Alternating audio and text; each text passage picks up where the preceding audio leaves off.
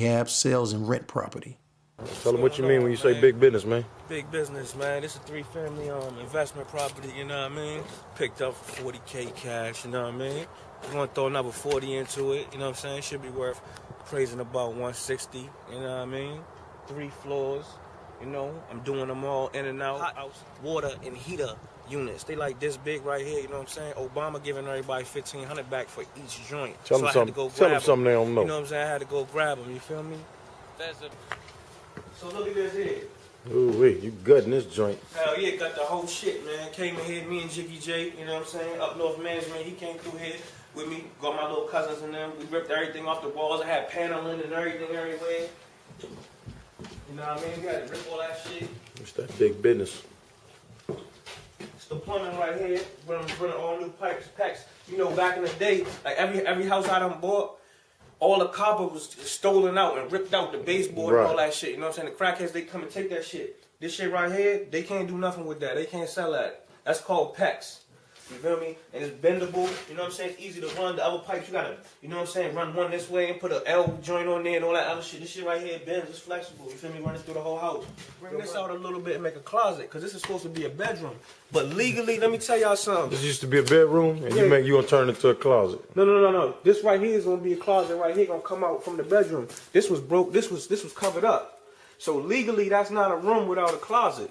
Because they had made this into a bathroom and tried to put the kitchen right there. Some old funny shit. I'm going to show y'all some more shit upstairs, man. They had some funny shit going on in here, man. But, you know, for this legally right here to be a bedroom, you know, more bedrooms add money. So, in order for that to be a legal bedroom, it had to have a closet. So I had to knock this wall down right here, and I'm about to bring this out, you know what I'm saying? It got to be enough for a coat hanger to hang in, you feel me? Right. A coat hanger hang in is a closet official room, you feel me? So now I'm going to show y'all see what it looks like raw. Now I'm gonna take y'all another step right before it's finished. You feel me? It's like one step before it's being done. This right here, this Joe. He's the enforcer. Get a good look at him. He'll fix your whole house, top to bottom, everything, but he'll break your face too. Oh, this shit look nice up here. So this is what it is, man. This is what downstairs. You know what I'm saying? This is a step before it's ready. Cabinets, countertops, spot for the stove. You feel me? And what's so nice about this joint? What's so nice about this joint is it was a 2-bedroom before. You know I had to pivot. It's a 3-bedroom now. Kind of like a little laundry joint, man. I turned that whole shit into a bathroom. Bust this open. Now we got a 3-bedroom. More money. More money every month. You know what I mean? Let me take y'all upstairs now. Show y'all what a finished product looks like. This is a finished product joint right here. You know what I'm saying? Ceiling fans in. All the plugs. Floors grouted. Then we got one more bedroom. It's a 2-bedroom. This joint gonna go for like $700, $750. You feel me? Because everything all brand new, everything new, doors new, handles new. Once this is carpet, we good money. Got that closet to make it a legit bedroom. Yeah, it's a legitimate bedroom. So that's what the thing is, you know what I'm saying? So we put 40 stacks, you know what I'm saying? Give me the house. You feel me? Drop another 40 in it, we at 80. You know what I'm saying? It's gonna praise for like 160, something like that. Could be more. 160 is a low ball. When the market turn around, it's gonna be worth 325, 340. And in the meantime, you can put some tenants in there. Yeah, meantime, between time, we renting it out, you know what I'm saying? 900, 800, 700, you know what I'm saying? For all the floors, you dig what I'm saying? Then, we turn around, we go to the bank, and we tell the bank, look, man, I got a $160,000 house. I got 80,000 cash in it. Give me 80,000. They only want a couple $100 a month for that 80 stacks. What am I gonna do with that 80 stacks? Go get another one. Go get another one. Yeah, that's big business. You feel me? That's big business, man. Always thinking of his next move, Truth and Power took it upon himself to supply the soundtrack for Cross Country Pimping Part 4, an idea he felt that would help boost his publicity in the streets. Brilliant marketing idea. With help of Too Real for TV's ability to book artists, Truth and Power received the opportunity to record with Too Short, Sugar Free, and Ken Ivy, amongst others. Alright, this happens to be the street that I was born on, man. Sunset Boulevard, man. This is what you call historic, man. It's like shit. This is the best of the best and been worked at Sunset, man. You know what I'm saying? Yeah. The stories I heard from when I was a little boy, man. It had probably been like, you know, billions of dollars worth of pussy sold on this motherfucker, you know? For real, from to the end. Let me ask you something. Is this something that you traditionally do, go to the blade before you go hit the track in the studio? I mean, it works, man. It makes for a good vibe, especially for a song like we about to go make, man. It's just good to like walk down Sunset and then ride up 2 blocks up over Sunset and then record some shit, you know, some pimp shit. So, you know, the vibe is in the air. Hey, yo, TP. What's good, shout? What's up with these squares out here, man? They crazy than a motherfucker. Man, would you let your bitch just talk to you like that? Hell nah. These niggas let a bitch do anything, man. Shit, check this out. Would you let the bitch just break your car up and shit? Hell nah. I already know. Bitch, you get shot to the left. Uh-huh. Bitch, I need a G, bitch, don't even try. You wanna get in that cat and get a free ride. Think I'ma fuck with you, running around here looking bummy. You can't be with me, girl, if you ain't getting money. Pimp, unless you've been on the blade with a bitch. Pimp C, yeah, you know. No, I ain't say, Pimp C didn't say that. Oh, you said you was interviewing a pimp. A pimp, not the pimp, but a pimp. Oh yeah, you know, nigga like me, man. I don't necessarily go 24/7 all my life and none of that shit, but I've never ever turned down a bitch's money, never ever. And you know, just like what you said, the bitch said, I give mama money. I done been standing around on a few occasions. The bitch walk up and they ain't even my bitch and go, here go a stack, nigga. Thanks for the game, or you know, nigga. I done had a bitch say, nigga, I never would have ever became a hoe if it wasn't for you. How do you feel about that statement? That's tough.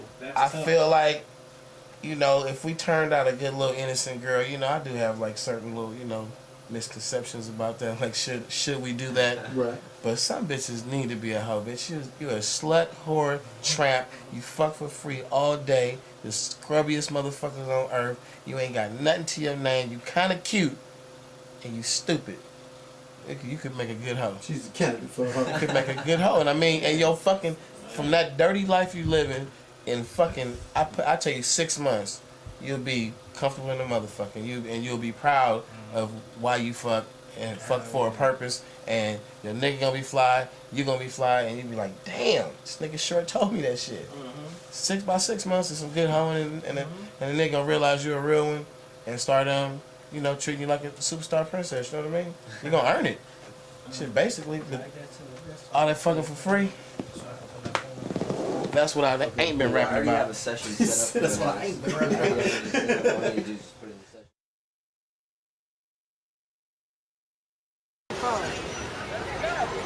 Who that? Who that pull up in there? Chicken box. Tell them what it is at 19. Right, 19 years old, boy. You gotta tell him. Nah, show that piece one more time. You gotta tell him. Yeah, them monkeys ain't got it like that. That's that baby blue on them 20, what them look like, 20 trays. Tell him, Roy, definitely though. Young 19, remember that though, Young 19 though. Hey, ain't playing out here though. Aston Martin. Hey, ain't playing, hey, and a vet though, and a vet. Chicken box. Hey, man. Champagne. Let them know on the camera, man. Champagne, what it is, man. Champagne. My little brother, blood brother, man. 19 years old, chicken box, corporate entities, money, revenue flowing. We live. Look at it. Show the champagne bottles, catch it on. Champagne, champagne. This is Aston Martin, man. That's his little brother. That's my little brother. Your little brother? Don't nobody respect. He got Bentleys and we ride these Aston Martins like you. Straight out of high school though. Pay your dues, get your receipt. Hey, man, Kevin Garnett, straight out of high school, nigga. Man, definitely. Straight out of high school, Kevin Garnett. Hey, came out here 2 weeks out of high school, man, and ain't stopped since, church. $1 million right there. At 19, monkeys. Hey, good luck. God bless you, man.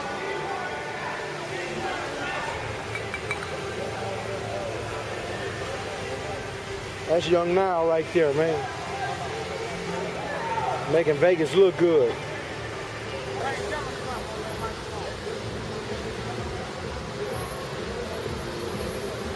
My little brother, Aston Martin, you didn't meet him yesterday. You want to meet him? that champagne bottle off the chain, man. Ask him Martin now. Ask him about him. Tell her that's why we gonna pull up on him. My nigga Champagne used to knock niggas out, but now he knock niggas off. Hold on, guys. It's not bad. Hold on.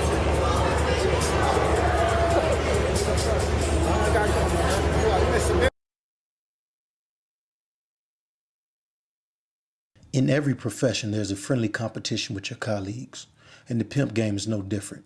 For years, two of the biggest names in the game had a simmering, friendly rivalry that was largely unknown to the general public: the Archbishop Don Magic Juan and the infamous Pimping. What began with Pimping being the fast and loud-talking, braggadocious, self-proclaimed slickest talker in the world, trying to prove himself worthy of praise from an older, smooth and mellow-mannered Bishop Don Juan, whom he looked up to, slowly spent out of control.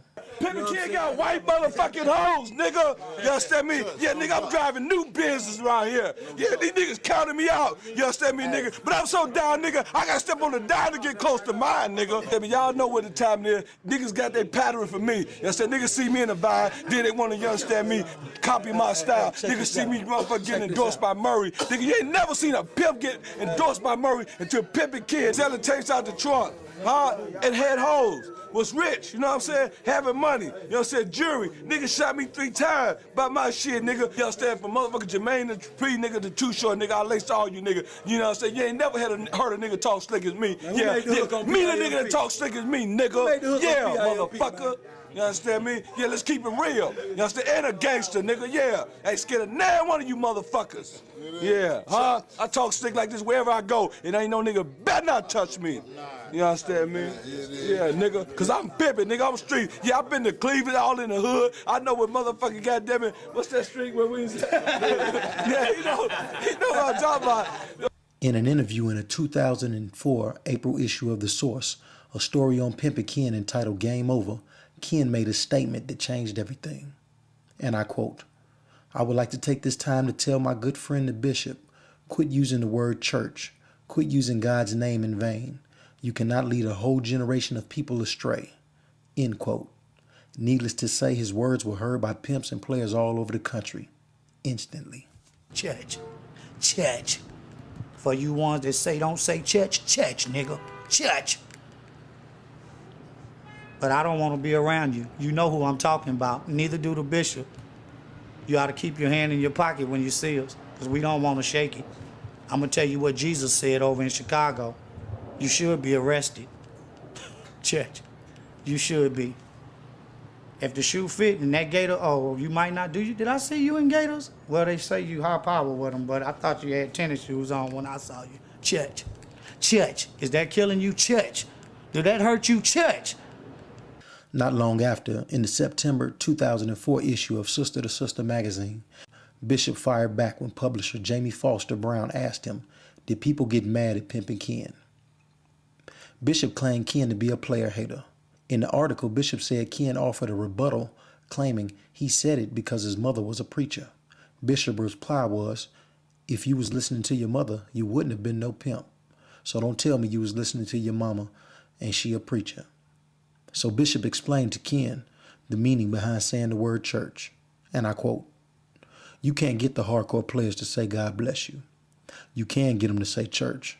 And if anybody read their Bible, they'll know that Jesus is the head of the church and the body is the church. See, people getting spiritual teaching and they don't even know it. End quote. You know what I mean? They're all excited he home and everything, you know what I mean? So he just one of the true famous players that was really, really missed. You know, some that be away, they don't miss him, you know what I mean? You know what I mean? Like Kenny, not him, you know them other guys. No, Kenny, you know I love you, man, but you play too much. You don't have to go get no Pimp C to come talk to no pimp about your pimp business, you dig? I told Pimp C, I am the chairman of the board. I didn't do you, you did yourself. But I told him it's all good. I love you, man. I ain't like that. I ain't no backstabbing, player hating, or none of that other stuff. Come on home in the fall. I know you would like the prodigal son, ran off into the slop and stuff. Come on back, baby. We got room for you. Now that's church. 6 years later, Pimping Ken did something to garner him a newfound respect and admiration from some of the most hardcore pimps like Kenny Red by inviting Bishop and a host of famous players to Milwaukee to his home for dinner and a party to honor Bishop as a legend in the game. Let me get my other. One more. I ain't got no change. You got 10? You got 10? Give me 10. Hey, he really wanted change. That's his money. While we here, That's the young. while we here, hey Bishop, let me ask you a question. While I got you and Kenny here, man, because you know it's really a historical thing to see you over here, Kenny, out of the house. Tell us about the history with you and Pimping Ken. Kenny came over to Chicago a few times with my boy. Well, you heard his story about bad time in his life when he had to sit there for, he ate up and chewed up the gang, you know what I mean? He sat in jail, for a minute. There ain't no place for no player, And he said a guy had gave him a picture of me while he was in the jail. And he said, hey, man, this guy can change his life and thing. I want to meet this guy. He came to Chicago. I think he came 94, 95, or 95, 96 or something, but a couple years, second year, I think. Candyman said, hey man, this guy real life from Milwaukee and everything, and y'all know the rest is history. All you got to do is go to the DVD, Too Real for TV, and you'll see the history in the making. From then, we got to know each other, we fellowship, and it got bigger than just meeting somebody to become, just knowing them. We become friends, we know each other, we have our ups and downs, we do our magazines, interviews. It just been happening, you know what I mean? And he said church, and I said I don't agree with church, but now we bigger than that. You know what I'm saying? I'm getting him his change. Yeah, look at him, give me some money. Yeah, look at Bishop, give me some money. I tried to keep on the 20, but I know he was going to remember that. He was going to remember that 10. Break yourself, man. Hey, but what it is, this is an honor when players can exchange money. Yeah. When it can happen like this, you know what I mean? Blessing. If you can bring me and put me to work so I can put food on my table, that's a blessing, man. That's an honor. We got to respect it. This is all business. Hey, this ain't nothing but a reciprocation for all the people that have been blessed the me. future You know what I'm saying? jumping. So all the people that blessed me, now is my time to bless the Bishop, you know what I'm saying? Bless Too Real for TV, you know what I'm saying? We made sure they all ate, you know what I'm saying? We flew them in, you know what I mean? Put money in their pocket, Put get them in the hotel, champagne, nice hotel give them the room. best of food.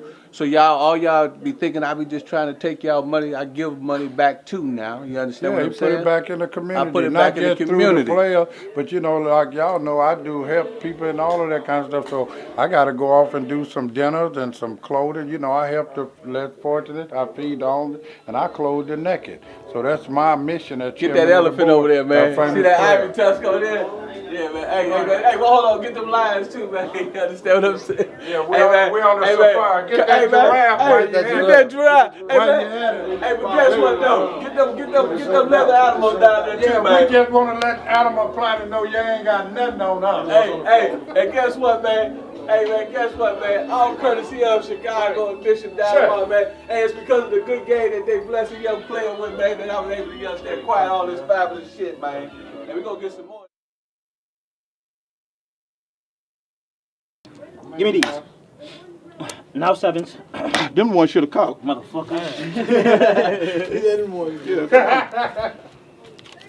I want to get in on the action. But I hit 100. Who want to bet on the Pacquiao fight that happened yesterday? But I hit 100. The one yesterday. Yeah, the one that you. Sevens. Come on. That nigga cracked my head with that. I'm good. Hey, camera. I'm good. Hey, he cracked my head with that one. He cracked my head with Bust his ass. That hurt. Good to see you, my nigga. Hey, man, let me tell you something. That nigga got the W of the horse. Camera Too Real for TV. You see, hey, this was not playing. Walker with Flock of Flame, the hottest nigga in the country. Y'all see him iced out, gun beat up and some more shit. Now walk. Hey, man, y'all got to come over there kick with the Bishop Don Magic Wand tonight, man. We coming over there. We know coming over there? might get nominated and shit, man. Yeah, You know what I'm for saying? real. We might get to Y'all know y'all watch Too Real for TV, man. These niggas around here too real for the camera. The nigga might well just shoot that shit to the wall, man. Look at some fake shit. That's some fake shit. Flocka, man, I'm in there, motherfucker. Flocka, man, we love you, man. Keep it up, Hey, man. I'll be there. We do it. Yeah, we will come through there, man. But, we pay to be over at the other thing, man. Your crew looking good, though, man. Y'all looking good, man. Yeah, them young killers, Keep it up, man. Y'all don't hurt nobody, Yeah, man. them Y'all niggas get up ain't in there hyping on nothing, man. Now we ain't killing shit but pussy, man. Yeah. 5 minutes, church. Hey, church. Bishop. He got the green and the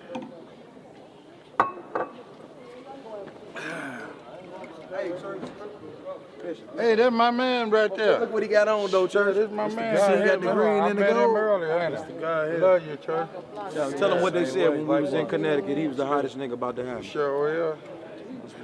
He blowed all the way up. My daughter, everybody like you, man. Bishop daughters right there, man. Yeah, that's beautiful. Got a little helium in there. That play alive, Jack.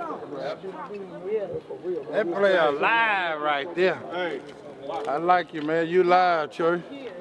Hey, I wanted to come to your show and stuff, man. How you doing? I wanted to come to your show, man. Yeah, but Bishop paid your to show. be. Your show better. Yeah, believe that. This is motherfucking Charlie Boy. In case y'all don't know who Charlie Boy is, on my mama, on my hood, I look fly, I look good. Now everybody know, yeah. What's up, nigga? What's good, bro? What's happening, fam? Good, you man. looking Just good? out here getting in. I'm trying to keep up with you, man. Stop it, nigga. You shining. Hey, man, your single's hot. Everybody bumping it. We got it on the ringtones and some more shit. What's up. What you doing in Milwaukee, nigga? Man, I'm out here. I got a show tonight, man. Oh, Going you at the out Walker just shit? like that. No, Walker got his own spot. I got my own venue tonight. Onyx. Club Onyx, you know what I'm saying? Yeah, man, we got a party tonight, too. So when you get done with your concert tonight, you got to come over and pay homage to the bishop. No That'd doubt. be a blessing. You hear me? No doubt. Yeah, come That'd over be and an pay honor. homage to the Love, church. church. That's all. But you a player though, Charlie Boy, man. I love that shit, man. Oh, I be bumping that shit when I'm getting dressed. That's what's up with it. Yeah, That's man. what's up with it. You know what Yeah, I'm that saying? shit is real hot, man. Get it in. We fucking know with what the you. business Hey, is, Pinky man. gonna be Real there now. I niggas know you fuck know with who real Pinky is. That's why I put it on this side. What's up, Pinky? Go on, give him some, kick him to some of that hot shit. Charlie Boy, 33rd, Battery Jive, Milwaukee. We out here getting it in. You know what's up with it. On my mama, on my hood. We looking fly. As you can see, we looking good. You should too. Every day, all motherfucking day. Get it, got it good. Yeah. Tell them they watching Too Real for TV. You watching Too Real for TV.com. One more time. Too Real for TV.com. I don't think they heard you in the back. Too Real for motherfucking TV.com. Sing it to them one time. Man.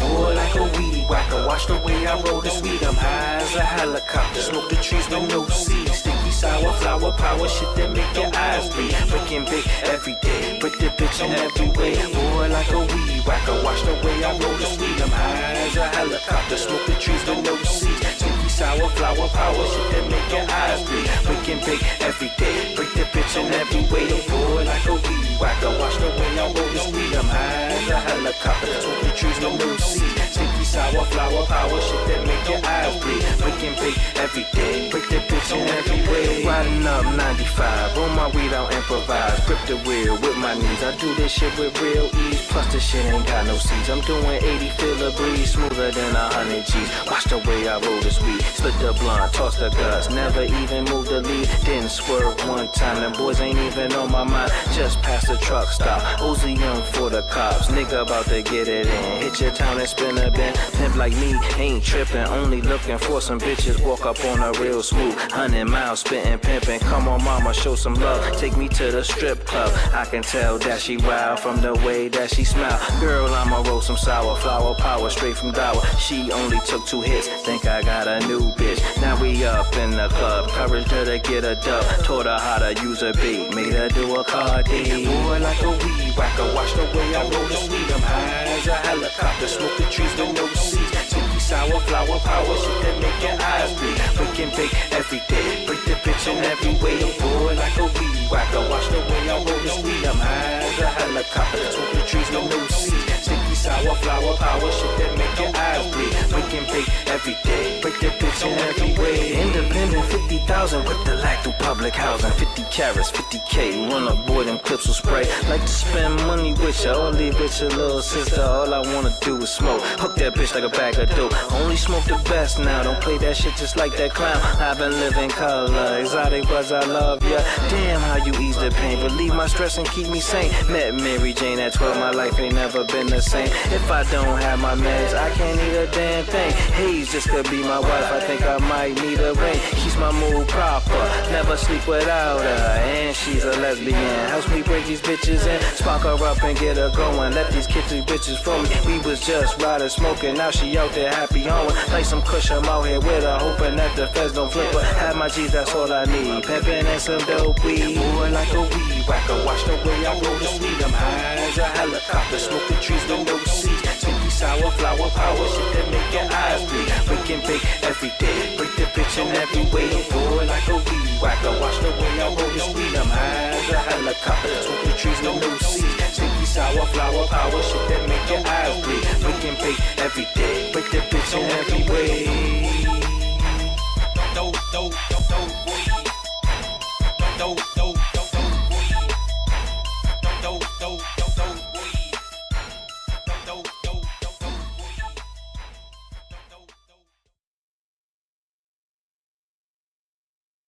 Man, y'all heard y'all mama, y'all daddy talk about this man. This man is a motherfucking legend, man. Yeah. You know what I mean? You know what I mean? I always kept 1 or 2 hoes, man, but this is the first man I done seen with 15 hoes, man. I'm talking about how many Cadillacs you had?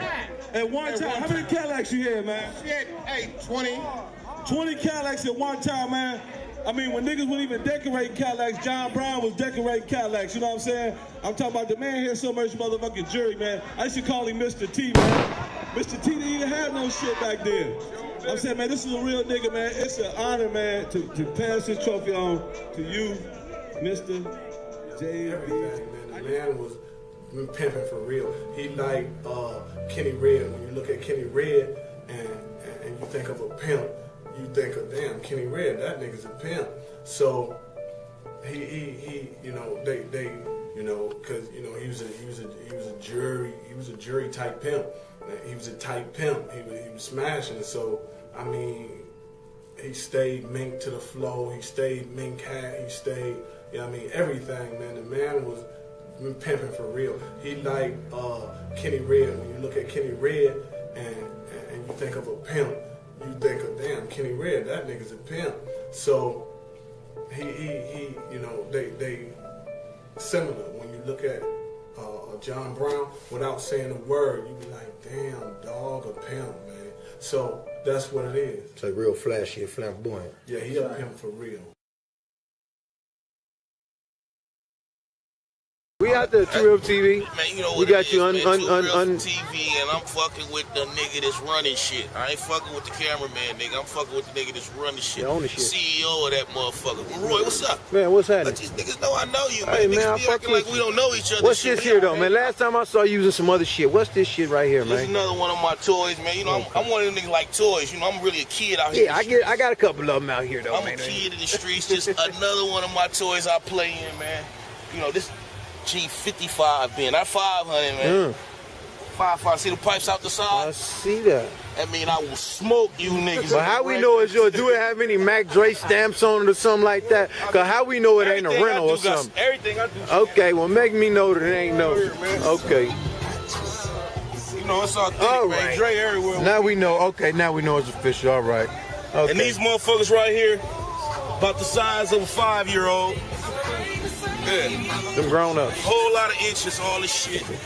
Okay, now And we I know got it it's official. filled up with bitches. One thing about it, right? I be everywhere, my nigga. Anybody know me? And I be in the hood. I be in the grimiest places and shit, right? So I be on that East Coast and down south, right? So niggas be looking at me like, man, where I know this nigga from? Where I know this nigga from? HBO, BET, all this shit. Oh, that's Pimping, man. I know you from cross country Pimping, man. I be like, man, this nigga Maroy is everywhere. But that's what it is, my nigga Pimps. They recognize that cross country pimping before that other shit, huh? What? I be like, wow, this nigga, for real, your DVD be like moving, Maroy. Yes, sir. See, they fuck with me though. That's what I'm talking about, man. You niggas recognize it and what it is, and I keep it P, my nigga. You know, I'm a real nigga. Come shake my hand when you see me. Because I'm probably gonna be with a bunch of them things right there, man. Yo. Believe that. That's how I'm moving. Hey, let's go up in this club, man. It's like this, man. A lot of these dudes scared to have their game tested, man. It's like this. When a nigga got his bitch on the track, you got niggas riding by screaming at the bitch. You got niggas walking the bitch down. Say, bitch, you know what I'm saying? Fuck with my pimpin', choose up, choose up. You know what I'm saying? That's the type of game that the pimping was about. You got the niggas that put their emails in the strip clubs You got niggas that's coming in the strip clubs, tipping the bitch, you know what I'm saying? Getting at her, you know what I'm saying? Hey, you know what I'm saying? It's such for the record, you know what I'm saying? Getting at your female. But, you know what I'm saying? Nowadays, like, you know what I'm saying? Like Pimp C said, it's space age, you know what I'm saying? Everything is on the internet. When you're on the internet, you hiding, you know what I'm saying? You sitting there at the room, you babysitting the female. Nigga want to call your female, you want to get mad, you know what I'm saying? It's the same game, you know what I'm saying? Anywhere it go. If you don't want to hide the female, put her out there in the aspect of where a nigga can get at her, where a nigga shoot at the bitch, you know what I'm saying? Because on a serious note, man, if your game that weak that a nigga can pick up the phone and say, hey man, I'm such and such, I got this, I got that, and come fuck with me, and she leave, you doing something wrong, man. You doing something seriously wrong. You need to tighten your shit up, cause my shit's solid, man. You can go wherever mine's at, wherever my game at. Come test me, man. Let me know what I'm doing wrong. You know what I'm saying? That's serious. You know what I'm saying? I like to get a phone call from a nigga serving me because I know my game's weak. Step your game up, man. So basically, you saying that you don't see nothing wrong with your chick putting her number on the internet for the purpose of a trick to call her, and then a pimp nigga just call you bitch. Say, man, work is work. You know what I'm saying? You got to be at your work. You got to be at your job non-stop, man. You know what I'm saying? That's like a dope dealer, you know what I'm saying? On the corner running up to the car, you ain't gonna get mad at the other nigga running up. It's game, man. You know what I'm saying? You can't be offended by, you know what I'm saying, the contest or something. You can't be offended by the competition. Cause, hey, like I look at it, the best competition is no competition. So eliminate that. Tighten your shit up, man. Step your game up. Make a good product. Put some real shit in her ear. Make it solid so she want to stick around. Because if you scared she gonna leave, nigga, answer the call for her, man. Serious, you know what I'm saying? Hire a call person, you know what I'm saying? Customer service rep or something, man. Shit, it's some real shit, man. Okay, you know what I'm saying? What's going on, man? It's your boy Charlie Brown. This ain't no MTV Cribs, man. This is too real for TV, putting it down, you dig? This is a bedroom, you know what I'm saying? This is where it can go down, you know what I'm saying? You choose to pay that fee, you know what I'm saying? Step up over here. What's that you got over there, man? This is what I'm saying. This was the 08 Players Ball, you know what I'm saying? Nigga got that Entrepreneurial Player of the Year because I keep it real player, you know what I'm saying? Try to do what I do, you know what I'm saying? Snatch a bitch from a nigga or something. Tell us about the niggas you said was fucking up the internet, man. We ain't gonna say no names, but what happened? It's like this, man. In Dallas, you know what I'm saying? It'd be easy for, you know what I'm saying, a female to go out there on a call and get the 5, get the 1,000.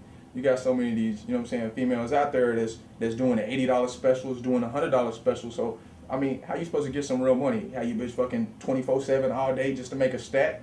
I mean, this nigga's at strip clubs on that aspect, getting a stack out the strip club, doing the table dances. So why is the female? I mean, I'm a preach. You know what I'm saying? I'm gonna preach to the females real quick. On some serious note, this game is about coming up, building, prospering. So why you gonna stay down? You know what I'm saying? I understand you gotta stay down to come up, but staying down and always being down, that means you need to move around and get rid of the clown, man, for real. But on that aspect, you gotta look at things like this. If an old white man, old Asian man, or old anything saw you before you started home at the mall and said, hey look, I got $100, let me get that pussy, what you gonna say to him? Probably get mad, you probably get offended, you probably cuss him out, you probably tell somebody. So why is you fucking for $100? That's how I look at it.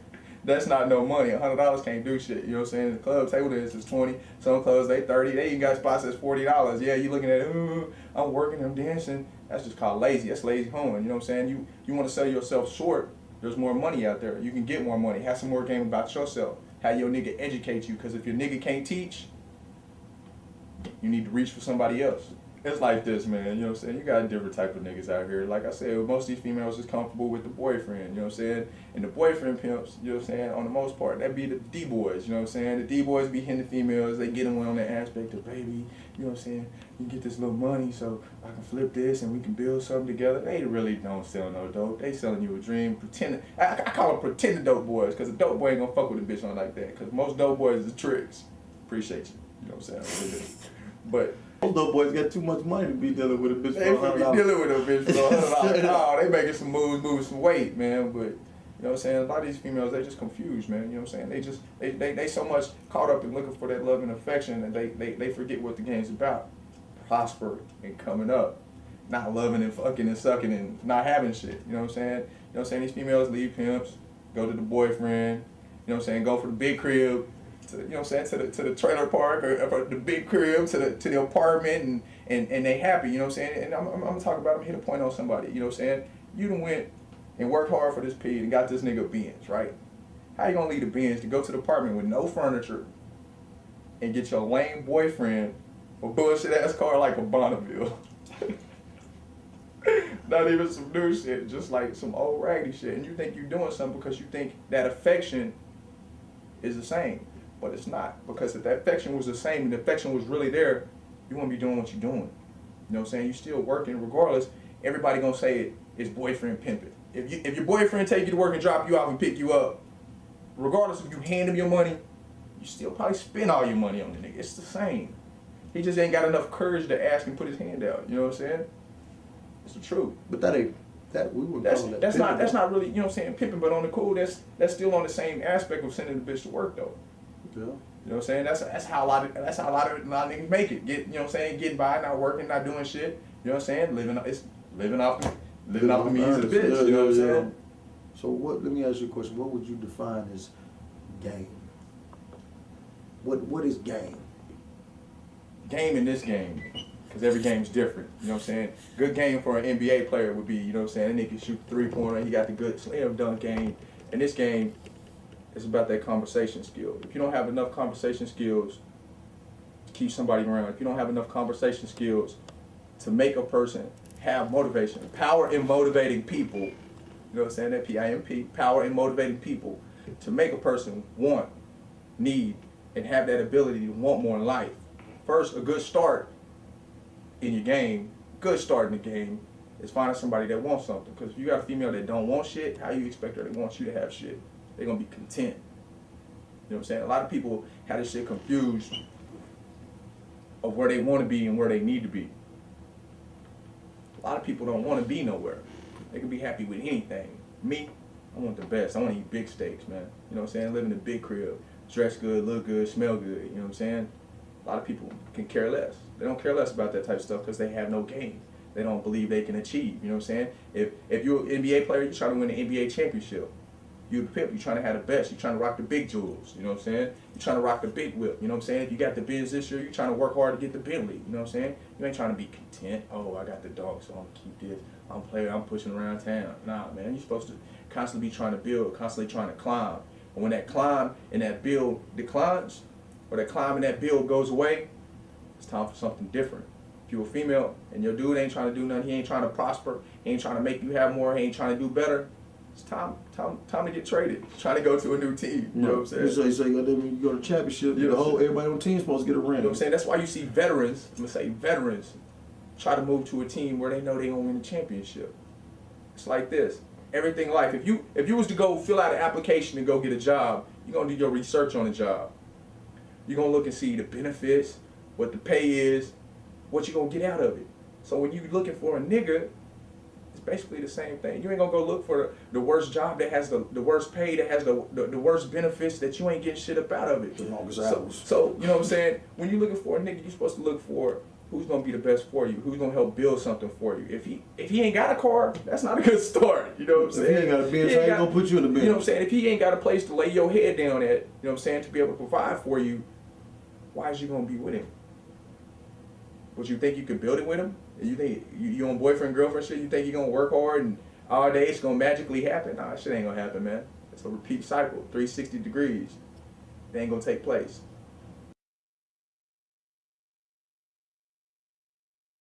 Get you right now. Here we go. We're going over here. Fuck with the Archbishop down next month. There we go. Check.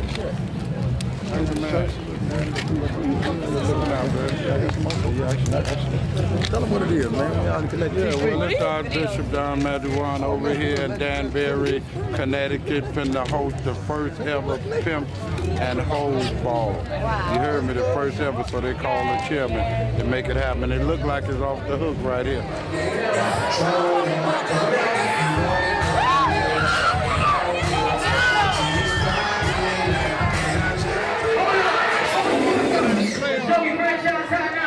If you ain't know by now, look to my left. The dog magic one is in the building. Look, Chris, we do it like this. Hey, yo, magic one, man. You know we gotta do it proper, baby. We gotta do it right.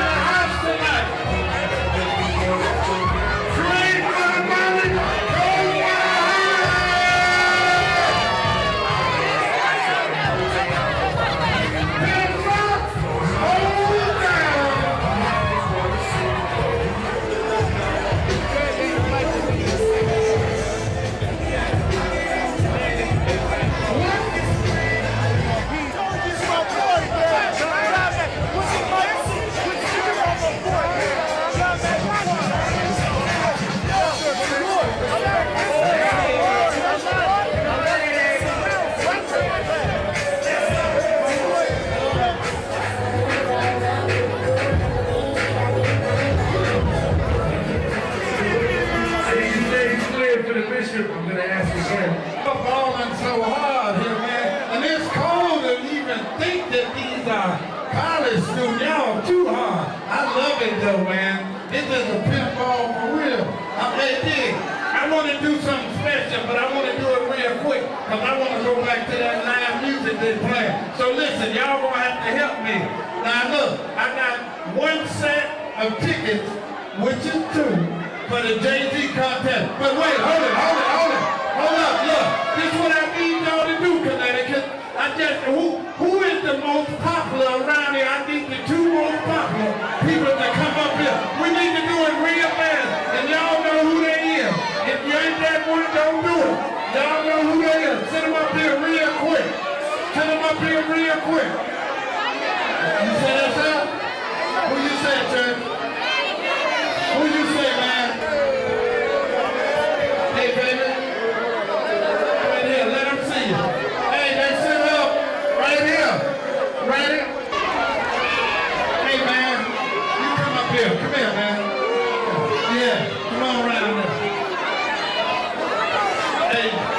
Hey, Maroy. He been balling. We gonna give him some help now. Okay? Hey, pal. Hey, listen. Y'all know, hey, listen. I got you. I'm working it up. Yeah. Okay, look. This is what I'm gonna do. You know, I'm the chairman of the board of famous players everywhere. And you know, I'm gonna make these 2 here. She been balling out of control right there. And this man been cracking like an easy player. So I'm gonna give him an honorary player and player-rent card. That make them official, like a referee with a whistle. They are honorary player and player-rent out of Connecticut College. All right.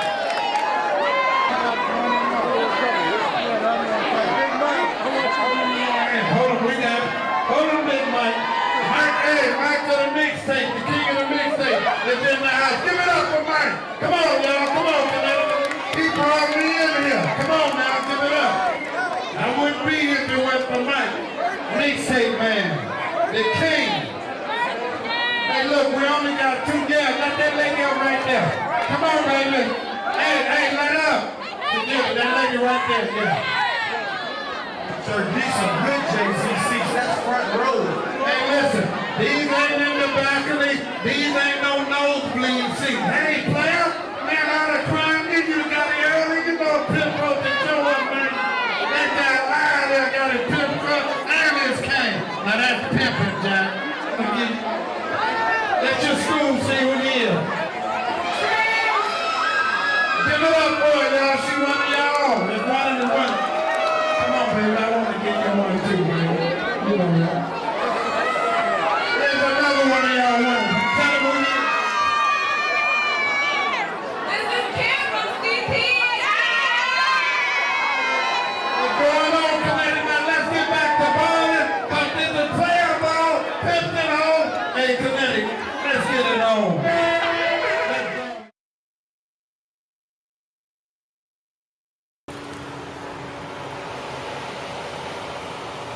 That motherfucker funny. Man, what you doing in one of these, man? Man, the game is big business, my nigga. It ain't big, you know what? That's right. Right now, right? You've been spitting business, man, for a long time, Check though. this out. Oh yeah, Businessman Records, my nigga. Listen, see this shit right there? J Diggs presents Businessman Records. Spread it open one time Diz for him. Nation, new album. Y'all go get this shit. Double disc? You gave him a double dose? Yeah, half dead, half living. This shit ain't no I heard gimmick. the fuck out of that. Half This shit ain't dead, no gimmick, my nigga. I been half out living, this shit, huh? two-tone rose. Yeah. That's Add how that you shit do it. up. You feel me? Playboy Maroy, what's up, my nigga? 2 River TV, you know what it is. Yeah, only for our fans. Only reason I'm doing this because I go to every ghetto in America and I be hiding and motherfucker run up on me like, yo, I don't know you from Outlaw, I don't know you from Pac, but I know you from that Kosh Country. Woo woo. You Say it again, though. Huh? You know I'm paranoid on the shit, right? Say that cross. They know where that cross country though. Woo woo. I say, yeah, that's me on that cross country. Woo woo. You feel me? And I be humble, but they fuck with me. So I give a shout out to my nigga Maroy, H-Rider. For the fans, I did this for y'all. I fuck with y'all. But y'all see, I stepped it up a notch. Y'all fuck with me, man. I heard niggas talking about big boys and heavyweights, my nigga. I'm a motherfucking outlaw, order, second generation, 5-star general lieutenant around this bitch. Operating the thug laws as a warrior, nigga. Thug in peace, we out here with Pop. But like I said, I don't even know what to call myself. I'm a sumo wrestler. I'm this motherfucker. Big boy. Niggas is heavyweights, big boys. I'm a sumo wrestler. Step your weight up, man. I weigh like 800 pounds around here right now. TwoRealForTV.com. TwoRealForTV.com. HWater.com. Go get the record. It's out right now. HWater, go find it. All you bitches that's really trying to find a nigga, MySpace me, man. That nigga Jay Diggs, the king of MySpace. I got some MySpace game from that nigga. Y'all look out, bitch. Holla at me. Believe that. HWater. Yada.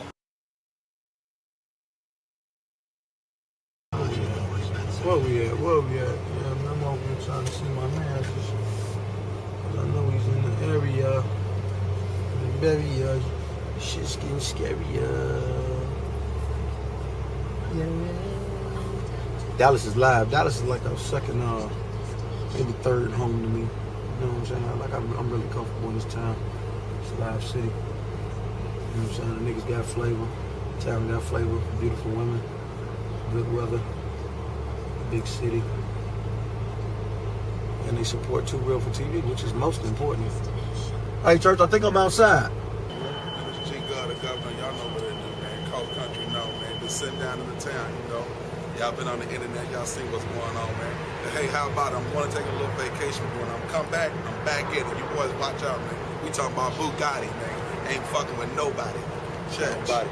Church, hey, he gonna be gone, but not forgotten. It's gonna be a slight, small break, and Too Real for TV gonna hold him down. As seen on Cross Country Pimping Part 2 and 3, the governor quickly became one of Too Real for TV's most memorable characters. That's it. I'm gonna put some strain on that game this year. Dig that. We're gonna make them tell the truth this year, man. Yeah, man. We're gonna put some strain on it. Hey, man, I'm talking about some pimps. I'm talking about pimps. Pimps. Yeah, man. Pimps. I'm putting strain on Pimp's game. His popularity began to skyrocket so fast, it even triggered him to begin a rap career and start a record label to capitalize off his image, Undisputed Pimp Squad. You know, y'all probably looking Let him know this is the next level of the guy. Yeah, that's it. Man, you know, it's, as an entrepreneur, taking your game and really, man, making it work for yourself, man. You know what I mean? That actual release, October 9th of the single. But you know what I'm saying? What we did, we gave out 5,000 copies here in the DFW area. Governor had created a lavish lifestyle for himself where at one point he possessed 9 high-end luxury vehicles at the same time, which is what led to his indictment. Shit, there ain't no sense of tripping, man. But y'all got a real load of this, man. You know what I'm saying? That's what it do, man. You know, it's being comfortable, waking up, being comfortable, and feeling good about yourself, man. You know what I mean? A lot of you niggas probably don't feel good because you know you waking up in that motherfucking stinking ass hotel room, then you jumping up in that little ass shower, man. Then you gotta go jump in your Benz, and then you know your motherfucking car don't match your house. We make the whips match the houses, man. You understand? All this shit go together, it's chemistry. You dig? Otherwise, this shit gonna blow up in your face, man. As the federal documents state, an investigation began on Expressway Financial Incorporated, who provided financing and leasing agreements for individuals who derive their income from illegal activities, such as drug dealers and pimps who use their illegal income to purchase luxury automobiles. It was also to arrange to title these transactions in names of third parties with their knowledge and consent in order to conceal the source of payment and true ownership of the automobiles. That's a charge of money laundering. Upon the FBI seizure of the vehicles from Governor, they found a handgun in his possession. That's a charge of ex-felon with a firearm. At the time of the indictment, Governor possessed a Bentley Flying Spur, 2 Infinitis, an Aston Martin, a Cadillac DTS and an Escalade, a Chrysler 300, and 2 Mercedes Benzes. Yeah, man, you know, y'all know how we do it. 08 the Benz, you know what I'm saying? Yeah, man, you know, that new CL550, you know what I'm saying? I was gonna grab that CL63, but I'm gonna be for real with you. This motherfucker here came quicker. The folks said, well, if we get you the CL63 AMG, you got to order it because it come off the assembly line. I said, well, check this out. What can you get me less than 30 days? We can get the CL55 here. And that's what I did. But guess what? I'm finna get that 63. You know what I'm saying? Hey, man, it's for real around here, man. Give y'all a real load of this motherfucker, man. You know what I'm saying? You know, come on, Louis. Yeah, his name Louis. Y'all wanna see Louis? Come here, Louis. Come here, boy. Yeah, man, how many times y'all seen a Chihuahua walk around with a $400 collar around his neck, huh? Yeah, man, you know what I'm saying? That even the dog got Louis around his neck. Y'all see that, man? The dog wearing Louis. Ooh, you might as well step your game up, man. You know what I'm saying? The pooch wear Louis, you know? Yeah, we talking about push start, you know what I mean? And if I'm gonna ride at CL550, I'm gonna get them fully loaded, you know what I'm saying, with the night vision and the dashboard, you know what I mean? Yeah, man, we gonna get them real fully loaded around here, man. Let y'all get that's that new Undisputed Pimp Squad too. Whip it up. Whip it up. You dig? Hey. Feel that? Let her hear that whip it up, you know what I'm saying? Hey man, but this how you got to. Just so they know this is not the only whip though. Oh nah, man, you know what I'm saying? I got the Bentley over here at the other garage, man. You know what I'm saying? Nigga got whips that's gonna pull in the night once everybody come on home, man. You know, so the garage and things be full around here, man. You know, it's almost like parking on the north side of Chicago. Ain't no parking when the hoes come home, man. You know what I'm saying? Also seized from Governor was 3 bank accounts from Pavilion Bank and U.S. currency from his home, which totaled over $107,000. Governor's trademark flashy jewelry was also confiscated as evidence. Ironically, before Governor had to turn himself in, his rap career began to show signs of promise. His records were beginning to sell. He was doing shows performing around the country and getting booked to do features on other rappers' songs. But Governor was sentenced to 33 months in federal prison.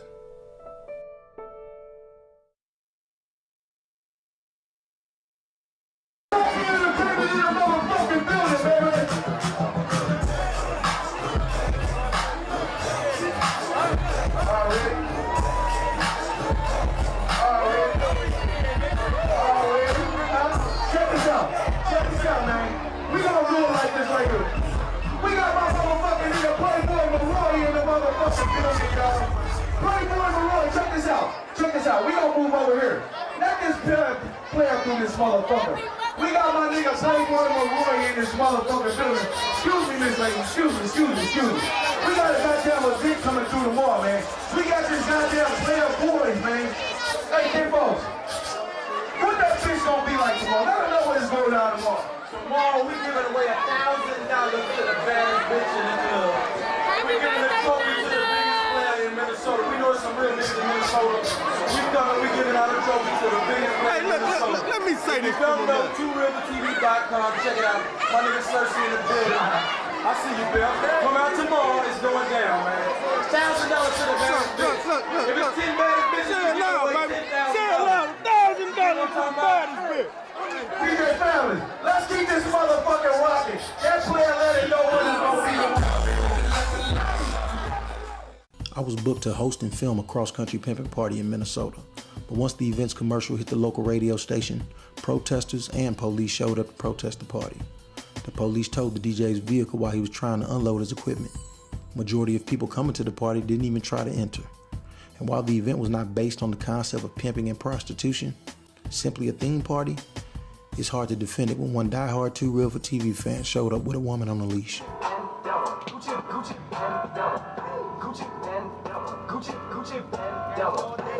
Already know what time it is, man. You know what I'm talking about? Everything on the bitch, nigga, when I tell you this, nigga. You know what I'm talking about? Nigga, I ain't win no lawsuit or none of that shit, nigga. This from the gutter to the top, nigga. Understand that, nigga. You know what I'm talking about? Gucci back, Gucci stars. She too hot to handle. Hot set, Barney Jones. Gucci minor flip, Gucci shot.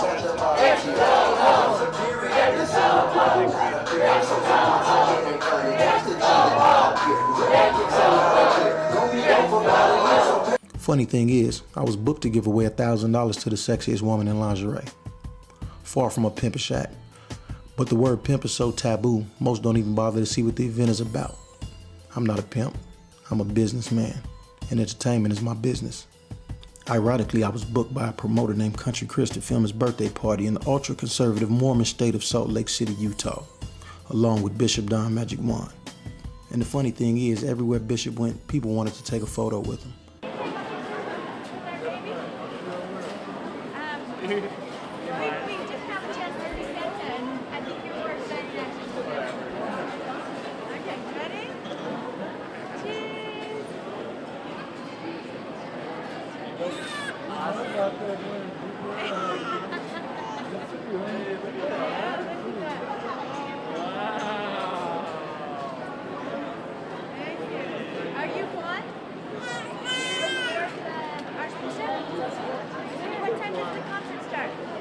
I've been fortunate to get booked or have full access to so many events all over the nation.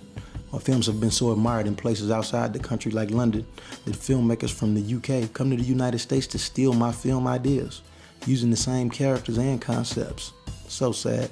However, I get recognized for my work. There you go, church. Snoop Dogg. Jacob Fella, what up, nigga? Hey, what bring you in, church? What's up, nigga? Hey, champ. What bring you out tonight? You bad motherfucker, you. You the nigga with all the DVDs from Pimp, from when I first went to my first Players Ball. I had you. I love you, nigga. You know what I'm here for. I'm here for the Archbishop Magic Wand. Tonight I'm going half and half on the bitch. Green and gold. Everything is half on the bitch tonight. I know you ain't giving bitch half no breaks, though. Man, never that. I put half my foot up her motherfucking ass. That's about it. Jacob. Hey. That's right. Hey, champ, it's good to see you come out and support the church, man. I'm a real one, man. I don't play no games. I'm finna DJ and turn this shit out. I don't know what the fuck they playing, but I'm finna get the party pop. Hey, let me ask you one last question, champ. When we gonna do the life story of Snoop Dogg? Oh, real soon. Real soon. Let me do it. Give me your number. I like you, dog. Church. I like you. I know some real shit. I told Bishop, I love your shit, how you putting them DVDs together, the cross-country pimping. You a bad motherfucker. I appreciate that, Let love. the world see that shit. The world need to see it. Like in a real way. Like get a real deal so they can see it. I got you, nigga.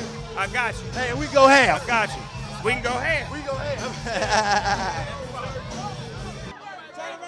Hey, Players Balls, one thing is for sure, two things for certain. It's gonna be a lot of cameras flashing, it's gonna be a great time, and it's gonna be positivity. That's what the Players Ball has always been about.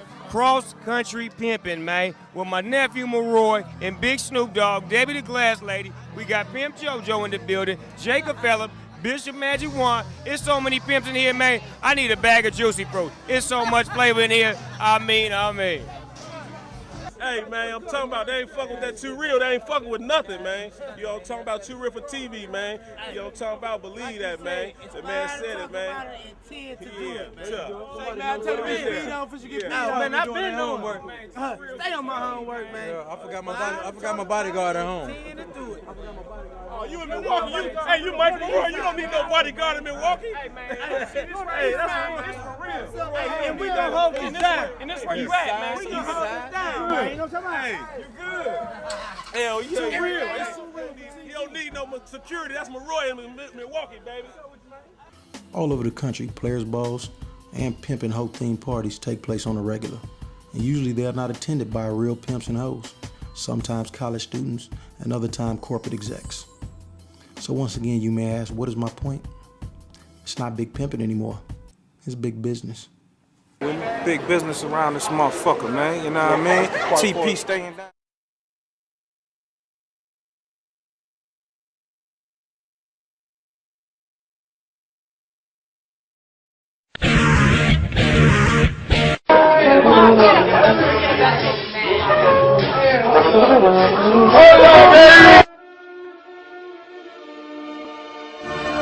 Boxoffice.com on your bitch ass. Don't change the diesel, turn it up a little. This is the bizzle, Snoopy Deagle double jizzle. Yeah, it's off the hizzle, for shizzle, for grizzle. And as you may know, today is a very special day across America. It's National Pimp Appreciation Day.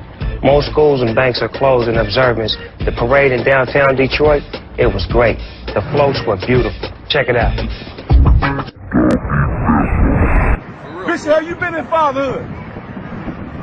Have they put you in that episode yet? Yeah, but they keep blanking me out. See what I'm saying? But when it was pimping, you wasn't blanking in my door.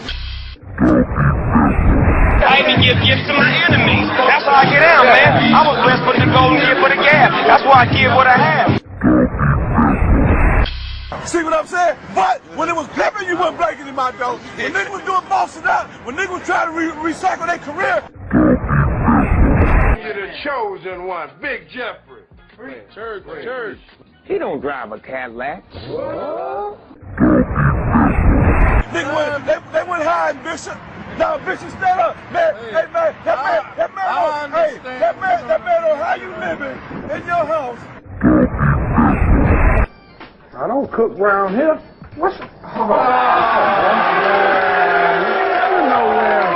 ass there, big Snoop Dogg. What up, homie? In your house, that man in your house, but the man can't buy you a house. Pimp, pimp, hooray! The man just let me ride around with you all day, but he won't buy you a Bentley, but just let me. Or maybe he ain't got it like that, kid. He might not got it like that. Die den Asphalt schmelzen. Snoop hat einen Stall voller Frauen aus aller Herrenländer. Echte Rasseweiber. Vote for this pimping bitch. Player of the year.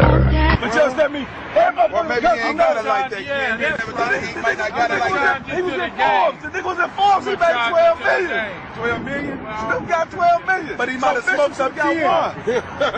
He might have smoked 10. I don't give a fuck what he smoked. He should have gave Bishop a motherfucking mansion. Hey man, we love you.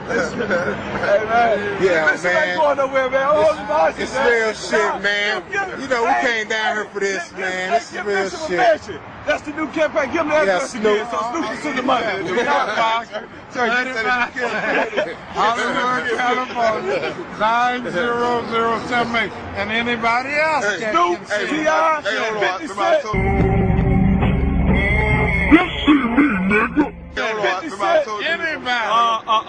Nelly, Nelly, all y'all own this man. The man did all you niggas videos. I got some bad news, y'all. I'll continue to pimp in his honor, because I'm sure that's the way he'd want it. Wählt Snoop Dogg. Er ist der einzige Kandidat, der noch lebt. Gesponsert von Snoops Handlangern. The king of television, that's my man, Doggy Pimping. We're gonna keep this pimp train rolling right along as I take questions from the streets. First question. Choo-choo. You'd be now if it wasn't for the bishop and the magic. Now, free. Get your ass back in the house.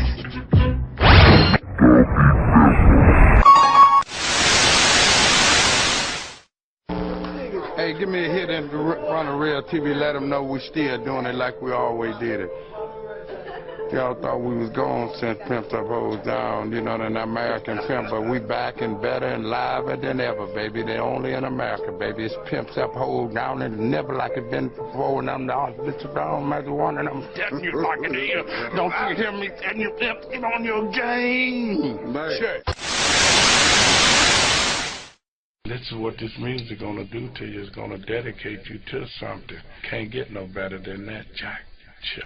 Snoop, 50, T.I., all y'all own this man. So once they understand that, they're gonna live happily ever after.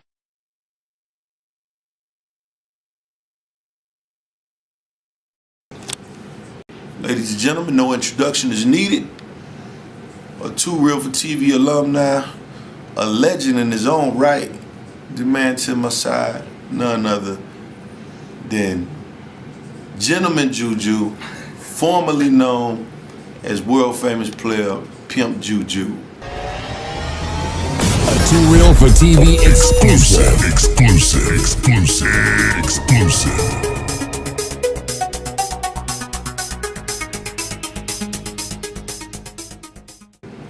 Every time I speak of the top 10 players, dead or alive, his name comes up. Normally, usually in the top 5. Would you agree with that?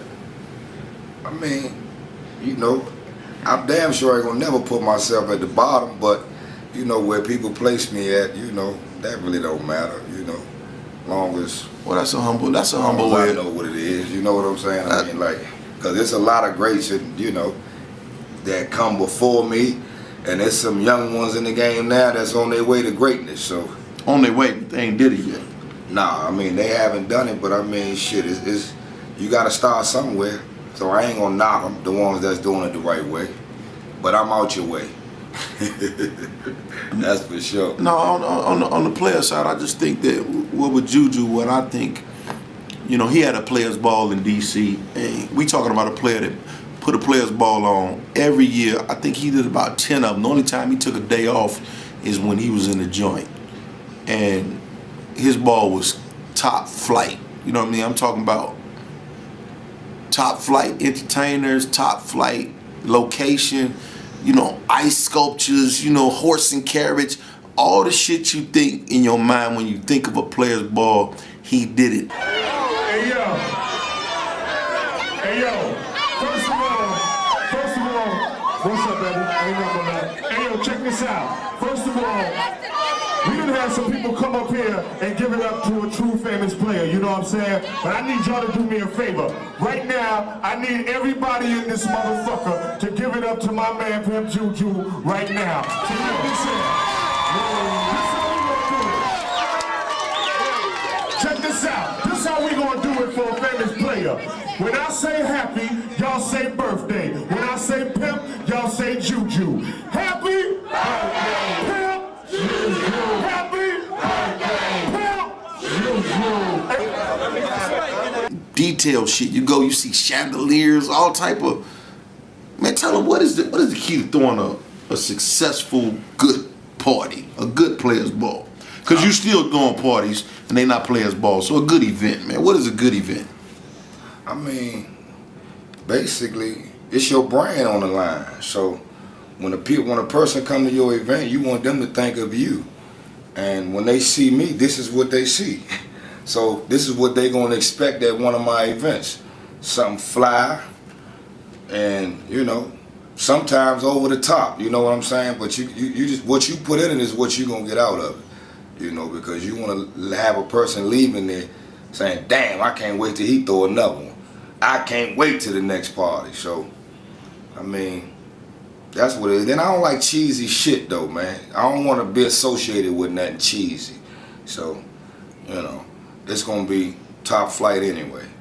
That's how it is. That's, Now we know, how many balls, how many events have you, your birthday party, event, players ball, whatever you want to call it. How many have you done so far on record? This was the 16th anniversary. The 16th.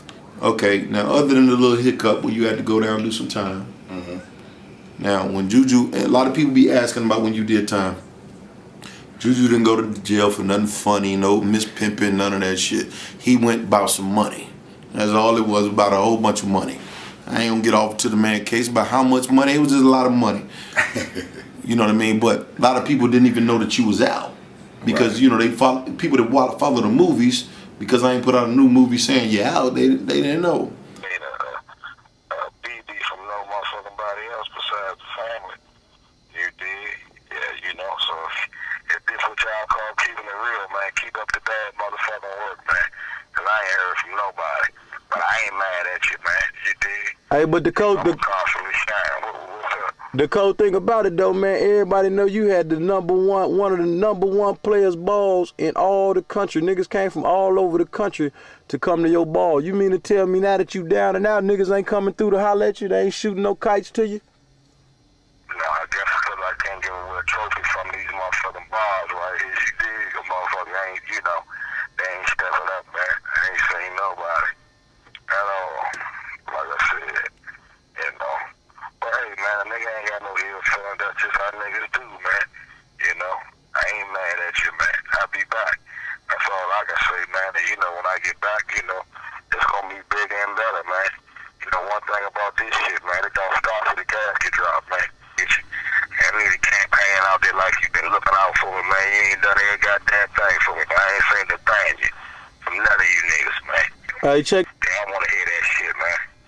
You ain't paid Uncle Sam, man. It's all wrong to them. So, if you notice, man, anything that the government can't tax is illegal. So, basically, they gonna find something. That's just how it is, man.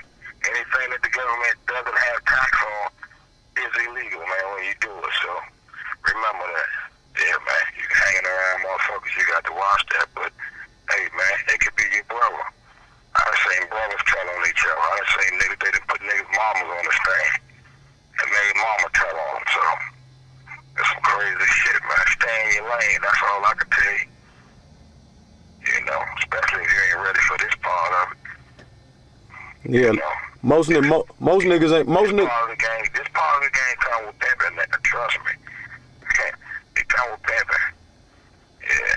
The two P's do collide sometimes. Penitentiary and pimping. So, So, how when you got out, if you're not in the game no more, how in the fuck did you bounce back the way you bounced back? I mean, you still taking trips to Vegas. You still, I mean, no offense, but you look like you doing better now than you was when you was rapping. I mean, nah, what it is, man, I'm probably more at peace right now in my life. So you probably see that part of it, and that's probably why you would probably say like you doing better now. I mean, I ain't got no headaches, man. You know, when the game become a job and you know it's stressing you out, then I ain't signed up for that. You know what I'm saying? So, and the game is really supposed to be a stepping stone to get to the next level. So, you know, during my time away, I just had a plan. And when I came home, I executed my plan. It took some time, and it was bumps in the road, and it still is some bumps in the road. But you know, you still got to just keep it moving, man, and have faith and stay real positive, man. And you know, you can't give up. Man, that sounds beautiful. But what I'm saying is to the nigga that's sitting at home, and he's saying, okay, well, if the nigga's a pimp, he ain't pimping no more. How in the fuck is he doing all this cross-country tripping? How is he wearing all this designer shit? I have a business. I mean, I design the shit you see me wearing. Talk that talk, man. I design it, man. This JGJ Custom Designs, man. You know, you can order anytime you want something like this that I'm wearing on a low end. If I know you, and might start at $500 or $600. You know, and it can go all the way up to $1,000, and this is quality I have on. And this is fresh as so fuck. this is what allows me to move around and do the things that I do. You know what I'm saying? You gotta take the pimping and apply it to something else. This the new hoe. You know what I'm saying? And this is what it is. So I just, you know, I seen you did a suit for Snoop Dogg. Yeah, that was them or something. Yeah, that was a custom.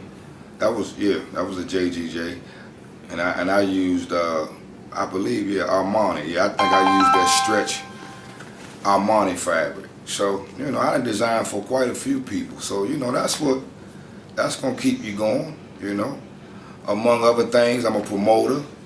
You know, I just had a big 3-day event in August for my birthday. You know, the first night I had a hot band called Familiar Faces out of DC. The second night we had Jadakiss, and we capped it off at the Barcode. So, you know, I still do event hosting, mixtape hosting. I mean, it's a check out here, man. You gotta go get it. You know, you can't lay down and be waiting on a motherfucker to hang. So let me ask you this though. In 20 years in the game, I ain't never asked for a jug. So that should tell you about me. Hey, that's true story. That should speak volumes. That speaks volumes. You know, you gotta have money managing skills. You gotta know when to hold them, when to fold them. You know, especially you young pimps in the game that's having it your way right now. You know, sugar come with shit. They think they gonna have it forever. Nah, you better invest in plan. Shit. But let me ask you a question, don't you? What's up? You in Vegas right now. You're looking good. You hit the casino floor. Bad bitch run up. She ready to choose. Is you accepting? Man. No. You gonna say no? You gonna turn the money down? Because the risk ain't worth the reward right now. I'm cool. Talk that talk, man. Yeah, the risk ain't worth the reward. You know, I got some big shit that's getting ready to happen for me, and I don't need no part-time faggot ass hoe to be coming in my mix. You know what I'm saying? Spreading poison to my blessings that I'm about to receive. So, and I'm not gonna halfway do things anyway. You know, I'm a father now. I got full custody of my kids and a lot of things. So, you know, my schedule and my agenda is set up different right now. And I'm happy, man. I'm cool. You know, I'm the prize. So, you know, whoever that bitch may be that want to run up with the money, you a smart bitch, you know? You know? Yeah, I don't blame you. If I was a bitch, I'd want to give it to me too. But right now, baby, you know, A little too late. She a couple of years too late. I'm retired, babe. You know. But you can always send a donation.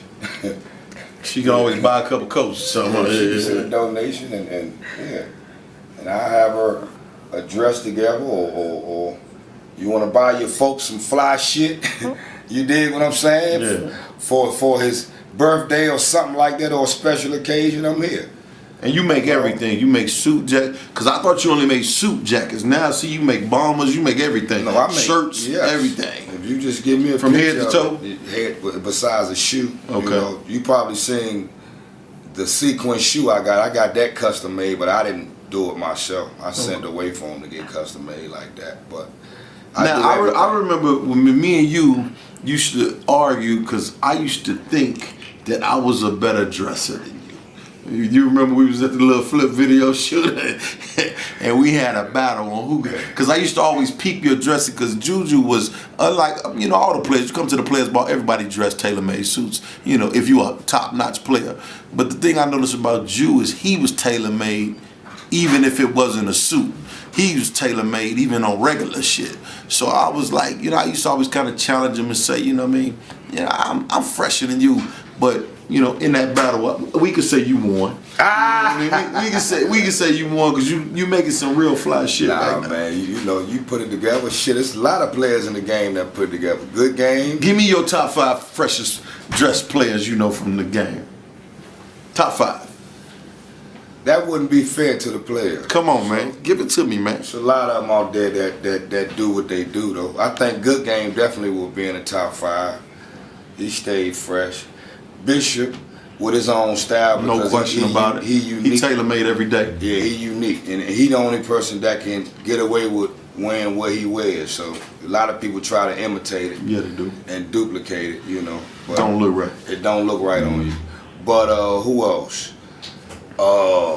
Damn, let me think, man. I ain't been around. I ain't been in no. I ain't seen nobody. Lee Mack was a sharp dresser. Yeah, Lee Mack.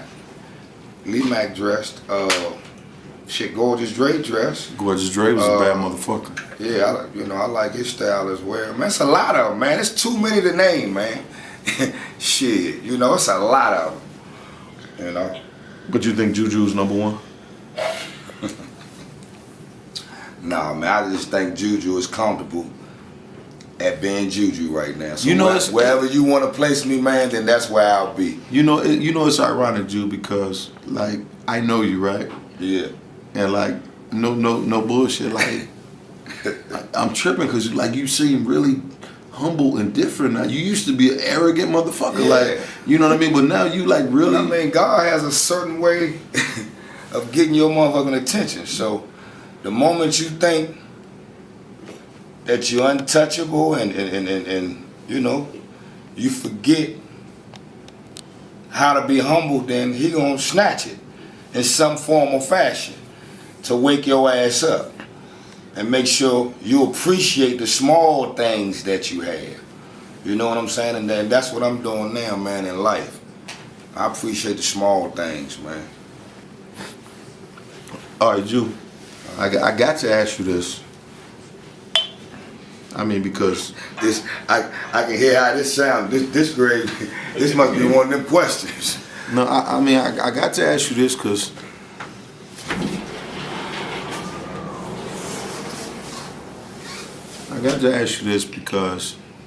I know Good Game was your right-hand man. No secret. But what is your thoughts on what it is that Good Game is locked up about? You know, he's been charged and convicted with the underage shit. What is your thoughts on that? With an underage girl. What is your thoughts on that? My thoughts is it's a fucked up situation. You know what I'm saying? To be in. You know? And one thing about my man, though, he a man. He gonna stand up through it all and still stand tall. Now, I know the actual facts on the situation. That's what I'm asking. You see what I'm saying? So a lot of people just be running their mouth talking and don't be knowing what's going on, but I know the actual facts. And not only just the facts of how it went down, I know this individual more so. you know what I'm saying, than anything. And I know what he stand for. And it ain't no shit like that, you know what I'm saying? But all at the same time, it was his job to follow up and check. You dig what I'm saying? And that's something he didn't do. And, you know, it cost him. It cost him, man. And it hurt, you know. But like he said, man, you know, Jew, I sit back in this joint, man, I was a good motherfucker to everybody, which he was, took care of his family, stand up, man. First nigga I ever seen getting child support from a bitch. He got child support. So that tell you the character of the individual. You know what I'm saying? Took care of his, you know, he ain't been had full custody of his kid back then when we was young, pimping, you know, before I even had a kid. So, I mean, I know his character. But like he said, Jew, I sit back in here and I often say to myself, man, damn, I've done this and I've done that right. Why me? He said, then I sit back and God answered me and said, why not me? You know? That's cool. And that was cold. Why not me? He said, because all at the same time, that was my job to check on that. And come to Brown, let you know I'm still down. I ain't got no frown, but I guarantee you I'm pimping strong as fucking every time. So let me get this straight. Let me get this straight, dog. You gotta get on the plane. I gotta get on the motherfucking plane with this motherfucker as a carry-on. Hey man, listen, you dig what I'm saying? I got a hat box, I got glasses, I got a motherfucking pimping ass cane and everything. You dig what I'm saying? But I got to get this Pimp of the Year trophy home. And I'm going to get it home, you dig what I'm saying, no matter what. If it takes me to, you know what I mean, get 10 shots of my dome. I suppose nothing. You got to know the facts. The man didn't take no girl across state lines. He didn't go with her across state lines. He didn't even ride with the broads or none of that. You got to know the actual facts of the case. And the young broad actually lied to him about her age and to the arresting officer about her age. She still was lying all the way through the whole process. You know? And until, I guess, when the FBI took over, or the feds took over, I guess that's when they figured out she was underage or whatever. So, I mean, he didn't know. But it still ain't no excuse. You know? It ain't no excuse. And like the judge told him, man, you know, your ignorance of the law don't excuse you from the law. So shit, real shit. And that's cold, but it's real. But one thing about Good Game, he gonna stand tall, and I'm gonna ride it out with him. I know my man ain't no pedophile or none of that old sucker shit. Never was thirsty. Never was thirsty. What, you know, that's what I said. Listen, that nigga ain't like we wasn't no, when you know, when we was in the game, we wasn't no thirsty motherfucking pimps now. A bitch really had to have her shit together to come and fuck with us. Yeah. You know, trust me. Interviews cost, all this shit they doing now, no choosing fees, niggas choosing with their penis now, and a bunch of other crazy shit they got going on in the game. So I don't miss none of that kind of shit about the game, cause that ain't how I came in the game.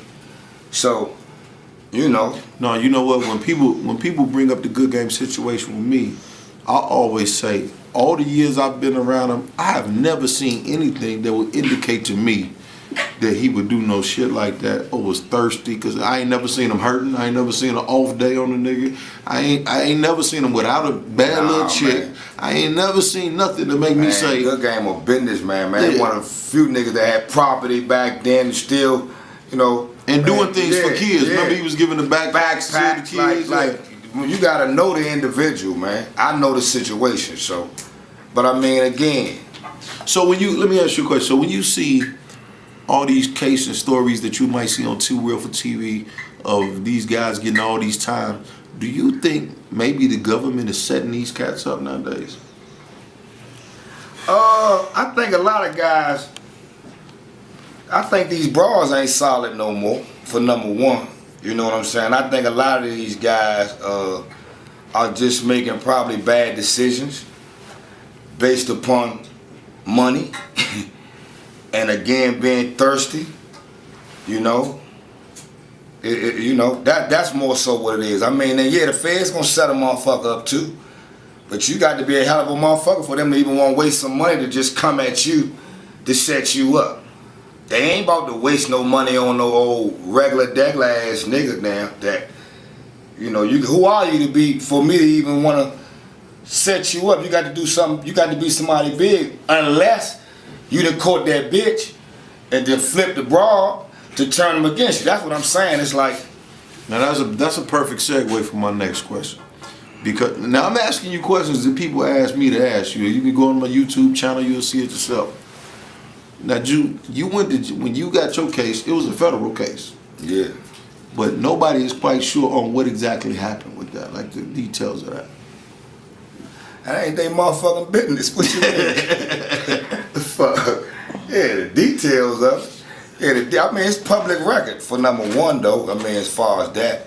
True. You know. Well, I just tell them it was about a lot of money. Know, but, you know, as far as... It was a lot of money. As far as that concerned, you know, I was on a conspiracy, but the details of it, I mean, shit, I think the niggas that told enough. So, I mean, I ain't... Who this story on me or hey, man, ain't no details because it's over. That's behind me. What we talking about now? What's the next question? Believe that. I believe it. What's the next question? There you go. Hey, look. Now, I'm solid as a motherfucking rock. That part, you know. We know that. That's facts. You ain't said nothing about nothing. Now, anything else as far as going all into the, you know, that shit, like, that's over, man. I ain't, it's too much of that. What's your thoughts on some of these guys, the internet teller peoples, the internet people that are making up stories about niggas and all this whole type of conspiracy? You ain't fucking with the Patrol? Nah, that ain't my forte. You know, I'm gonna keep it smooth. I came to fuck with you though, bro. My man, but this always been your thing. You always like that. that motherfucker, one shot had me down. But my thing on as far as, I don't get involved in that shit though. That's my thought on it. I don't have enough time in the day to be worried about or be on social media all day to even pay a lot of that shit no attention though. But you have become a big kind of like social media star, so to speak. But my focus is not on sucker shit. You know what I'm saying? Like, I just ain't with that part. Like, I'm not gonna, especially with a motherfucker I know I ain't gonna never see. You know what I'm saying? It just don't make sense. That's like a ghost. What am I? Come on, man. I don't know who that is. You know, so that ain't my thing. I'm on social media to spread love, man. You know, that's what I'm doing. And to promote my business, you know. Other than that, I see it, but I don't see it. You know what I'm saying? My name has even been mentioned before, but I still ain't respond or pay that shit no mind. All lies. Half of the shit on the internet be lies anyway. You got niggas be so nosy with this internet shit, they Googling how much niggas worth and all this old sucker ass shit. Nigga, you wanna know how much he worth. Like, I'm ready to Google it. Man, I'm telling you, and they really be believing that shit too. Right. So, like, come on, half of that shit be lies, man. Yeah. You know? That's what I think of it be lies, man. But I love social media because it's a free marketing tool. So you gotta know, Fabulous put a post up about it the other day. Congratulations to everybody from Instagram who leveled up. You got motherfuckers that then got on social media that was nobodies and became comedians now and getting booked for shit and wow. So this shit has made it accessible. If you know how to hustle, or you know how, if you got some drive about your motherfucking self, you know, it's a good tool. A little bad chick in the neighborhood could be a model now. Yeah. She can get booked and shit now. Yeah, everybody, what they call themselves, a published model. What you published, book me. Yeah. Everybody got booking info and everybody got booking info. You know? I seen a little broad from my hood, she had booking info. Book you for what? What you do? I ain't know you did nothing to get booked for. So, but I can't knock her hustle. You can't knock that. You know what I'm saying? So, shit, it's cool. That's what you gotta use it for, man. Man, negative energy, I just don't even want that shit around me, man. Believe that. So, Jew, you seem like you got a pretty good perception on like dictating what would happen next and figuring out what you gonna do next. Where do you see the game going next? What do you see the future of the game of? Shit, I ain't gonna lie, man. You know, everybody entitled to their opinion, but man, I see the game, man, it's been taking a turn for the worse. Game or over? I wouldn't be retired. Game over? You know? It's just, it ain't never over. Nah, this shit gonna go on, and when you dead and gone, and it happened before us, nah, so it ain't over. It's just, I don't know, man. Motherfucker gotta put some respect back in the game. Niggas gotta stand up. Like, it's like they making the females, it's like the gentlemen forgot that they were the prize at some point. Talk that talk, man. You know, you are the prize. Don't never forget that, man. The chick is higher than the fee. It's like hoes up, pimps down now.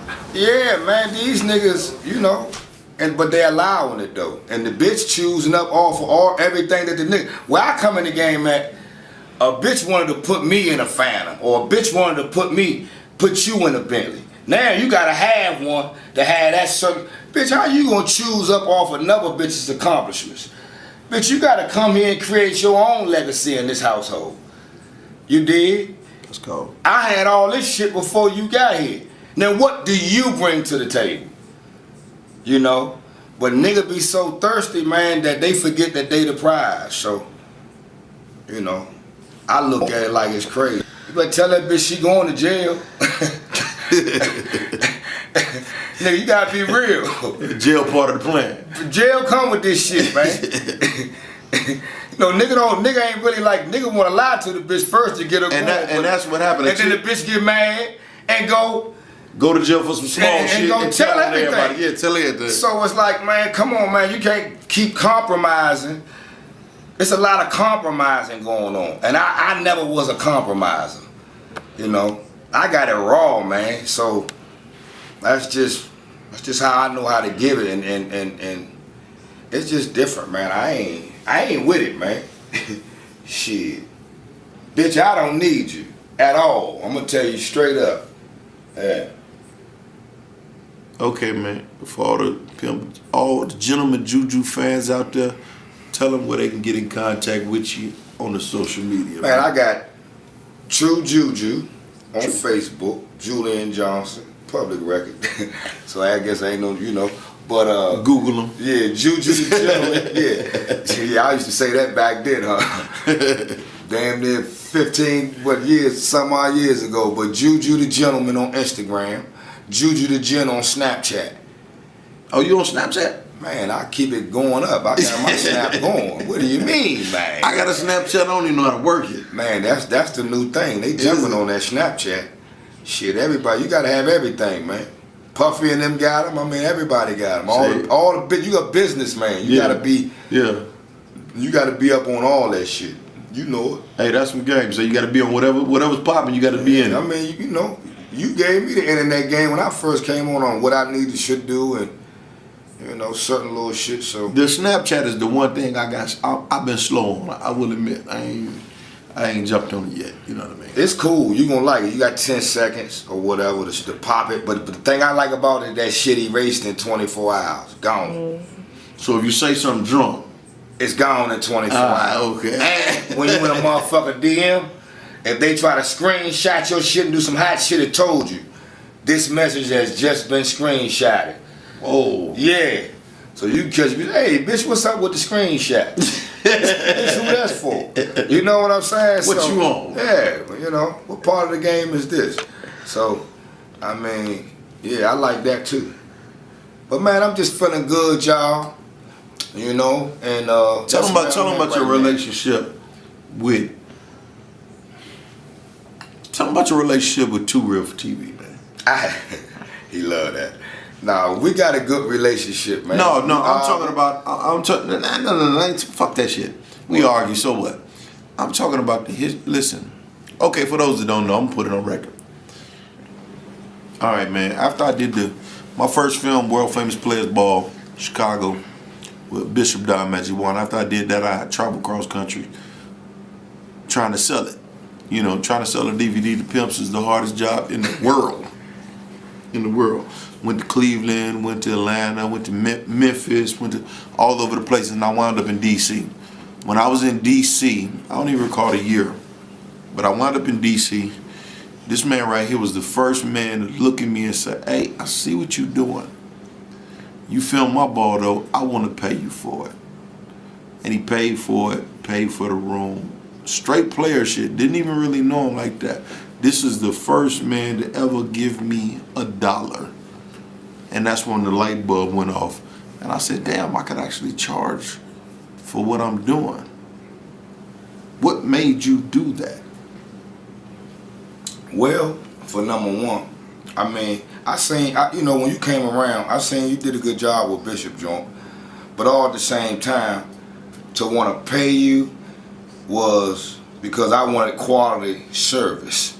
So, you know, a motherfucker doing something free for you, they ain't gonna put their all into it. Or, you know, they gonna do just enough to his satisfaction.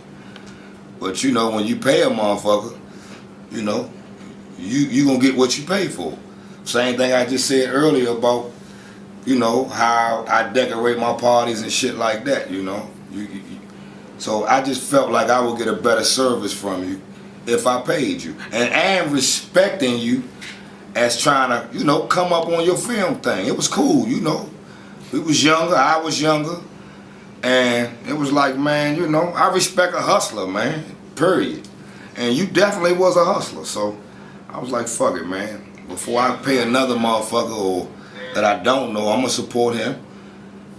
And there it was. We done made magic. Man, if I never said it publicly, man, I just want to say I thank you.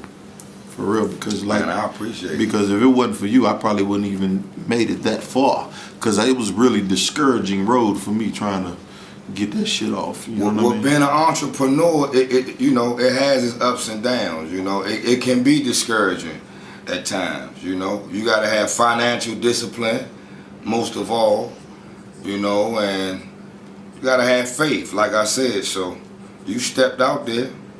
But man, look where it's got you. So you still around. I ain't got no complaints. You still around. That's what I'm saying. I ain't got no complaints, man. I ain't got no complaints.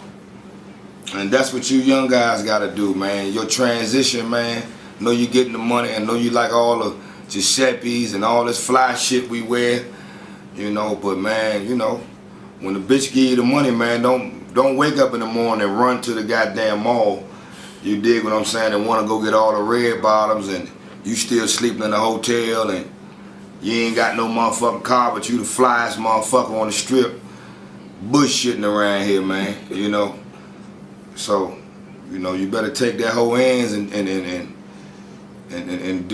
make some dividends and do what it is that you supposed to do and handle your business, man, you know. That's what it's about. You gotta handle your transition is important, you know. Especially if you see the way the game going now. So, and a lot of y'all been getting some blessings, man, from the shit I've been hearing and seeing. You doing good. You doing good, man. You got all the big Maybachs and Phantoms and all that shit. Let that shit work for you, man. Man, do a concierge service with your shit, man. And let these motherfuckers rent your shit out when they come to Las Vegas and Miami, all these big tourist towns. Man, that's business. Let your car make you some money. You know that shit depreciate. Better have your house. I mean, like, you gotta have your priority. Bitches like niggas that got their shit in order, man. You know, the whole reflection of you. If your shit ain't in order, how you gonna expect the bitch to be in order? You know? So, gotta have your shit in order, man, and that's the transition. Trust me. Too Real for TV. If y'all want to see more of Pimp Juju, Gentleman Juju, I'm sorry. Juju, the gentleman. Juju, the gentleman. Log on, get Cross Country Pimping Volume 1, man. Y'all see his ball. The man had, man, you know, everybody asks me this. How did you manage to get the future president of Haiti, aka Wyclef Jean, to sing Happy Birthday to you? How did you pull that shit off?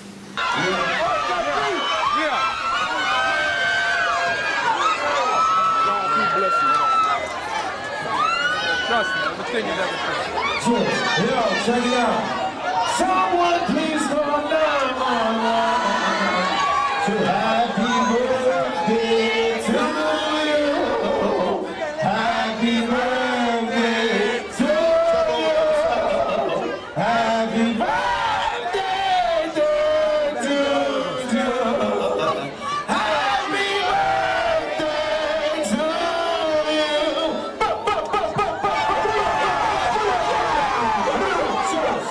Man, that was love, man. All the way from Wyclif's yard, man. Must have known this a player, man. He came in the trenches. He didn't forget where his ass come from, y'all. Shit, back then though, like on some real shit, back then, the hip hop era and during that time, man, you know, the players was on top, man. That's you know, right. The streets was on top where they supposed to be. You know, we was on top. So guys like that, you know, needed us around for validation. You know what I'm saying? I ain't gonna say needed, but enjoyed us. Enjoyed our company. Appreciate it. Right. Yeah. For the validation. So a lot of times shit like that was a phone call away. You know, I had good friends that, you know, I could contact and ask them. And one thing about me, I was never the type when I hung around my hip hop partners and all, I always was able to carry my own. Me and Good Game, we never was begging, or we never was a hanger on that ain't have shit, you know, that couldn't eat unless he eat. Hell nah, we gonna do us. So they ain't mind having guys like that around. And one thing about me, I always came with business opportunities. If I knew Snoop was on his way to DC, boom, that's my man. Instead of me calling and begging dog for a jug or some shit like that, hey man, I got XYZ amount of dollars, man. I'm trying to do the official after party. Boom, there it is. I'm gonna make me some money. He gonna make him some money. Believe that. You know, so that's how it is, man. So, you know, certain dudes allow you to eat with them, but you got to come up with a way to eat. An idea. Yeah, and the motherfucker ain't gonna just want no bum around him. So, bleaching take on care them, of your business, man. Shit, yeah. Take care of your business, man. You know, come up with an idea, man, and do something, man. It's y'all turn. I'm out your way, man. I'm having fun right now. Enjoying this shit. Got my health, you know. I'm financially, I'm cool, you know. Could be better, and it's gonna get better. I don't know a motherfucker that ever said he got enough money. I ain't met him yet. I ain't met him yet. But Jay-Z wake up like, nigga, I need to get more of it. Yeah. You know, most of all, man, I'm mentally stable, man. So, and I'm just happy to be amongst, you know, my friends and family back in society, man. You know, with my second chance, my second shot at this shit. I'm gonna make the best of it. Trust and believe that. JGJ Customs. You want to get fresh? Get with this man. He gonna get you dipped in butter. I got you. I got you. I promise you that. 2rivertv.com.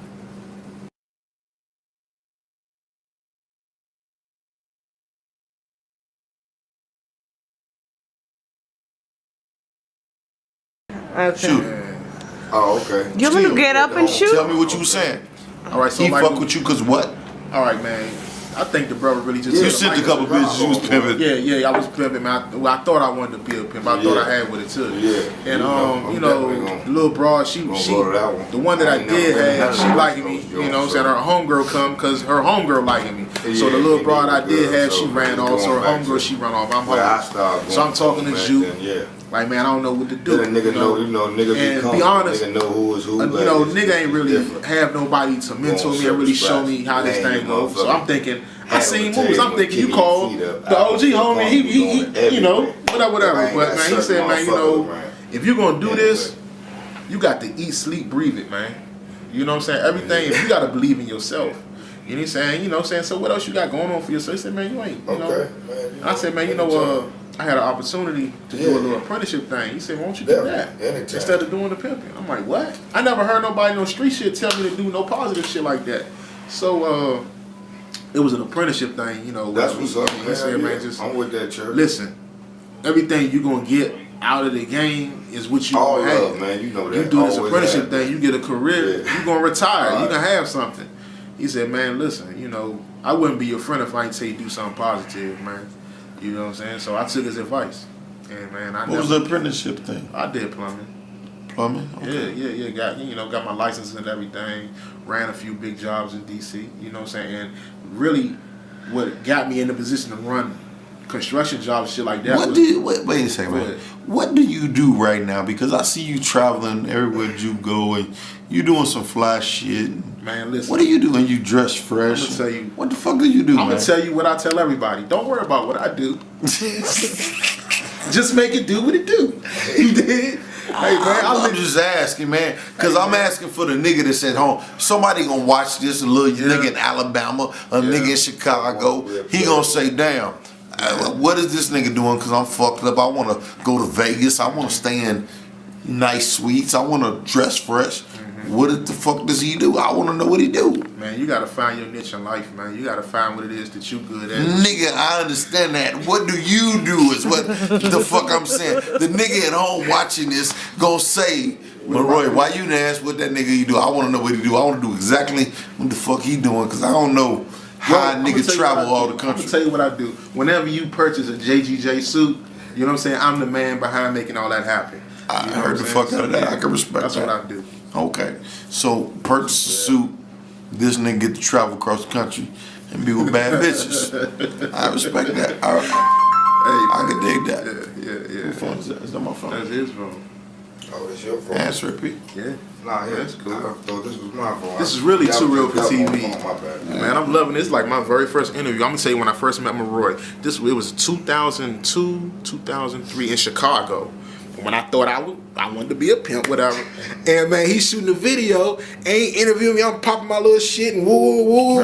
Man, nigga, I was on the fucking cutting room floor. I ain't never see that shit. Hey, you know what's cold? Hey, you know what's cold? I don't even remember interviewing. God damn, you hear me? But it's cool. But look where we at now, though. Yeah, that's cool. I don't remember that. Life comes full circle like that, man. Just find your niche in life, man, and do that, though. Yeah, but, you know, for real, man, you know. I just stay out the way on Let me purpose. ask you a question, man. Go ahead. Because there's a lot of niggas out there that want to be a pimp. How did you know that pimping wasn't for you? You have to be honest with yourself. Everything ain't for everybody. You know what I'm saying? Everybody can't be a dope boy. Everybody can't be a gangster. Everybody can't be a pimp. I can relate with that because I wanted to be a dope boy so bad. I was like, I wanted to sell a bunch of kilos, and then they talking about the time, and I couldn't do it. I'm gonna tell you some real shit, and it goes back to how your upbringing. I was always taught to thyself be true. You know what I'm saying? And then I'm gonna take it a little further deeper with y'all. You remember the movie The Mac? Yeah. Everybody wanted to be Goldie, but ain't nobody want to be Slim, Richard Pryor's character, and he was just as cold as Goldie. He played his position. He played his role. I got a nigga named Cadillac Slim. Juju know him. I got a nigga named Cadillac Slim. We all love Slim. Slim was a cold motherfucker. I fuck with Slim character because Slim character was a real nigga. He was down as a motherfucker. And I've talked with Max Julian. Max Julian, Goldie. He told me that some of that movie he wrote off himself personally. I fuck with him, so I know him. Yeah, man. It was a dope ass movie. But it's honestly, man, it just really come from. But he ain't never sent the hoe to the store though. You gonna let the record reflect that? Yeah. But no, honestly, man, it really come from. Fuck how good he looked on camera. Yeah. You know, I'm retired now, but I put in blood, sweat, and He feeling hella sexy. I'd have been stranded places and everything about this shit, man. You know, no knock from Goldie. Hey man, but Goldie ain't never sent the hoe to the store, man. Hey man, you know you got niggas that done put in blood, sweat, and tears about this shit, man. So I know he made it look glamorous, and it was a good movie, authentic. You know, I done been in movies and all it look good, but ain't nothing like the real thing, baby. Yeah, nothing like it. Yeah. This the type of advice and shit that I was getting, man. Come on, sit back down. Sit back down, man. We right here. We still. Okay. Yeah, that was a Juju moment. He was feeling real sexy. I was feeling real pimpish, man. I wasn't feeling real sexy, man. Men don't feel sexy. Refer to the bitch as sexy. Nigga looking like a model over this motherfucking shit. And my shit, JG feel good about that. Hey man, this motherfucker. I hate to excuse the partner interruption. Alright, shit. But this is authentic Gucci material. silk, and velvet. You did. What is this? Velvet? This ain't that shit they make them sweatsuits with neither. Let me see that belt, P. Nigga. Versace belt, you know, but you know, just carry on. Excuse me.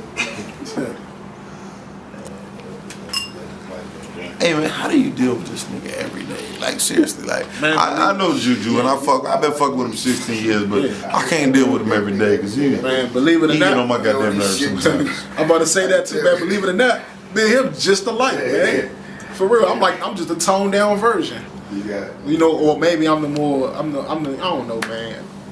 Just like the dude, man. Dude, my brother, man. Dude saved my, like I said, you dude saved my life back, gave me a whole lot of man game, not no game. Dude gave me man game. You know what I'm saying? How to grow up and, you know, be on top of my business and have shit organized. And like I was saying, how I had got that position on the construction jobs and everything, running whole jobs, was running with Jew, organizing his players' balls. Wait a second, so Juju helped you get into the construction organization? Help me understand. Okay. How did a pimp help you understand how a construction gig would work? I don't understand. He didn't give me the job or anything like that. It's like, well, when he had the players' balls, the parties, I was organizing everything you saw.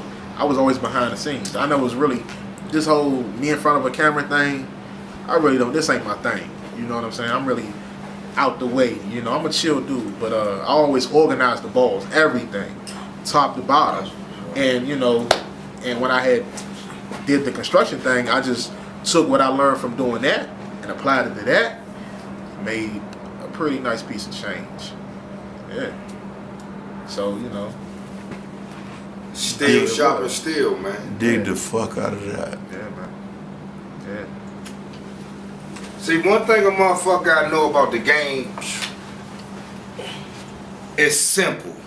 It's the game of life. That's the game. It's the game of life. Whether a motherfucker getting up in the morning, doing what they doing, the squares got to go to their 9 to 5. You might be an entrepreneur, have your businesses, and however, but it's the game of life. We all got one thing in common. We trying to get ahead. You dig? Hey, that's cold. Jack Bishop just said that on last That's real. But that's real. He said PIMP mean we trying to get ahead. Yeah, we trying to get ahead. I mean, that's real. So, I respect it on all levels, as long as a motherfucker doing it with some respect and whatever they do. I don't knock nothing, man. You know, because I come from a mother that worked hard every motherfucking day. Church just said the same shit. I don't, you know. Church just said the exact same thing. He said, man, PIMP play in motion for progress. We trying to get ahead. That's all it means. We trying to get ahead, man. You want to tell about any of your epic moments? Still, some of your favorite moments around. Oh man, around the. Some of the he got some other stories too. Man, I'm gonna tell you what is it this year? It's 2000. I'm gonna tell you what. It's a bitch for real. It got more games than a lot of these. I'm gonna tell you what. Yeah. Baby boy. Yeah. I'll be that. Either way. I'll be that. Hey, look, you know I'll shoot slugs out of that. I'll be that. Hey, baby boy, we do this all day. Hey, baby boy. We call it joning over our way. Y'all call but the pimps call it roasting, but man, we do this all day. Man, we got niggas that, Chicago, man, we got dudes that can't take it. They can't even come around us. This is what we do. But fucking with Good Game, Kenny Red, Good Game is a comedian. Motherfucking Pimping Ken. You know, man them some roast. Them three niggas alone. Why you them might be man. They why you fuck up the move? Say Pimping Ken though. All right, man. Well, check this out. That's between y'all two, man. I ain't. Like I said, I just mentioned the name about. I'm gonna tell you when we talk about roasting though. I'm gonna tell you this is like one of my top moments. Shouts out to Good Game. Shouts out to Kenny. All right, man. When I first come around, I'm a young dude. I'm green as apples. I don't know nothing, right? I'm green. So we in Chicago. Bishop's Ball is Good Game, is Juju, and it's Kenny Red. And these dudes literally sat around and took turns roasting me. It's like one to get tired and tag the other one in. You know what I'm saying? So while Good Game roasting me, he pointing and laughing, Kenny Red laughing, and he'll get tired tagging Kenny Red. And it's go all the way around, and the whole thing with it, man, Jew, while they roasted me, Jew laughing at me so hard, just pointing and laughing. And after they was done, he said, man, you know why we roasted you? Man, we want you to tighten your game up. You won't make the mistakes no more. You know what I'm saying? And that's what I took from it. What did they roast about you? Man, I had on fake gators. Oh.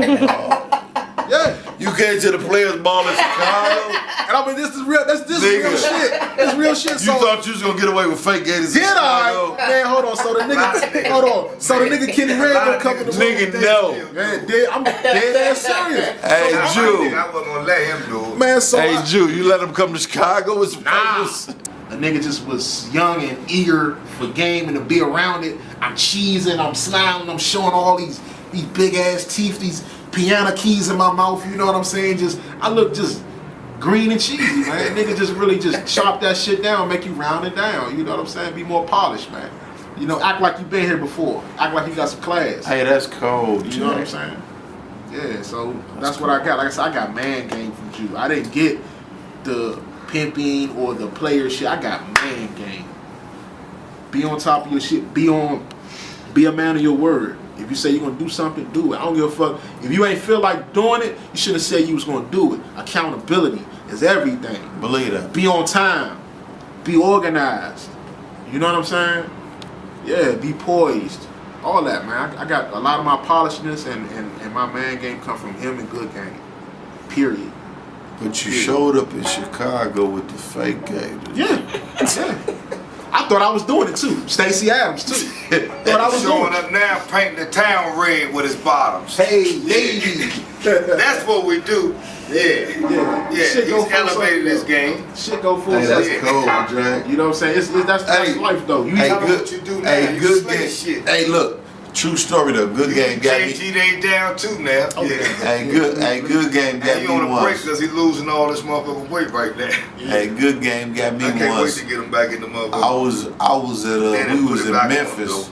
New Year's Eve, we gonna kill some, we gonna murder some shit. Well, Hey, we was in Memphis, this year, and a chick got on the elevator, and she was like, "Yo, I like y'all shoes." It'd be nice out She here. was talking about, Baby, wait. y'all got some nice gators. We ain't never been out here. Good Fuck Game was the like, state. yeah, We might come we out all here got on New gators, but those all straight leather.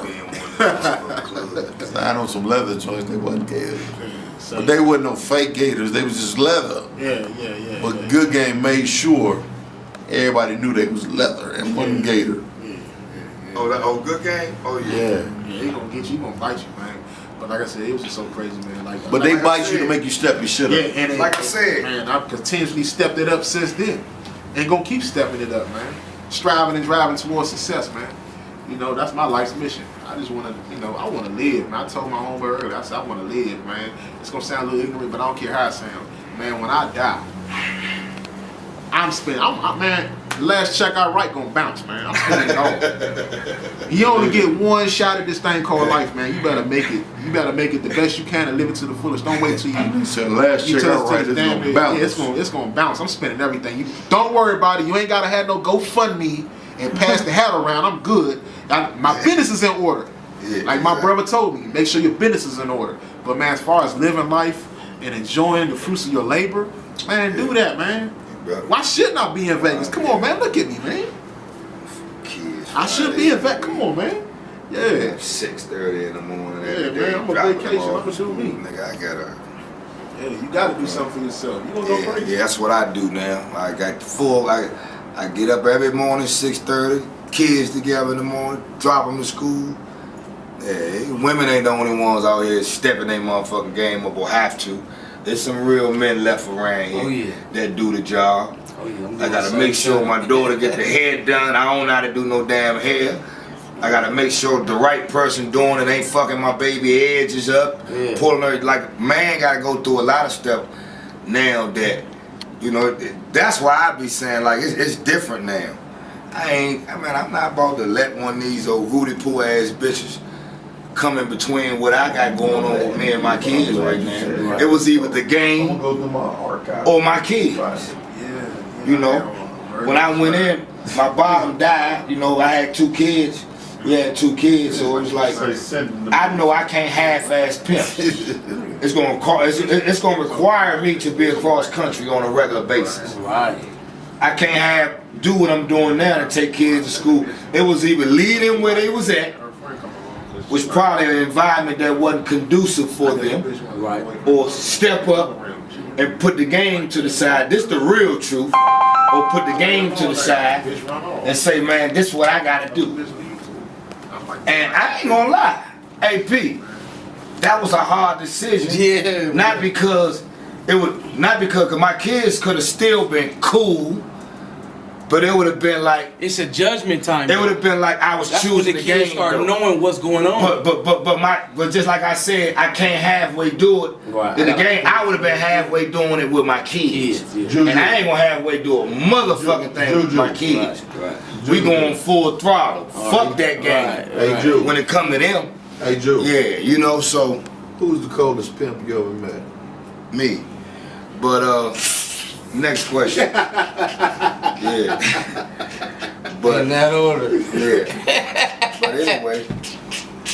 Man, no P gonna believe another P is bigger than his P, man. You got to, man. It's like, man, you gotta have confidence in yourself, man. For real. That was an easy question.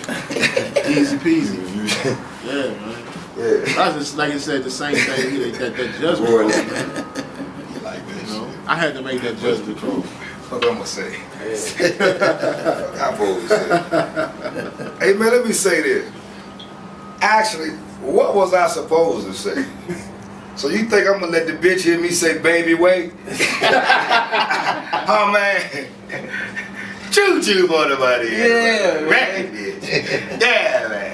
Yeah. Nah, man, I'm just enjoying myself chopping that one.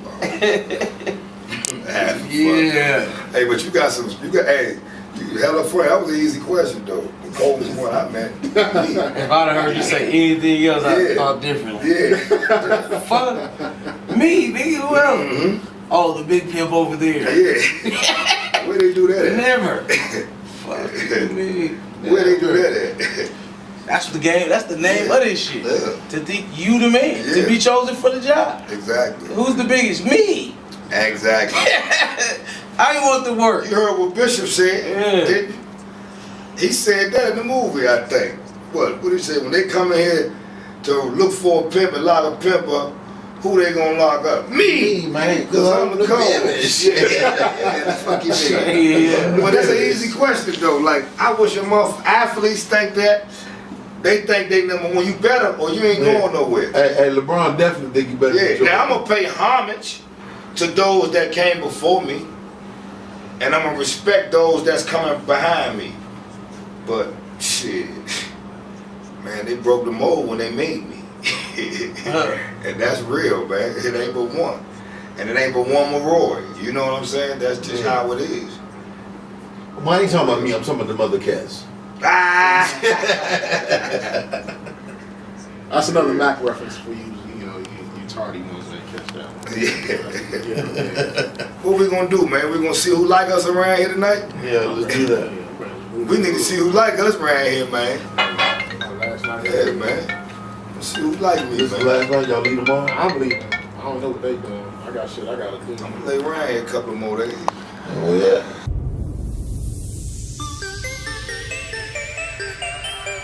TooRealForTV.com.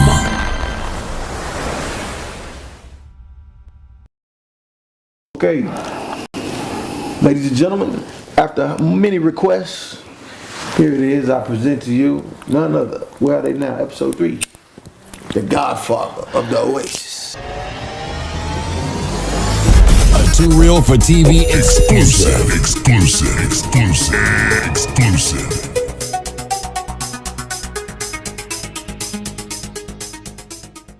Church Tabernacle, how you doing, Jack? How you feeling, brother? Well, I feel like I look, baby. Man, you look good as a motherfucker. Tell me about it. Yeah, man, you look good. You look good. So do you, man. Thank you, man. I appreciate it, brother. Yeah. Hey, listen, man. When I did Cross Country Pimping and I had you in the series, you was one of the guys that was in the height of your career, and you was The actually height. I ain't finished yet. I heard the fuck out of that. But you was in the prime of your career, and you was on Las Vegas most wanted. So that means your pimping has been validated for real. There ain't no make believe, ain't no made up shit.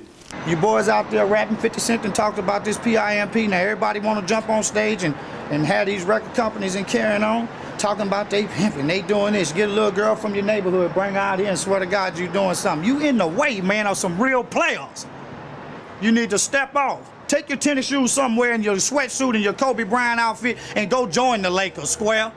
Tell us what you've been up to since then, man. Well, you know, I got a lot of corporate stuff going on.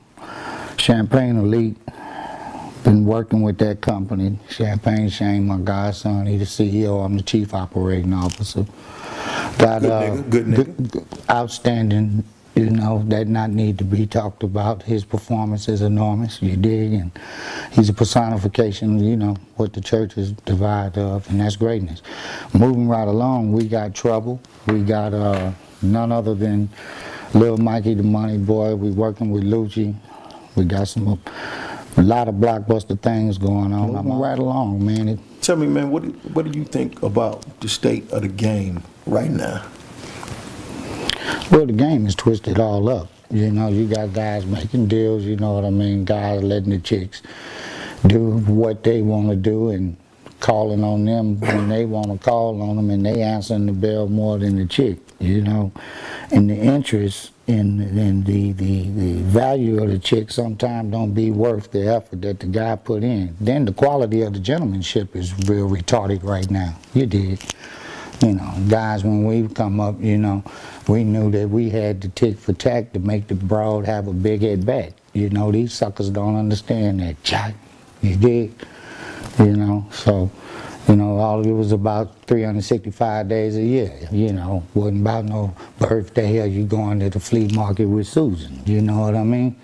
Yeah, you know, the day they lay off, understand me, the day they pay off, man. Kept them going out the door in a sanctified manner. You dig? He got up there and grabbed the mic, and now the man then already asked him, "Who are you?" Right there, he should have known better. He should have split the scene, you dig what I mean? And got up out of there, tore up out of there. But he stayed, and he paid. He paid. Well, they whooped him and they kicked him, and this the deal. You got to let Maroy know you. So if you saying you a pimp, and if we bring you up to Maroy and he say, "Maroy, who is this?" Because Maroy make all the dates. He the cameraman. You can't take it from him. It's irrefutable, incontrovertible, and indisputable to not recognize that this man is the top-notch film production, major production movie man in the history of the pimp game. So if you ain't known, I advise you, understand me, to step down off the throne. You did, because if you don't get off the throne, they gonna stomp on your dome. Because you was not known by Too Real for TV. If you ain't seen Maroy, don't come to the Players Ball picking up the mic. That's all I'm telling you. Just because you pimp, you better be known by some real understand me. They don't know you. They shouldn't even show you. Believe that. I mean, Pimpsy, who want a car that you gotta say, what kind of car is this? Man, you don't even know the man, please. No. What I always like about you, man, admired, is that you took the game and you always transferred it to other things, even with the sports and the motivation, and your game is your game, no matter where you take it. With the rap, with the sports, with everything. Well, you gotta be charismatic, you know. Coming into the church, that was one of the most lucrative aspects to me, was the grammar intel, you know, that I was able to bring to the audience, along with the saints I had, quote unquote prostitutes, to use squares, don't knows, law enforcement. Well, when I had you on Cross Country Pimping, it was at a time, man, when you was on the news for Las Vegas Most Wanted for the pimping. So since then, what you been up to? You speak about that. Rick Ross talk about he did something so hard he made him indict him. Right. A lot of stuff I hear from the rappers, you know, I conquered and did.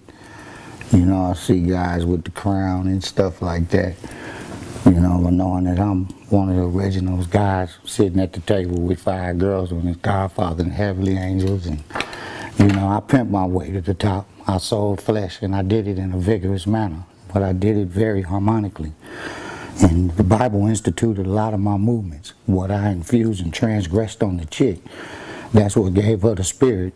I just didn't understand the makeup of the chick. I got into the neural and the molecular of the chick. You know, I make the chick think she in Florida when she was in Rochester, New York. You know. Let me ask you a question, man. Cold from hot, hot from cold, Jack. Seeing how I've met your mom, she's a beautiful lady, nice church-going woman, and you seem to be, you know, an educated man as far as knowing the Bible and the verse. What made you get into the game? Well, you know, I was raised with all women. My mama had 4 sisters on the West Coast. My daddy had a sister that had 5 girls. So I always had my clothes folded up. I always had my plate made. I always had my head massaged with grease and oil before I went to school. So when I went to school, you know, chick come along, you know what I mean? If she couldn't take my lunch out my lunch pail and do all the things that they did at home, I didn't feel she was worthy for me to play with her. You know what I mean? That's cool. And coming up from like that, you know what I mean? I always did, you know? I asked my daddy for $2 to go get a burger for a chick. He look at me and tell me to get it from her. Her mama gave her some money. Why you asking me? So you know, I wasn't got with somebody and it happened like that. My genetic and my makeup and my mother being a minister as well is what gives me the propensity and the intelligence to grab hold to the diction and transgress it into other people. No matter whether you're a robber, killer, pimp, you know, it's the will of God, you know, and I talk to a chosen few, you know. Some ain't worthy to be talked to, you know. They don't even understand what prostitution is about, and they don't take what their interest from that world and do the right thing with it, you know. Concentrating on monetary. Money ain't nothing, because the same guy that get a girl the money get to another younger girl and mess her up. Prostitutes with intel, prostitutes of significance is wanted in that world, and that's what people don't understand. I never seen a 12, 9-year-old prostitute. I've been doing this 30-some odd years. I ain't never seen it. So it's the media has targeted and say the things that they say to slam down 40 years, 100-year sentences for a guy taking money and enriching the situation or using his ingenuity to create a lifestyle. And it's just not right. Do you feel like all these guys is getting these time for these underage kids? You think that's all setups? You don't think none of these guys are actually getting caught with these girls? Well, I'm going to take it from the basic. You know right from wrong. And I don't think no guy with common sense going to take no 15, 16-year-old. It is just not fitting. It's just not a just psychological move. You dig? It's forbidden. You cannot create camouflage, you cannot create excuse, fairy tale for any mistake of that magnitude, you know. You should be able to, the youthful prostitute can't tell a salad fork from a dinner fork, don't know creme brulee from banana pudding. So, you know, that's to be judged on. His pimping. You don't believe that some of these guys just get thirsty out here, be hurting, and they'll go for it? I don't know. I ain't never been around that type of business, man. You know, I don't know that class of the theater. You know, certain movies like you don't watch, right? That's right. That's not my theater. You know. So enough said. Listen, man. And you gonna talk about a pimp. Let me get to that. You can edit this tape. Nigga, you gonna talk about a pimp. Let me take my glasses off. Bishop say don't do it, but I'm gonna do it. Because I feel it's wanted. Nigga sit up and talk about a pimp. Say that, what did you say he say? He said one is when a black man is out of his mind for prostituting a black woman. Stop it. And this not to you, young brother, but this why I don't talk to niggas. Your mama was a prostitute. Your mama and fucked and sucked your daddy every time he came home from work. He had to make sure the lights and shit was on. If he didn't do that, she wouldn't be there. I know my mama wasn't no fool. My mama ain't just got with nobody and he banged her and I got here and my daddy gone. No, man. It was something for something. That's the derivative of it. That's where it derived from. So what I was speaking about, your mama. You know what I mean? So what I say to a nigga is, if it was a guy that had a bunch of food and his mama and him was the only one on the earth and this guy had the food, and the guy was the size of, we gonna go Shaquille O'Neal but trim down like Marshall Lynch, and he had all the food. Could you stand there to see him go in and out your mama or your grandmama like that? Could you stand to see that? This will let me know what you feel about a pimp. I'm gonna make you know about yourself.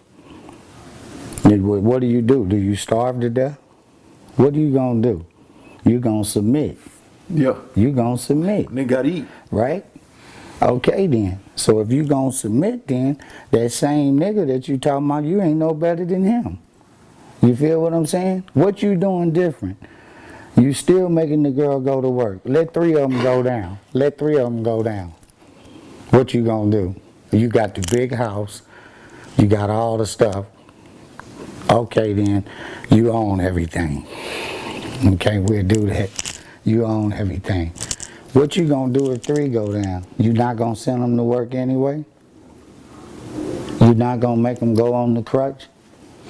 So let me get this right. So the only way you saying they could be polygamy, or that could be his wives, is if they don't work and he totally takes care of them.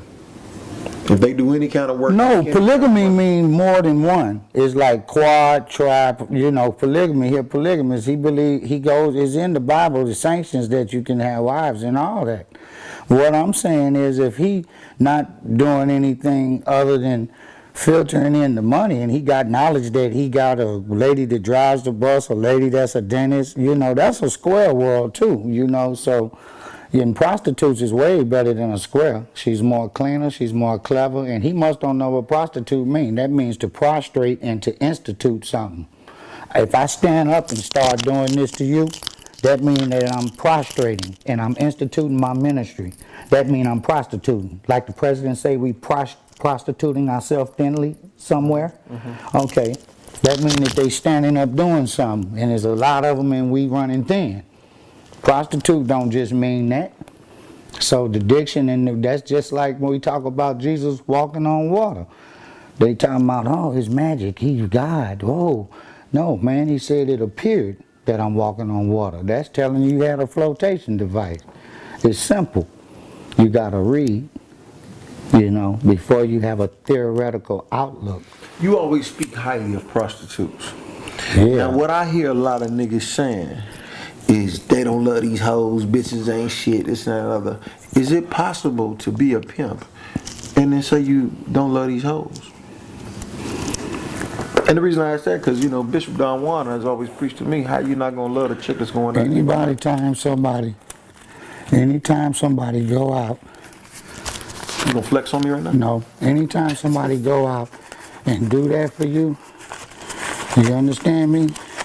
Anytime somebody go out and do that for you, and you can't tell them you love them, something wrong with you. And you NFL, you not for long. You know? NFL? Yeah, for the record, 10 in the pocket. And you ask yourself, where are they now? Make sure you do that one, you know. I got you, church. Yeah, so, you know, for the ones that, you know, and I'm retired, that's me in low gear. You feel me? Yeah. You know that. Oh, really? You know, that 10 be 60, 90, you know? You know, but I just run with one cylinder. I got a saint. She's salvating, praying for girls out there on the street. You know, we even talk, you know, try to get them to understand the politics out there, you know, because the game done changed, the prices are different, the economy is different, you know, tricks been roughed up, you know, the clients as I call them, you know, so things ain't what it used to be, you know, so the approach got to be a lot different, you dig? So a lot of guys need Vegas. I ain't never need Vegas, you know, and I've been the pastor over here a while, so it's too much else going on. It's 49 different states, man. Nigga be stuck here, you dig? So, what's next for you, man? Some more money. Get some more money, man, and take it and do the right thing. You know, looking forward to doing some seminars and hopefully speaking, you know, at some different venues and speaking about the Bible before we close. So let me ask you, if somebody wanted you to do some ministry for them, come speak to them, or do a seminar, or do some guest appearances and stuff like that, how can they reach you, man? You got the Instagram pop off or any of that? Well, they know Godfather Church, Instagram Godfather Church. Godfather Church. Yeah, and DM from them. CH3Us, man. Course. Everything is 3 grand here. You dig? So we want to read a little bit here. And it says right here, it reads very, very simple here in 1 Timothy. It says, likewise also that the woman should abide themselves in a respectful manner. It says that let woman then quietly with all submission, be submissive. Let a woman learn quietly with all submissive, and do not permit a woman to teach or to exercise authority over man. Don't allow her to teach her or exercise authority over you. Chick come home and you ask her to do something and she say she don't want to do it. She exercising her authority over you. You did. So if you ain't in conjunction with that and it's not working for you, then get rid of the jig. You know, and don't hold her hand. Get you some money, man. That's what you got to do. You know, I believe in not letting nothing rest. You be sad, the bra be gone. Then you be saying, man, I remember when I was laying, I should have did this. No, that's why every time, 365, I say that, as long as I got one, they gon' 365. You know, and sometimes they go away because the nigga game be too strong for them, you know. Yeah, you know, she be too weak for what your worth is, you know. I look good, don't I? Yeah, you look good, man. You see the gleam in my eye, man? I'm happy to see you, man. You look good. You know, it's the gleam, you know. I don't want to be arrogant, you know. Yeah, man, but this is crazy, man. The guy with the polygamy stuff, man, and I listened to his texture and his grammar. He's very diction inclined, and sometimes he's robotic. I was listening to the guy. Is the camera on? Cause I the camera's on. Okay, well, I'm not killing him, but he's real robotic, you know. And it's like with the chicks and everything, like that, you know, I don't know, man. Because if his dick was around me, like, I got a hoe, like, you know, and she's so respectful. She's a college graduate, you know, all honors at Gardner, you know, cheerleading and all the stuff. So I don't think he understands our world, you dig, at all, to say that. And any chick that's beautiful and don't want to look the best and don't want to attract a guy with a lot of money is crazy. Yeah. Something wrong with your chick. I totally believe that.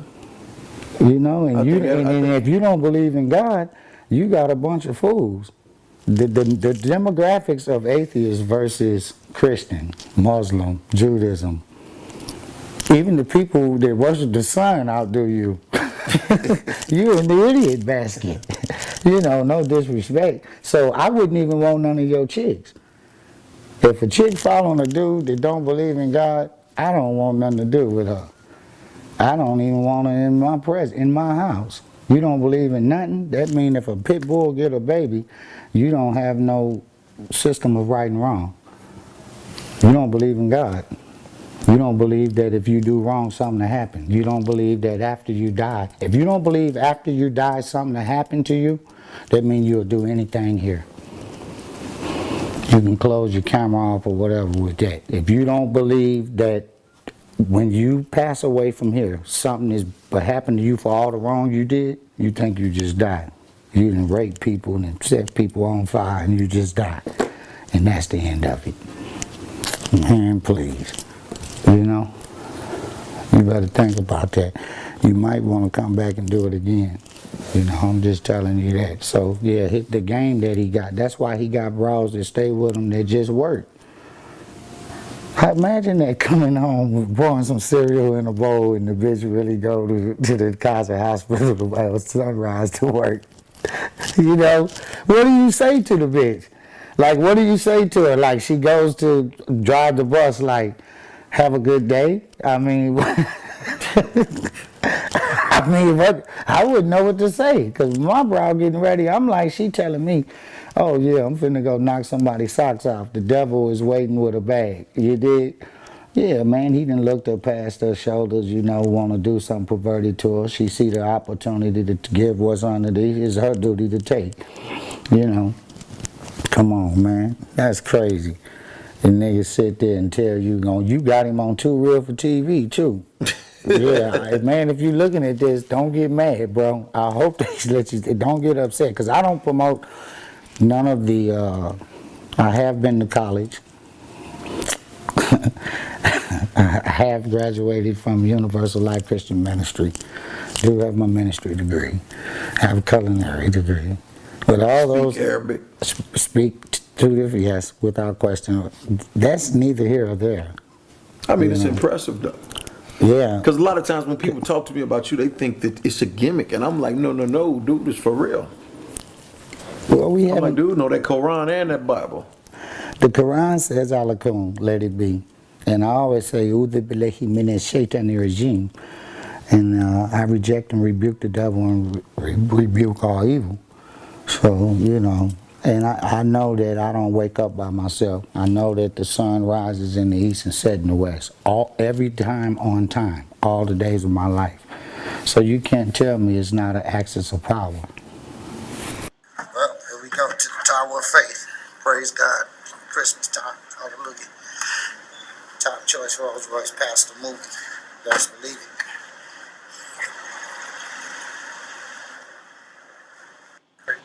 Understanding Creflo Dollar and T.D. Jakes.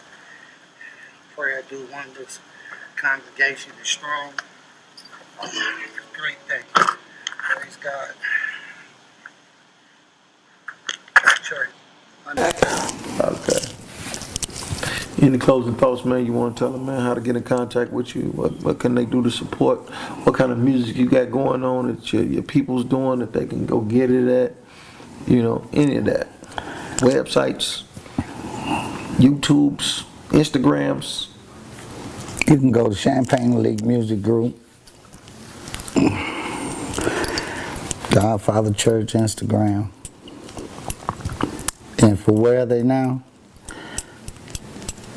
I'm doing well. God bless everybody, and you guys continue to have prosperity.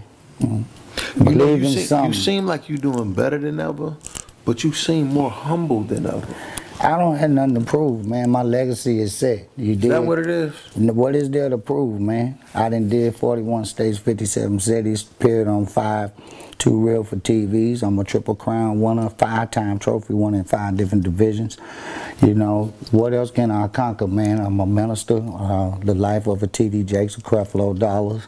You know, it's always top choice Rolls Royce. You know, it's always marble floor hallways, smoked out all day, trying to get more paid. Long as the Lord say the same, man. You did. So, you know, you take it for what it's worth, man. You know. So you happy? Without question, Bishop ain't made no mistake. You can see your camera clear as a motherfucker.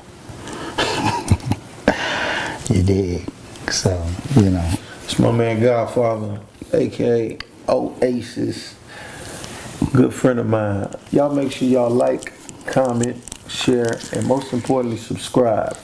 Hit the bell next to the subscribe button to get notifications every time we upload. If you want to get in contact with Godfather to do some personal ministry for you, come do speaking engagements and all that, hey man, get it Too Real for TV. I can make it happen. Or you can hit him up, Godfather Church. Hit him up directly, man.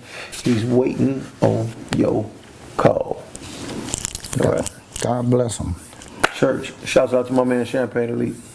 Archbishop Don Magic One, the church, Godfather Oasis, High Minister, Top Disciple. Man, get those young ladies some game, man, on how to maintain themselves, man. Well, a lot how of to them have the decorum they need to. Listen, for the polygamy boy, a lot of them don't. They have a household, right? In a household, they don't have hold to the man. They argue with the man, or the man argue with her, but they in a house. Don't have hold of the house, you know. Chick telling the guy what to do. Guy going to buy her choice of car. Guy going to do what she wanted to do for her parents. You know, the game wasn't like that, man. The game was you isolate and you live inside a spectrum that no other. You know, and you had to want to do it. That was the sacrifice. That's what people don't understand, the illumination aspect to reflect that. It's good inside of that. You know, and I've been in the penitentiary for it. You dig? And, you know, some take that as a loss. You know. What you think about young Pimp C being locked up, man? Well, he played it and caught up with him, you know. He was with a group of people, from my understanding. You know, he one of the youngest church members, you know, to branch off and to get into something like that. And from my understanding, it was, I don't know if it was a gang situation or what, but, you know. Old shit, came back, old neighborhood stuff. Yeah, Pimp ain't, you know, Pimp do, you know, how he do. You know, he's my man, and whatever mistake he made. What you think about Good Game situation? Good Game is, that's a situation where it's just an error. I know Good Game ain't no pedophile. I know Good Game. I pimped alongside of Good Game. Good Game like kids, got kids. So, that's right. You know, that's one of them situations, you know what I mean? And people judge it for how they judge it. You know? You know, everybody talk about the bad in the game, you know. I know it to be very, very lavish, very, very relaxing. I always say if you got to play this game and it's hard or it's a struggle, don't do it. That's right. You know, this supposed to be equivalent to a nigga being a football player, being a governor, being a pilot, or being a actor, you know. You gotta live a certain lifestyle, you know, and if you're not doing it and you're not looking good doing it, then you don't need to do it, you know. What do you think about these new age internet haters? Well, the media gonna be the media. They gonna say stuff and speak bad about a nigga, you know what I mean? A nigga long, you know, my thing is this, man. Long as I got a chick that's moving and doing some big numbers, and things is going well and going swell, then you know what I mean, they can write what they want to, you know what I mean. Your proof is in the pudding, man, you know what I mean. You know, so some just, you know, it ain't even what it used to be. I can't even really explode on the pimping because ain't nothing out there. That's you know, right. Ain't nobody putting up numbers like Jordan. Well, man, you know, the numbers, the things that we was doing, they ain't doing that. Hey, man, remember when a player used to fly like 10 of the top players over to his birthday party and throw a player's ball? Man, all that. These guys claim they getting money, they don't spend no money, man. Listen, man, they ain't no minks. They ain't, you know, they ain't even, they got a few designer pair of jeans, you know what I mean? They ain't got no. Jury ain't even up to par. Man, ain't nothing up to par. Bishop got rings 30 years old killing some of this shit. Listen to me, man. Listen to me, man. Everyday jury, okay? Every day. All right, Bishop, show pieces and he do every day. You got to have everything it is to play the part. And these niggas, and I'm talking about up here though too, you can have all that, and if you don't have a mindset, you ain't got nothing. You send a chick out and the chick get raped. How do you compensate your morality for the rape? How do you make yourself right within the rape? Or, you know, the broad go get out of pocket and go to some nigga table with the girl that she going to work with, and you find out he a pimp. You come home, you're young, you beat the broad. All right, 2 days go overtime for her to go to work. She still swole up. It affected your money. Now your spirit level, her spirit level ain't right, so your pockets ain't gonna be right. How you compensate for that? You know. So, you know, a lot of bros this day and age, they accept all that. Because that's what they used to. They drinking syrup, they taking Molly, they taking prescription pills. You know, bros is junkies and the niggas is too. You know, car hookup, house guy, all that, man. But chick that can't see, go for that shit. You dig? I don't want one like that. I know a whole lot of them I can knock off a handful. You dig? Got them all in Detroit, on ice, St. Louis. Y'all seen the Apple, bitch. You know? It ain't worth it, man. Then bitch get 2-3 misses and her courage level go down. Your pimping is too strong because you telling you can take 20 misses. You know, you believe in the game. Yeah. Well, bitch, I know what I drafted. You gonna score eventually. You gonna get a knot. You kind of dig what I'm saying? Yeah. Some niggas pimping don't be stronger than the broad's execution, her effort. And the bitch out-hold the relationship. He never get to really grab the bitch because she had 4 misses and he low on money, got a Maserati and a note. He can't tell the bitch and he really needed 700 more on the 2,000 to build 2,700. And he pimped the bitch and keep her down. Now she went from going to work from 10 to 5 in the morning, the bitch out at 8 because the nigga got to get that money. You know what I mean? And that's a nigga that could have a good bitch and don't have the patience or don't have the control. He's not concentrated enough to wait out what the pimp guy got coming to him. You dig? You feel me? Man, you know what, man? You are really, me and you kick it off camera, and you are really intelligent, brother. I want to know, do you ever feel any obligation to your blackness, to our culture, to be a role model of some sort and be in a positive position that someone would say that pimping is negative?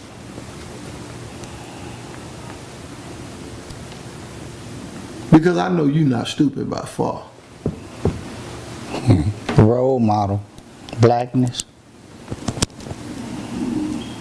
Listen, man, I'm about winning. Okay. I don't care if the Russians tampered it, how it happened. I'm about winning. You feel me? And if you poverty stricken, then that's your lack of execution. That's your bloodline. You know? You can't transformate nobody. You can't be born like this, Jack. I don't care how phenomenally your resources can be. Your philosophical state could never be like Martin Luther King's mind, neither. I just so happen to be the godfather. You know, I didn't wake up and say when I was a little boy, oh, I want to be the godfather, or I want to be a symbol of a crime boss, or whatever you call me, a cult leader. I don't know what you people say in the media as he was talking. You gotta really follow me because I cover a lot of grounds ambiguously, and sometimes I do things, you know, quadruplex. That means 4.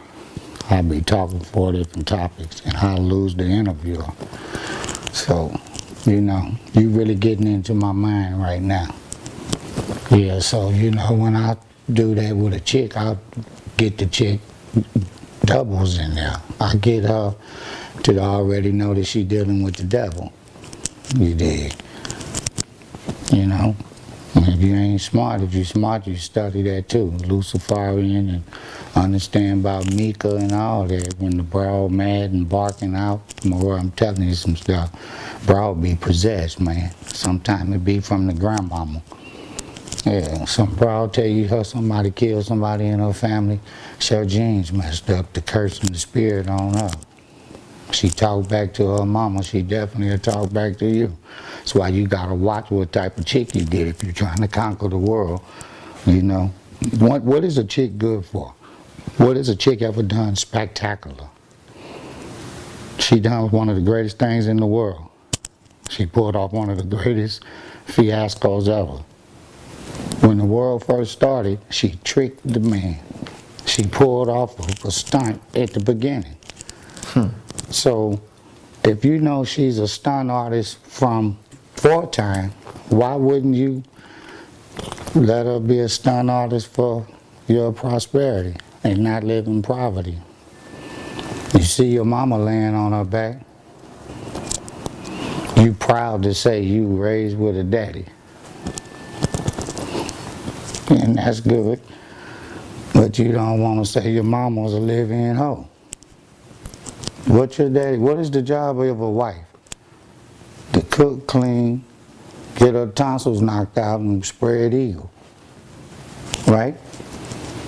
Okay, then can I say this to you? Yeah. I'm talking, this how Bishop teaches. Yeah. Your mama I don't talk to God, because they don't know their mama a hoe. Godfather always is counting big faces. It ain't a game. That's why I say to a nigga, can you stand to see your little sister, your mama suck a dick? You know, how much is your pimping? They offer you $100 million, can you watch your grandmama take her teeth out? $100 million? Yeah. Then calibrate your pimping. You know? You know what I mean? Eve did it. You biblically inclined. A lot of people don't understand my mind. That's why I got a church. Church of many. And you know, and I live off my kingdom. Some niggas collect cars and jewelry. I collect human beings. I can call somebody to rub my back. I can call somebody to change a tire. I can call somebody to get me some water.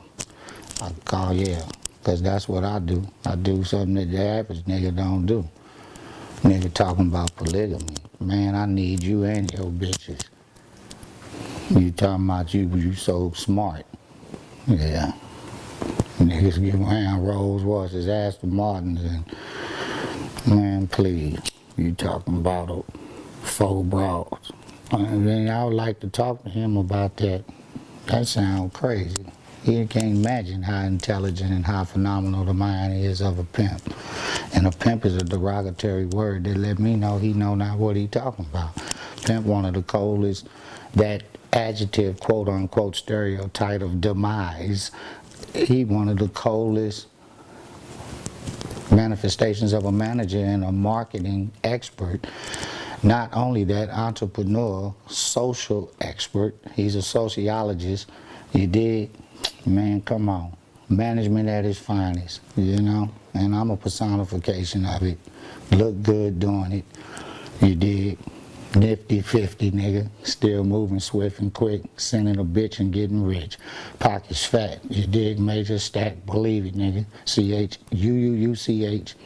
Yep. Around the house, big gates. Believe it.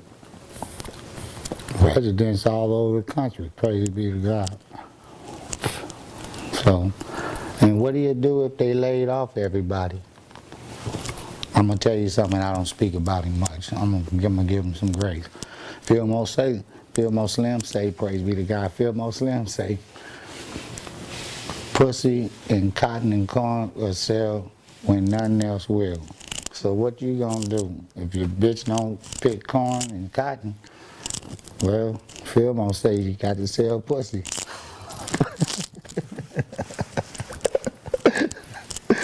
Church. You know what I mean? Yeah, nigga gonna talk about a pimp, man. Nigga been all around the globe. You know what I mean? Believe that.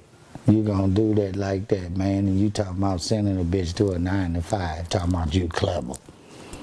Man, come on. I wouldn't even say what I think about you. I wouldn't even say what kind of guy I think you are.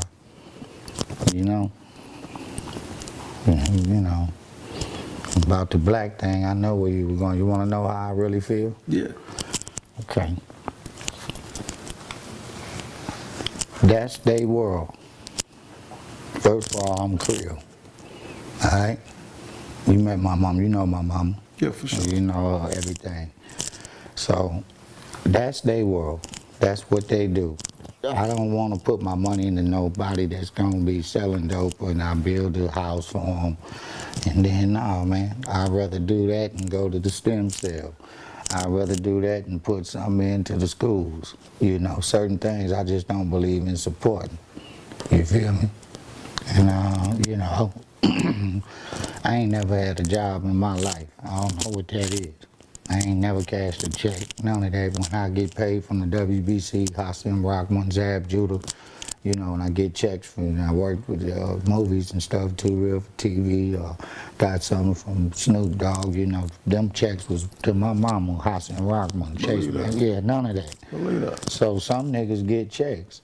And niggas say he got a broad, I'm getting it something. Niggas say he a polygamist and he got some broads and they work, that mean he get a check. You know, they might be high-priced models or something, I don't know. But I know he ain't maximizing the chick. Then he got a robot, you gotta have sexual relationship. You a square. You waiting on a check, nigga. There is a certain amount that you get a month. You don't get the chance to hit for the 80,000, the 60, and the Audemars, and all that's out the window for you. Right. You feel me? When your bitch laying down asleep, mine getting ready to go out the door. Let me see what time it is for real, nigga. Let me see. It's 12 o'clock. Oh, time out, tape. So yeah, if the nigga, you know, if he laying up and what's your relationship like with Bishop Don Majuwan? Greatest relationship I had with any man on this planet. All the spiritual gathering and the diction that he gave me, you know, I live off of it today. It wouldn't be no Godfather if it wasn't because of Bishop Don Majuwan outside of Too Real for TV. That's cool. You know, Bishop. I tell people the same shit. Yeah, and I've done something that no guys had the opportunity to do with him. Bishop actually used to take me on my missionary work, you know, really, you know, drop me and bam, you know. Yeah, man, you know, some real PIMP, man. You know, not playing with this. I just try to go light on the camera because I know they can't really accept what I be wanting to say, you know, because I really tell the truth. You know, a lot of these guys, they come around, I'm telling you, man, and they have a broad and get in it and get blessed. The broad be sharper than them. Get a broad that had 5 years in the game, they come in 1 year and they act like they really been in the, you know, been in the shit. You know what I mean? Then mess the game up. They drunks, they dope addicts, they on syrup. You feel me? They killing each other. Everything, starting stuff over nothing, worried about another nigga's money. Right. Yeah, you know what I mean? All that type of sucker shit. Yeah, man, nigga ain't got time for none of that. Pocket watching. Yeah, and watching for what? Because a real pimp gonna have his right. You know, what you watching my pockets for? You know what I mean? Man, I've been pimping 32 years, throwing on 33 years, 32 years plus, man. I ain't, you know, I can't remember too many times in my career I ain't had a bitch. Nigga be talking about how much money you think I made in my career. I tell them to add that up. You know, that's like asking Mike Tyson how much he got. He ain't got it no more, but you know what I mean? I couldn't tell you. I know it's a lot of money. I check a bitch 365 days, man. I was 4 deep, man, for 13 years straight. Even not sincere baby doll any money. You remember? Yeah. Bodyguard, chefs, everything. The whole motherfucking entourage. That's how they don't know how to do. Moving like a rapper. Listen, man, way back then. And you know, it's like boxing or baseball or something. You know, people be saying, when you gonna do this? When you gonna do that? You know, I try to proclaim the retirement and then, you know, I see a guy out there and I'm like, man, I could just outshine the nigga, right? The mindset is like, what is this? You know, you not, and then he trying to represent it. You know, and I got some of the hottest youngsters in the country. My church is, oh my God. You know, I got a choir and a pulpit out this world. So, you know, I don't know, man. This shit in this day and age is so different, Jack. You know, it don't even make me want to fire. It don't even have you want to fire. Like, it ain't nothing else. To a young dude looking at the game now, would you, he asking you for some advice in some game? Don't do it. You push him away from it? Don't do it. Don't do it. You going to prison too. If you don't know how to pimp, you going to prison. I'm telling you in the camera. I ain't been looking at this camera. Y'all going to cut this up now. You going. Let me tell you something. The way it's designed now, you listen. Oh, you get a bro. This is what chicks do. You get a chick, the chick run. You already got a little car, however you got it. You riding, you got one bro. Now you get this white girl, then she run hard. She hit. You hit for about 40. Then you hit for another 65. Then you get a nice piece. Then guess what? Now the bro want a $25,000 ring. A friendship ring. This really happens, bro. Friendship ring. This really happened. $25,000 friendship ring. She come show it to you at Tiffany's inside Caesar Palace and tell you I just gave you $93,000. What you gonna do? Listen, you say no to the friendship ring. You like, well, you know, I'm looking at it, and then the girl turn around and do this. Then she starts saying, you mean, really? You're not going to get me the ring? That's how, after all that work, I just asked for this. So I'm not really, she really wanted that, and you don't get it. Now, she go and report that to family member via friend. Friend catapults that into, girl, you gave him that much money, you need to get a lawyer on that. The lawyer, nothing I can do. They really try to go sue you. You a pimp. Right. Man, the money inside the shoebox, bro. Right. In the closet, in the Quaker State box. Yeah, believe that. You know, inside pocket of the old 90 jacket. ain't nothing but this. Yeah. So you did. I love you. So now here we go. She telling now, she's saying, she asking you and you get pimpish. Of course a nigga, especially, bitch, what you talking about? I don't owe you, wait, I was already like this when you came, bitch. I had the 500 Cadillac, whatever you saying. I was already live. I'm already swole, bitch. Hold on. Then the bro get to saying that you feeling like you for some kind of way. You're not gonna do me like this. Right. Okay, not, when you hear not gonna do me like this, start thinking red and blue, lights. Don't do me like this leads to, I know, no, it don't go like that. It goes to don't do me like this too. I know your name and who you are and everything. It's different procedures before you get to that stage that you at. And then from there is demand of money. You don't get the money, then they want to get the people on you. Then what you gonna do? That's why I don't get tied up with no Let bitch. me ask you a question, okay? I'm the square nigga. I got the broad, she didn't check 90. She asking about the friendship ring. Fuck it, why not buy the bitch the friendship ring? For number one, you too turned up and you too young to not buy the friendship, to buy it. That's number one. Number two, you can't think.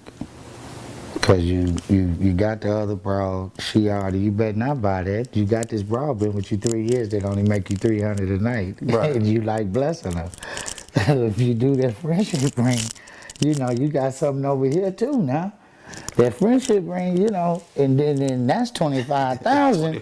That's off that 90. That little nigga with like 60 cents. Yeah, 25,000. Yeah, hold on, but that ain't I coming. go find a $2,000 friendship ring. No, she want that one. Then you gotta realize she gonna want shoes, she gonna want a dress and stuff. She need a jacket. She gave you 90. You find yourself giving her 60, 30. You get 30,000, she end up with the 90. Want the house and everything. You really like her, I gave you the 90. You really like me, I gave you the 90. If you don't really like me, it's gonna be a problem. You really like me. I gave you 90,000. I want the Birkin bag, 18,000. A nigga go get a purse. It ain't bulletproof. Don't come with no cell phone or nothing. It's $18,000 Ain't got a pistol bag. in the motherfucking Ain't shit in there. You know, pardon my grammar. So, you know, there's a lot of niggas that get in the game, you know, and they fall for that. Some niggas let the broad and be breaking with the broad, and the nigga be thinking Like he you doing just said, the good. thing, man, the chick shouldn't have any jurisdiction or authority over the man. The way Bishop taught me this, and this is why I'm so good, and then I'm so got good status with the game. On I don't allow no authoritarian around me. I can make a broad, not make her. I can assign or give no requisition. Okay. I can request for her to go walk around the house.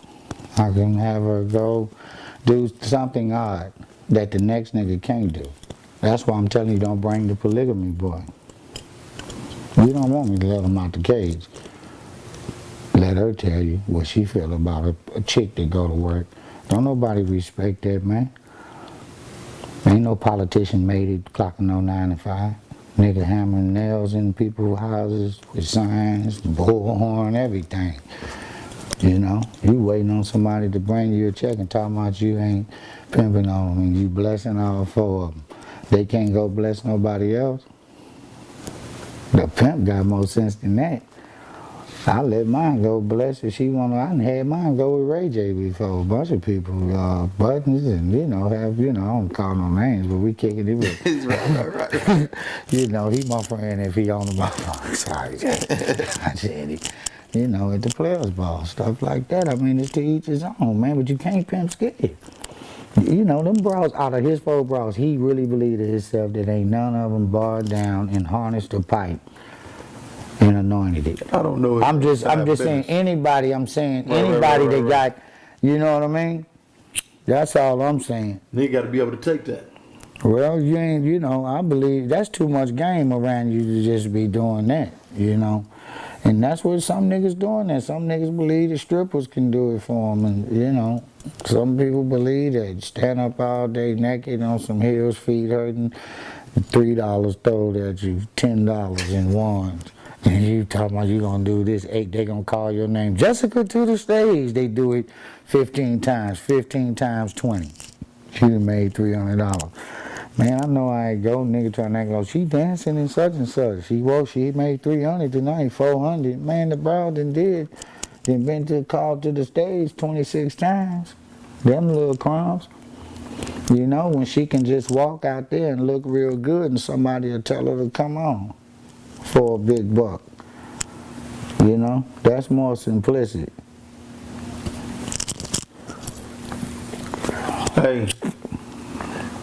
So the message is don't buy them friendship rings, man. Stay away from the friendship. Man, if they do that, bro, want a car all of a sudden, and I see niggas do that. They'll get a trap, bro. I'll give you 20,000. Okay. As soon as she give you something, she needs something. I just got a $10,000 trap last night. Bro, come in with 10 racks, and I wasn't here. Hypothetically speaking. Then I wasn't here, and I was down doing something out of the country. I was out the country, and I just got back last night. So I had to have one of my top ministers go take care of everything. Now watch this. I ain't putting none of that on the borough. I ain't not on the saint. You see? Now God is gonna provide. God is gonna provide for her through our everyday transmissions. And the more we pray, the more He allot. See? Yeah, got a plan for that. That's what niggas don't do. You like that? I ain't lying to you, man. You feel me? Yeah. Don't that make sense? Man, make all the sense in the world. Why you gonna touch that? And God just give it to you. You rush to do something with it. That's not thinking. So, anyway, we need to go on and cut it off. You know what I mean? I said what I had to say about the boy with the little girl, with the 4 girls. And you told me that that's beautiful people. You know, well, pretty does what it do. Pretty is pretty. If I had 4 O's and you tell me it's online, I have bodyguard. Then you gonna say you already did that. I had 4 girls, right? So this is what I have. I would have the motorcade, bodyguards. I have chefs. I have more than 5 different residents. And I have round-the-clock interest. I believe in not closing. Police department, hospital, Coast Guard, they don't close. So why should I? I'm with you, Church. Snap this picture. And don't be letting that nigga get on the camera, man. How you let the nigga get on the camera that ain't certified, man? That nigga ain't sending nothing. He can't, you know what I mean? No, because I did the interview with him for different purposes. With the Black Power? Yeah, you know what I mean? Just the consciousness. Man, don't get mad. The camera on? That camera is on. Well, I'm just gonna say this. All that old Black Power shit, listen to me, man. I go in the Waldorf Astoria. I go. Are you paying attention? Yeah. I've been on private jets, all kind of stuff. So I'm with the upper echelon. I'm not trying to denigrate our black people or nothing like that, but man, they gotta do better. You know, they always got some schemes, some old bullshit going on, nigga, on some who the baddest and all that. Listen, man, live your life. If you a mechanic, be a mechanic. If you change transmissions, change 100 of them. If you kill people, kill up 1 billion people. I'm happy for you. Just leave me alone. That's all I ask. You don't feel like you obligated to do anything? To do what? I don't know, something black.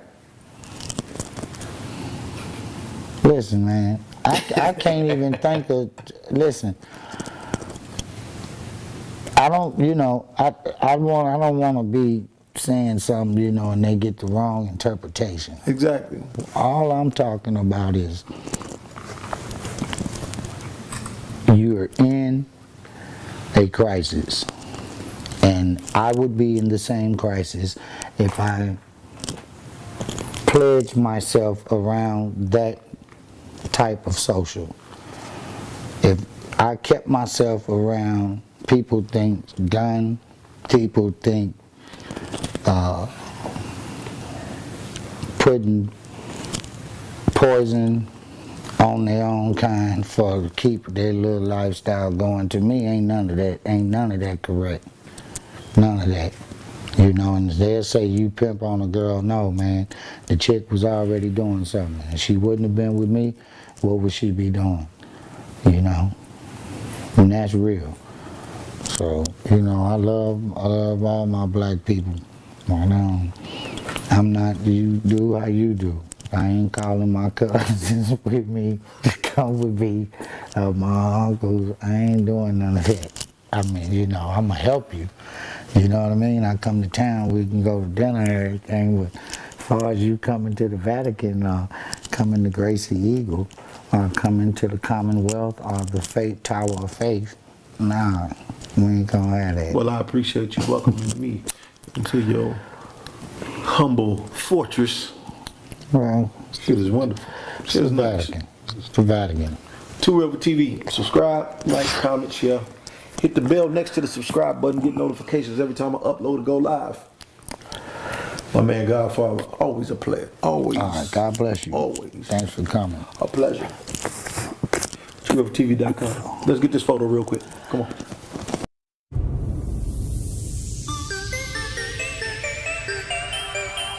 TooRealForTV.com.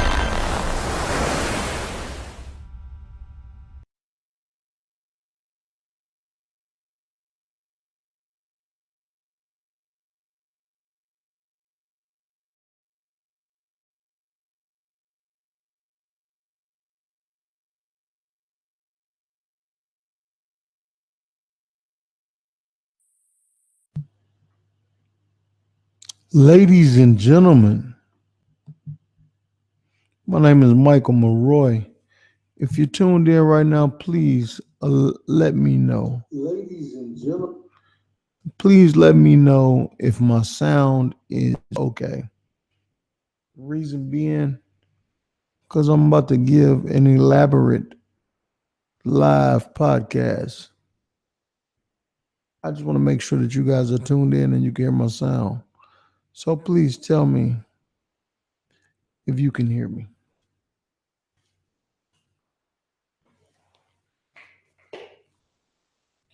Let me know if you can hear me.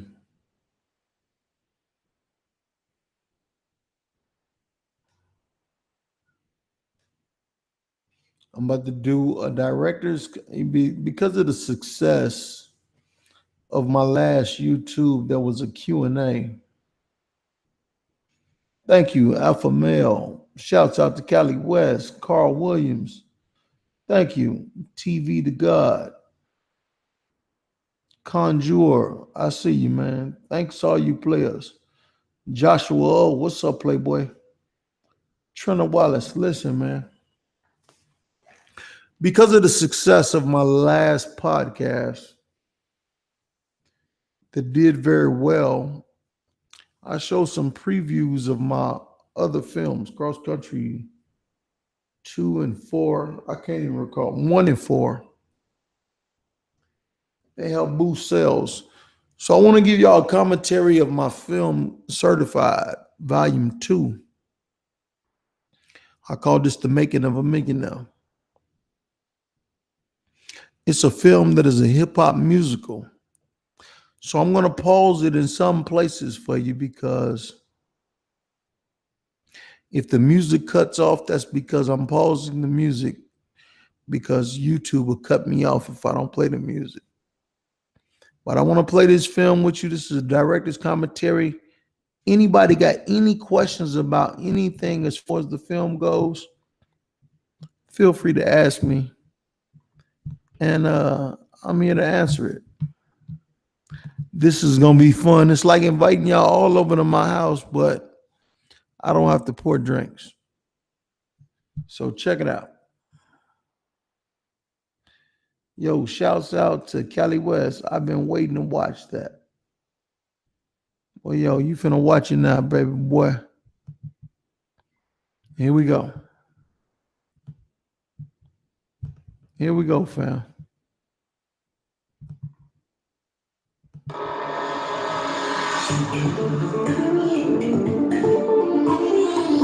My intro as usual. TrueRealForTV.com.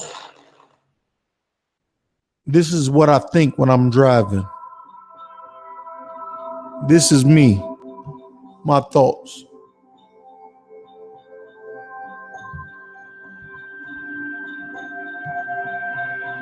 As far back as I can remember, I only wanted to be one thing, and that was rich. As a child, my favorite TV show was The Lifestyles of the Rich and Famous. I was infatuated with the luxury cars, big mansions, and exotic locations.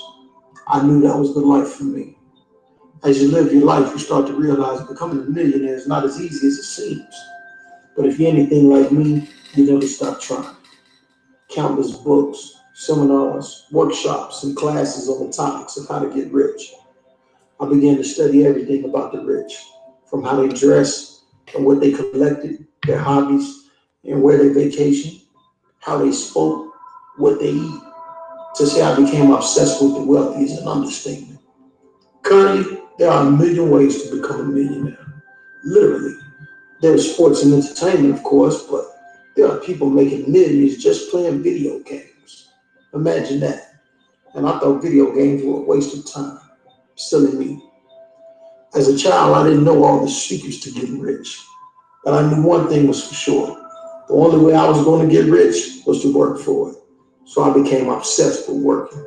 I became a workaholic. After working at enough minimum wage jobs, I quickly realized in order for me to become rich, I would have to work for myself. And this is when I discovered the world of entrepreneurship. The idea was simple. I could make as much money as I wanted, depending on how much I was willing to work. Well, I wanted a lot, so I was willing to work every waking moment. The concept was genius, but I ran into one major problem. I found out when you're black, all the rules are different. The playing field is not even. The world doesn't play fair. So to become a black millionaire, one must be pretty creative. It's a totally different set of rules that you have to learn. And this is where I began my journey to learning. Making of a Millionaire. That was my thoughts as I rode down Las Vegas Boulevard on my classic Corvette. That's my third one. This is He's a Leo right here, y'all.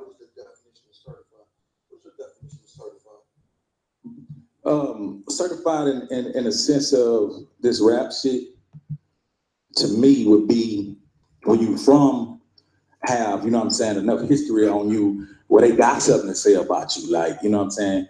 Nigga can't just say, man, I don't know that nigga. You know, when you're a certified nigga from the streets, you're going to have niggas that hate you. You're going to have niggas that love you. You're going to have bitches that hate you and love you. Niggas going to say you crazy or this and that. Niggas going to have feedback on you. Then when you get out here amongst your peers, niggas gonna have a level of respect for you because you know how to carry yourself. A lot of niggas get thrown in this limelight shit. They actually some groupie niggas. So when they get in the mix of this shit, they taking 15, 20 pictures with niggas who they thought they'd never get around. They showing they pussy, you know what I mean? They acted all out of character. Niggas recognize that shit. Niggas stay away from niggas like that. So a certified nigga is a nigga who been through the motherfucking fire and still standing and still shining and can stand next to the best of them and not look like the rest of them. Yo, for those of you that don't know, that's He's a Leo. He's a Leo was an intricate part of the UGK brand. Trill Entertainment, all that. That was Pimp C. That was one of Pimp C's right-hand man. He did everything from security to rapping. Real shit. So, you know, his definition of certified felt real authentic for me to put on the beginning of the movie. So as I said, this Certified Volume 2, if you go get Certified Volume 1, that's my testimony. Certified Volume 2, Making of a Millionaire, this is a hip-hop musical. So I'm going to walk y'all through it. If you got any questions, feel free to ask me. I'm here for you.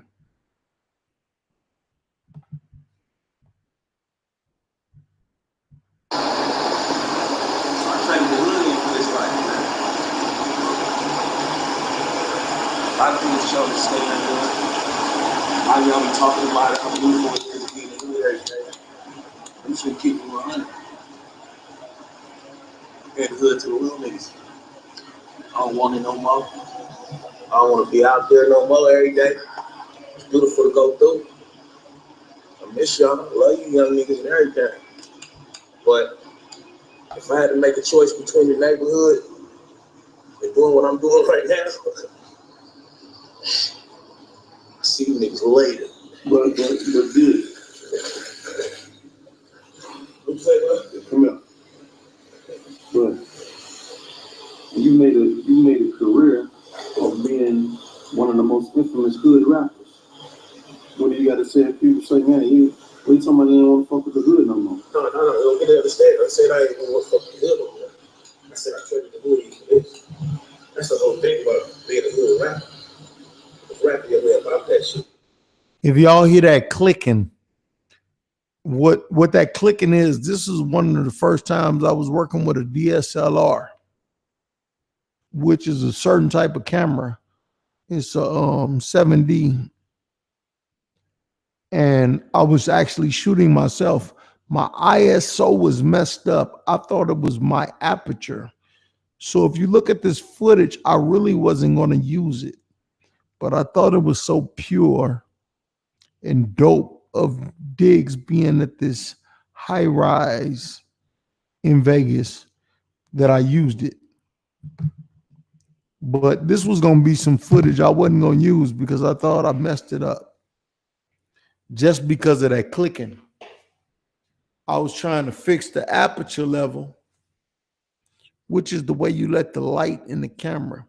And I had too much light in the camera when in all actuality, it was the ISO that was too bright. I had the ISO too high. And you'll see that later in this clip.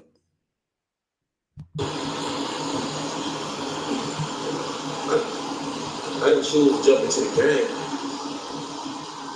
stuck in the hood all day. Like, that ain't it. The hood is what made me the man I am. But it gave me enough sense to know that I don't want to be there for the rest of my life. You feel me? I've seen so many young niggas get killed. Homeboys, family members, man, get wiped out the hood. Just in the little time that I've been home. Not even mention the time that I was gone. Just the time that I've been home, man. I've been to so many funerals. You feel me? And just the different bullshit and just the politics that come with being a boss from your neighborhood. You feel me? Because I'm really a boss from where I'm from. So like I said, just different politics that come with being a boss from a neighborhood. You feel me? You know what I mean? Different bullshit you gotta deal with. And I still go through a lot of shit. Don't get me wrong. You feel me? I still gotta address a lot of shit that go on in the Bay Area, not just my neighborhood, the Bay Area. And I'm okay with that. You feel me? That's the leadership role I took on. But all I'm saying is, if it came down to it, I'd rather not have to run around with my letter all day. You know what I mean? I'd rather not have to hustle so hard to put meals on my table. I'd rather not look over my shoulder so much. I'd rather do this, man. I'm just keeping 100, man. I'd rather be out here in these lights, man, where it's bright and beautiful, man. And where I can feel like, man, that my hard work in the streets paid off. You feel me? At some point in time, that shit got to pay off. If it don't pay off, then you just doing all that shit for nothing. Or just to survive, man. And I pushed myself to the max. So I didn't do this shit just to survive. I did this shit to succeed. And right now, I just.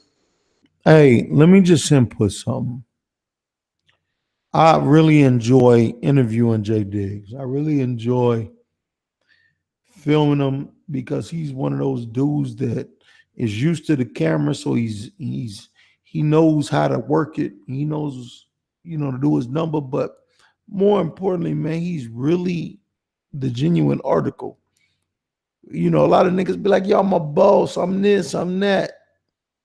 And they're not. But this guy here really is the guy he claims to be.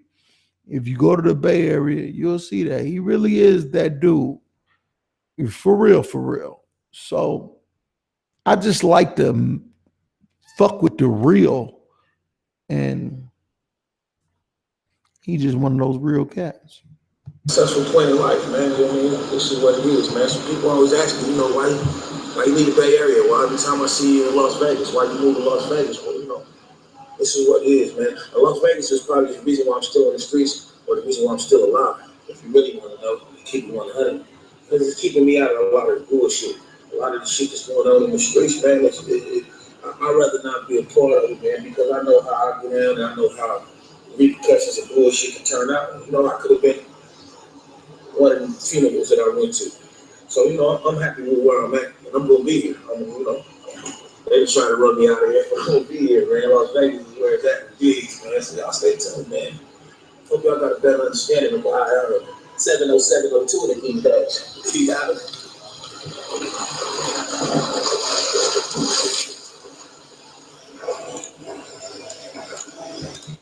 Now, if you watch here, you can hear the clicking in the camera. And this is when I realized my ISO was messed up.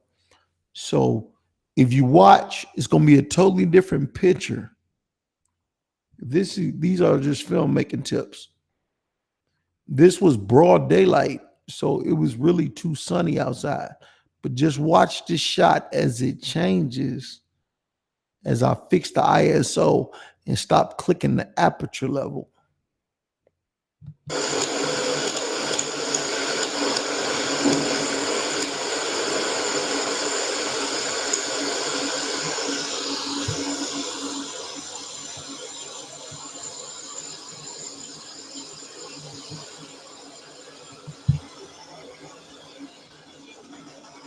Oh, you need to go get the pool, one.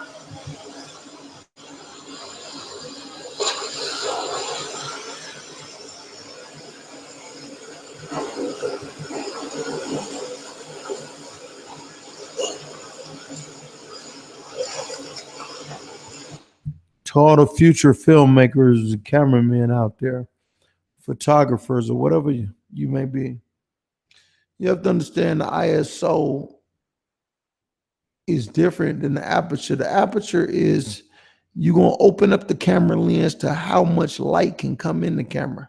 So a lot of time you think it's the brightness and how much light is getting in the camera. Sometimes it might be the ISO. So you turn that down, especially if you're in a broad daylight like I was. And as you can see, the picture totally changed.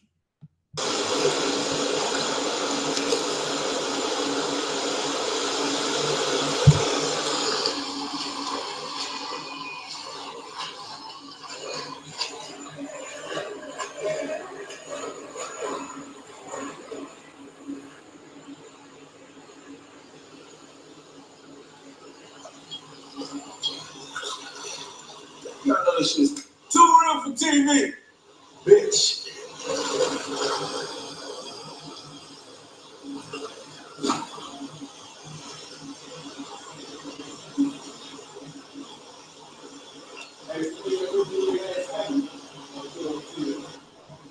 So look, I'm gonna show y'all how this Las Vegas shit works, right? I'm about to show you the cleanest nigga to ever step next to a swimming pool. Chop.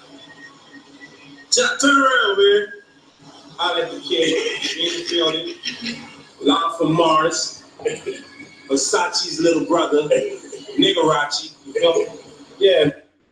As many of you may know, that's Chopper from P. Diddy Making the Band in Vegas doing his thing. Man, holding it down for my big brother Diggs video shoot we did, you know, real recognize real. You know we going out here. Okay. At this point, I gotta cut the music off because I gotta mute the sound because the music started to play. Like I said, this is a hip hop musical. So if any of you want to see the full film, log on to toorealfortv.com and get it on digital download. But the song is called So Official. And I don't own the copyrights to that music. So that's why I got to cut it off. So it goes from, it's kind of like Jay-Z's song, Jay-Z's movie, The Streets is Watching. It's a musical.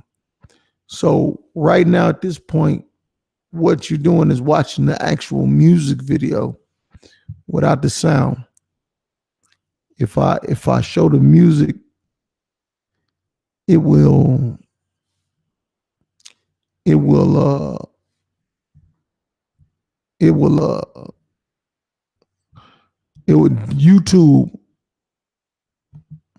YouTube will cut me off for copyright infringement. And I don't need that strike. So I'm going to skip past it. But I want y'all to check it out, man.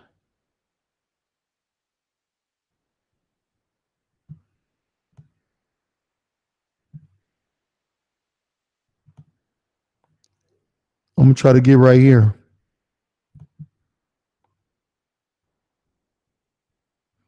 So y'all can see the rest of the movie. This young lady on here is being a little bit explicit. Hopefully I don't get a strike for that. A hater will probably say this, that, and the other. I can't wait to see the comments, to be honest.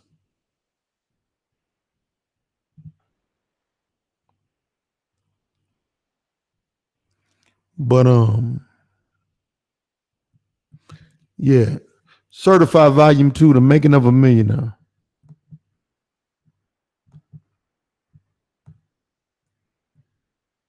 And goddamn. Excuse me, y'all. Here we go. I'm going to show you the rest of the film. I'm just trying to skip past the music video part. What you're seeing is the raw file that I edited with. This is not the DVD. If it was the DVD, I could skip to the next chapter. Like I said, the DVD is available now on toorealfortv.com. So I don't think no niggas is like being a real nigga is you got to go to jail. I don't understand it. The only thing jail means is you got caught.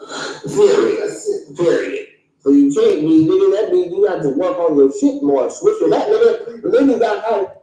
Yo, this dude right here is a really cool ass nigga by the name of Just Push. Makes dope music. He's from Sacramento.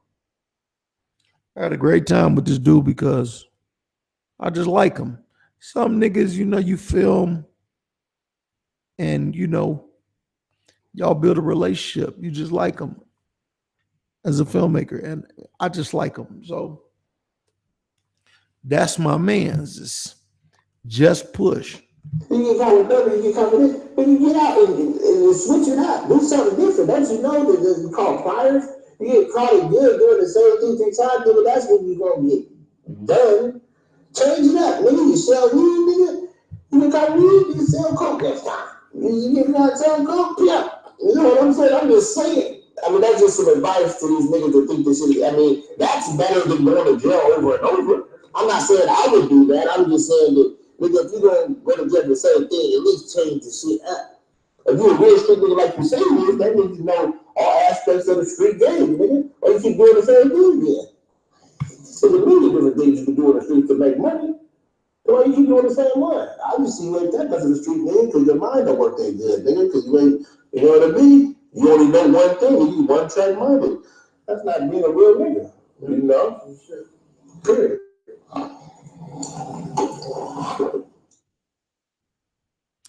This is Akobama Banks. Yo, once again, I got to delete it. I got to mute it because of the music. This Akobama Banks out of Atlanta, but he from Toledo, Ohio. Well, he from Ohio, but he out of Atlanta right now. The man got the fucking Rolls Royce with the gold on it. He got the Escalade, the brand new Escalade, $100,000 with the rose on it. He got the fucking Rolls Royce Ghost, $300,000 with the gold on it. He doing his thing. He's one of the dopest artists. He got his mixtape out right now. It's called Obamacare. Go to Tidal. Go to whatever streaming service you can go to. He's on there. I gotta mute the sound because, as I said, I don't have rights to the music. Talk to me, man. Tell them what it is. Tell Real TV what it is, man. Man. Tell them your name, man. Obama, man. Shit. Get used to this shit here. We got it now, next, after that. Period. Grind stack. Grind and stack, man. You'll never run out. It's just music or the movie? It's the movement, man. Everything beyond shit. The limit beyond is God. How long you been doing the music stuff? Shit just now, get into it.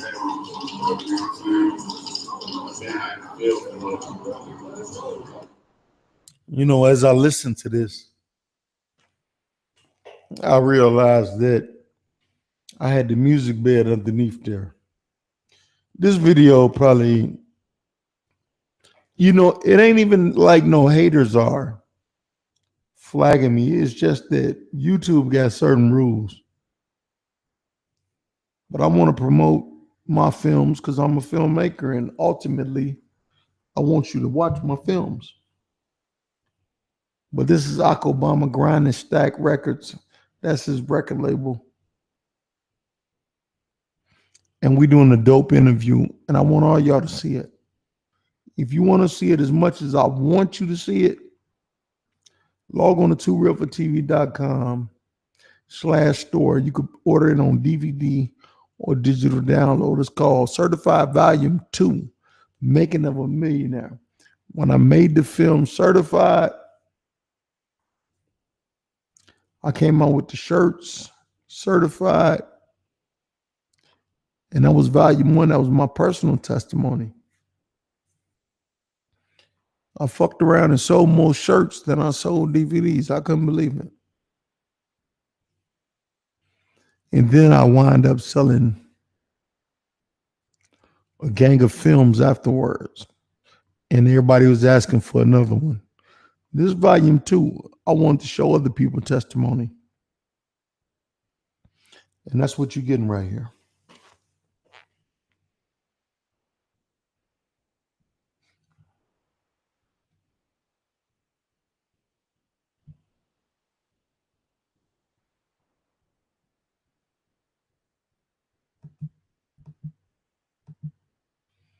Yo, we got his video on here. He kick a freestyle.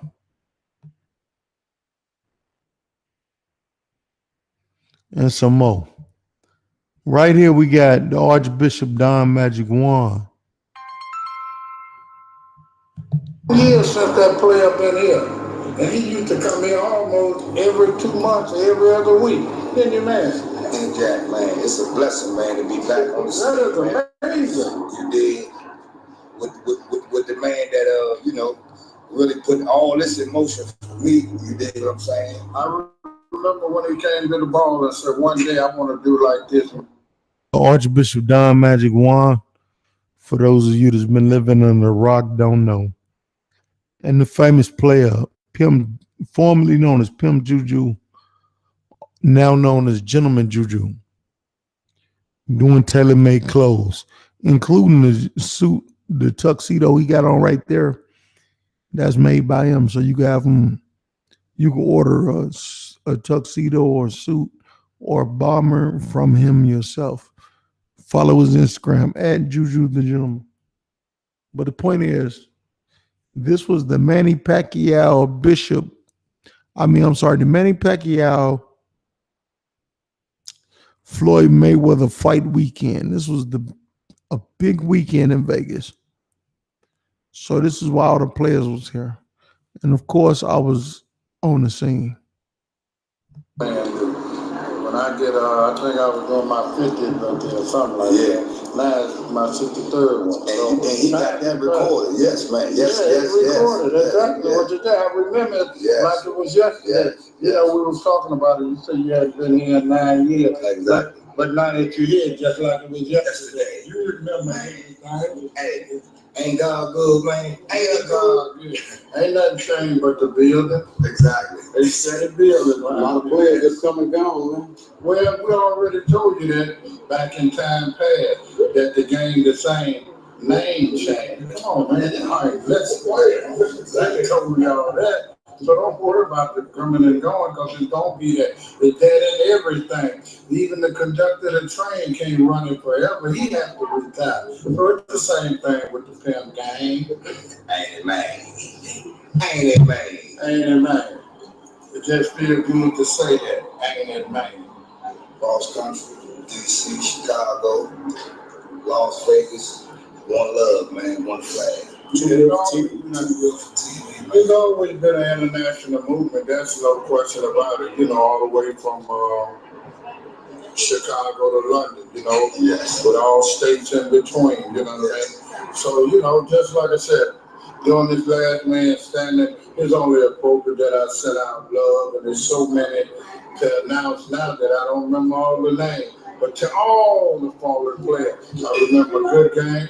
I remember Pimp, I remember Pimp Child. I remember King Boo. Yeah, but I'm just saying the ones that locked up, that's not locked down in the grave. Dino.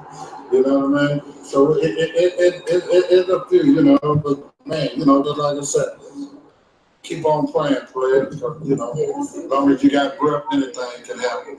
We'll be here waiting on you when you come home. Trust me, I'm a witness, man.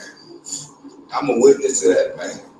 I asked for a second chance. I don't know what a witness is, and he said, I'm their witness for a second chance. I asked. You got to ask. You sit there, and you know you want a second chance, but you didn't ask. That's why the Bible said, you have not because you ask not.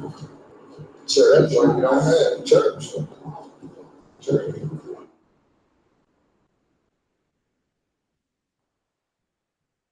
So where you from, man?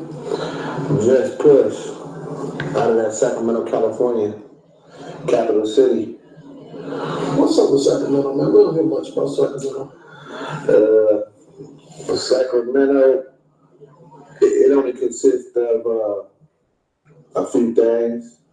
One main thing that it consists of is gang banging, you know what I mean? Most definitely gang banging. It's in the culture, you know what I mean? The crip and the blood thing. There's not really too much culture there. Yo, I want to give a shout out to my man Just Push. However, I had an opportunity to go to Sacramento, and I wasn't in the hood and the streets like he is, but I gotta say, man, Sacramento is a beautiful town. Seriously, a beautiful city, and I enjoyed myself while I was there. So what he's saying is from a hood perspective, but I enjoy Sacramento.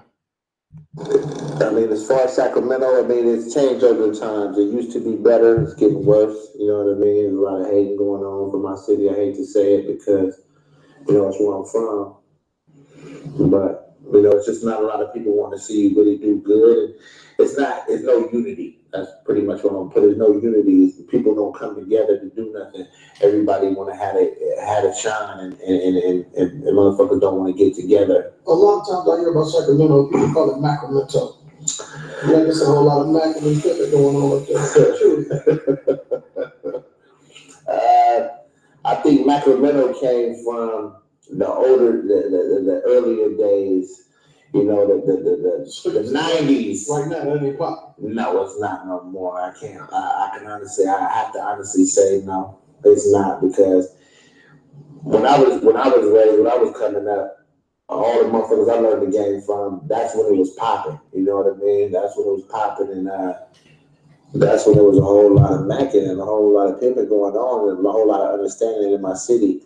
Now it's saturated with a lot of haters and, you know, a lot of confusion. You know what I'm saying? Like an identity crisis. You know what I mean? People don't really kind of follow the trends of other people. You know, other cities. You know, closest ones to us is the Bay Area. You know, and the Bay doing their thing. You know, I mean, as far as Sacramento.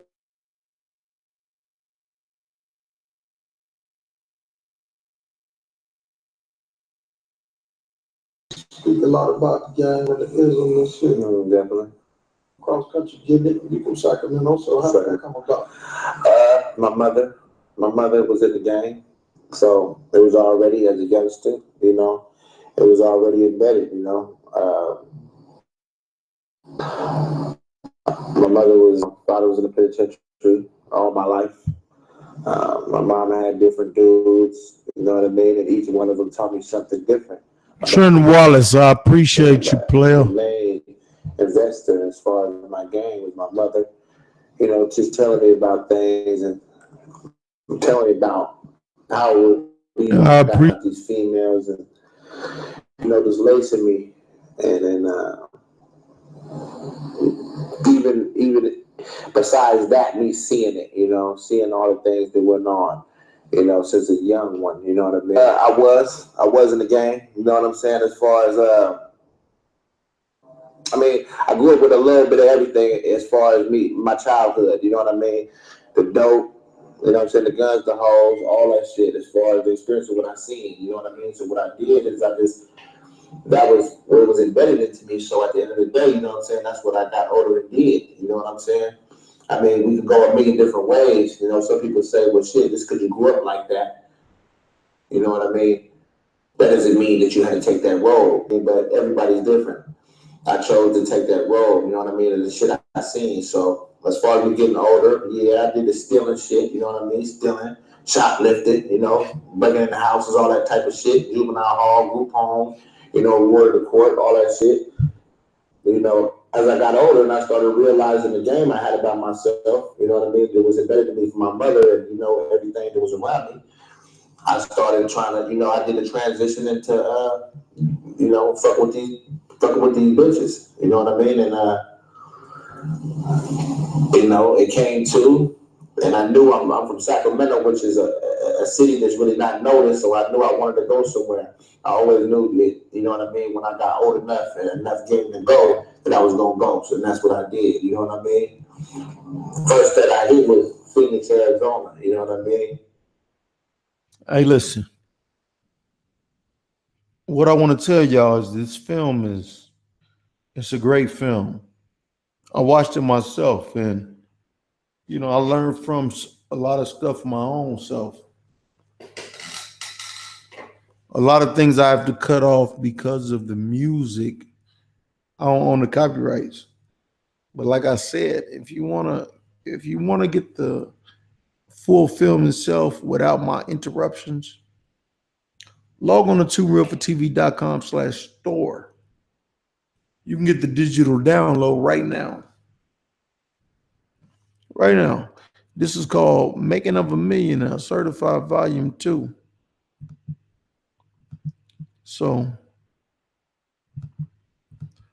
that's what it is. Coming up next, see, that was the music video by Just Push. I can't show y'all, but it's an exclusive, and you ain't gonna find it online. Only way you're gonna find it is through tworealfortv.com. Why? Because I shot the video. It has not been released.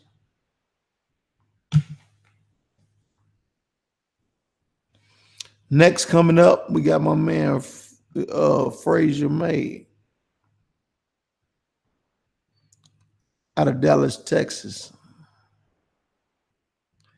I want you all to pay attention, man, to these players.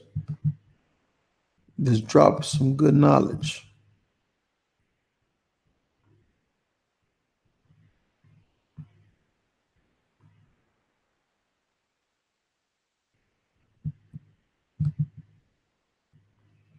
Yeah. Here you go.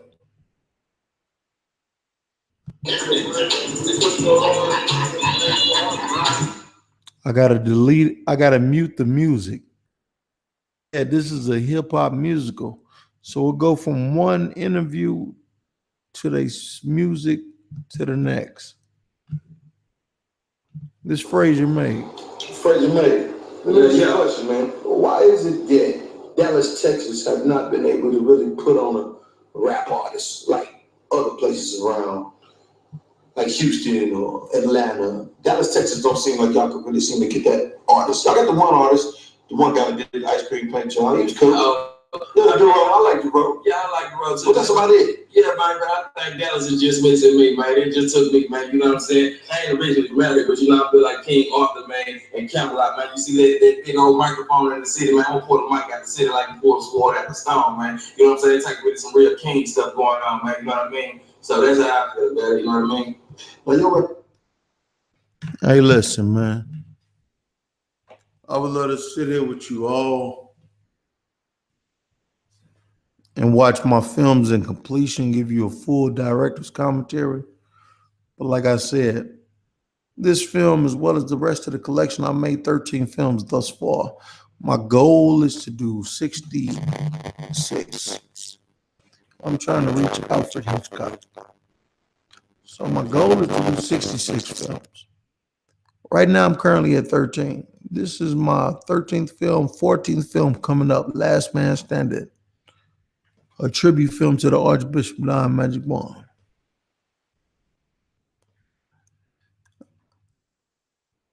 I appreciate you all, man, for tuning in. Really, I do. And I'll see you in the comments. So, I would love to answer a lot of the questions, but I didn't want to interrupt the film. But I wanted to tune in with y'all, man. Cali West, I see you. Trent Wallace, what's up, player? Cowboy Smokey, what's popping? Give you all some acknowledgement. But y'all go get this film, man. TooRealForTV.com, man.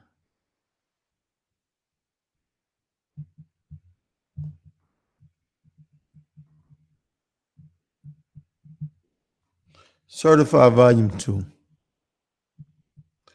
The Making of a Millionaire. Go get it.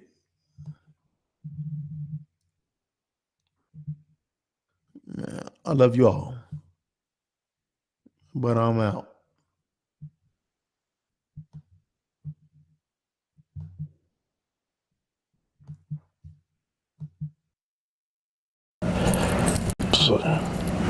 Appreciate it, man. You're a gentleman. Oh, man.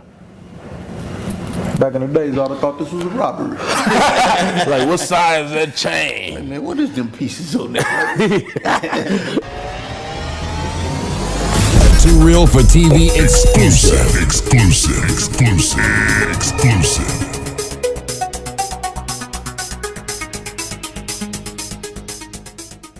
Ladies and gentlemen, I am here with my biggest interview yet. Literally. None other than Cali Muscle. Hey, what's up with everybody?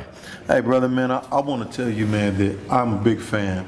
Thank you. And the fact that you contacted me saying you seen my work just blew me the fuck away. I don't know why. Shit, you've been at it for years. I know.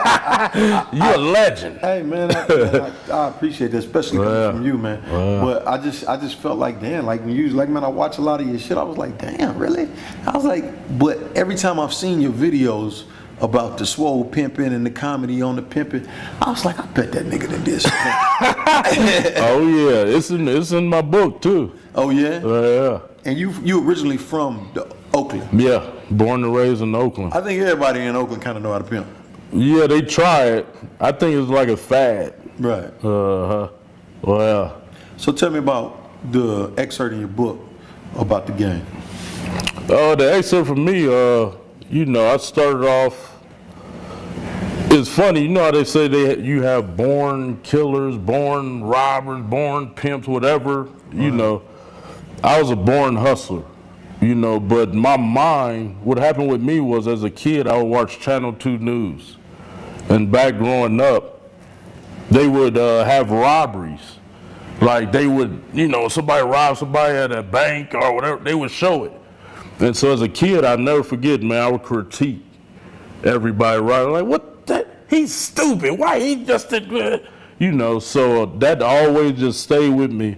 And so I graduated Castlemont High School in 1993, full scholarship, academic and athletic, to Fresno State. And so I graduated with 3.83 senior class president. So I went to Fresno State, never got in trouble in my life. As a kid, I worked at 24-Hour Fitness, it was called Douglas there, from 16 years old till I went to college. So you was in the fitness before? Oh yeah, because I did football, wrestling, and track.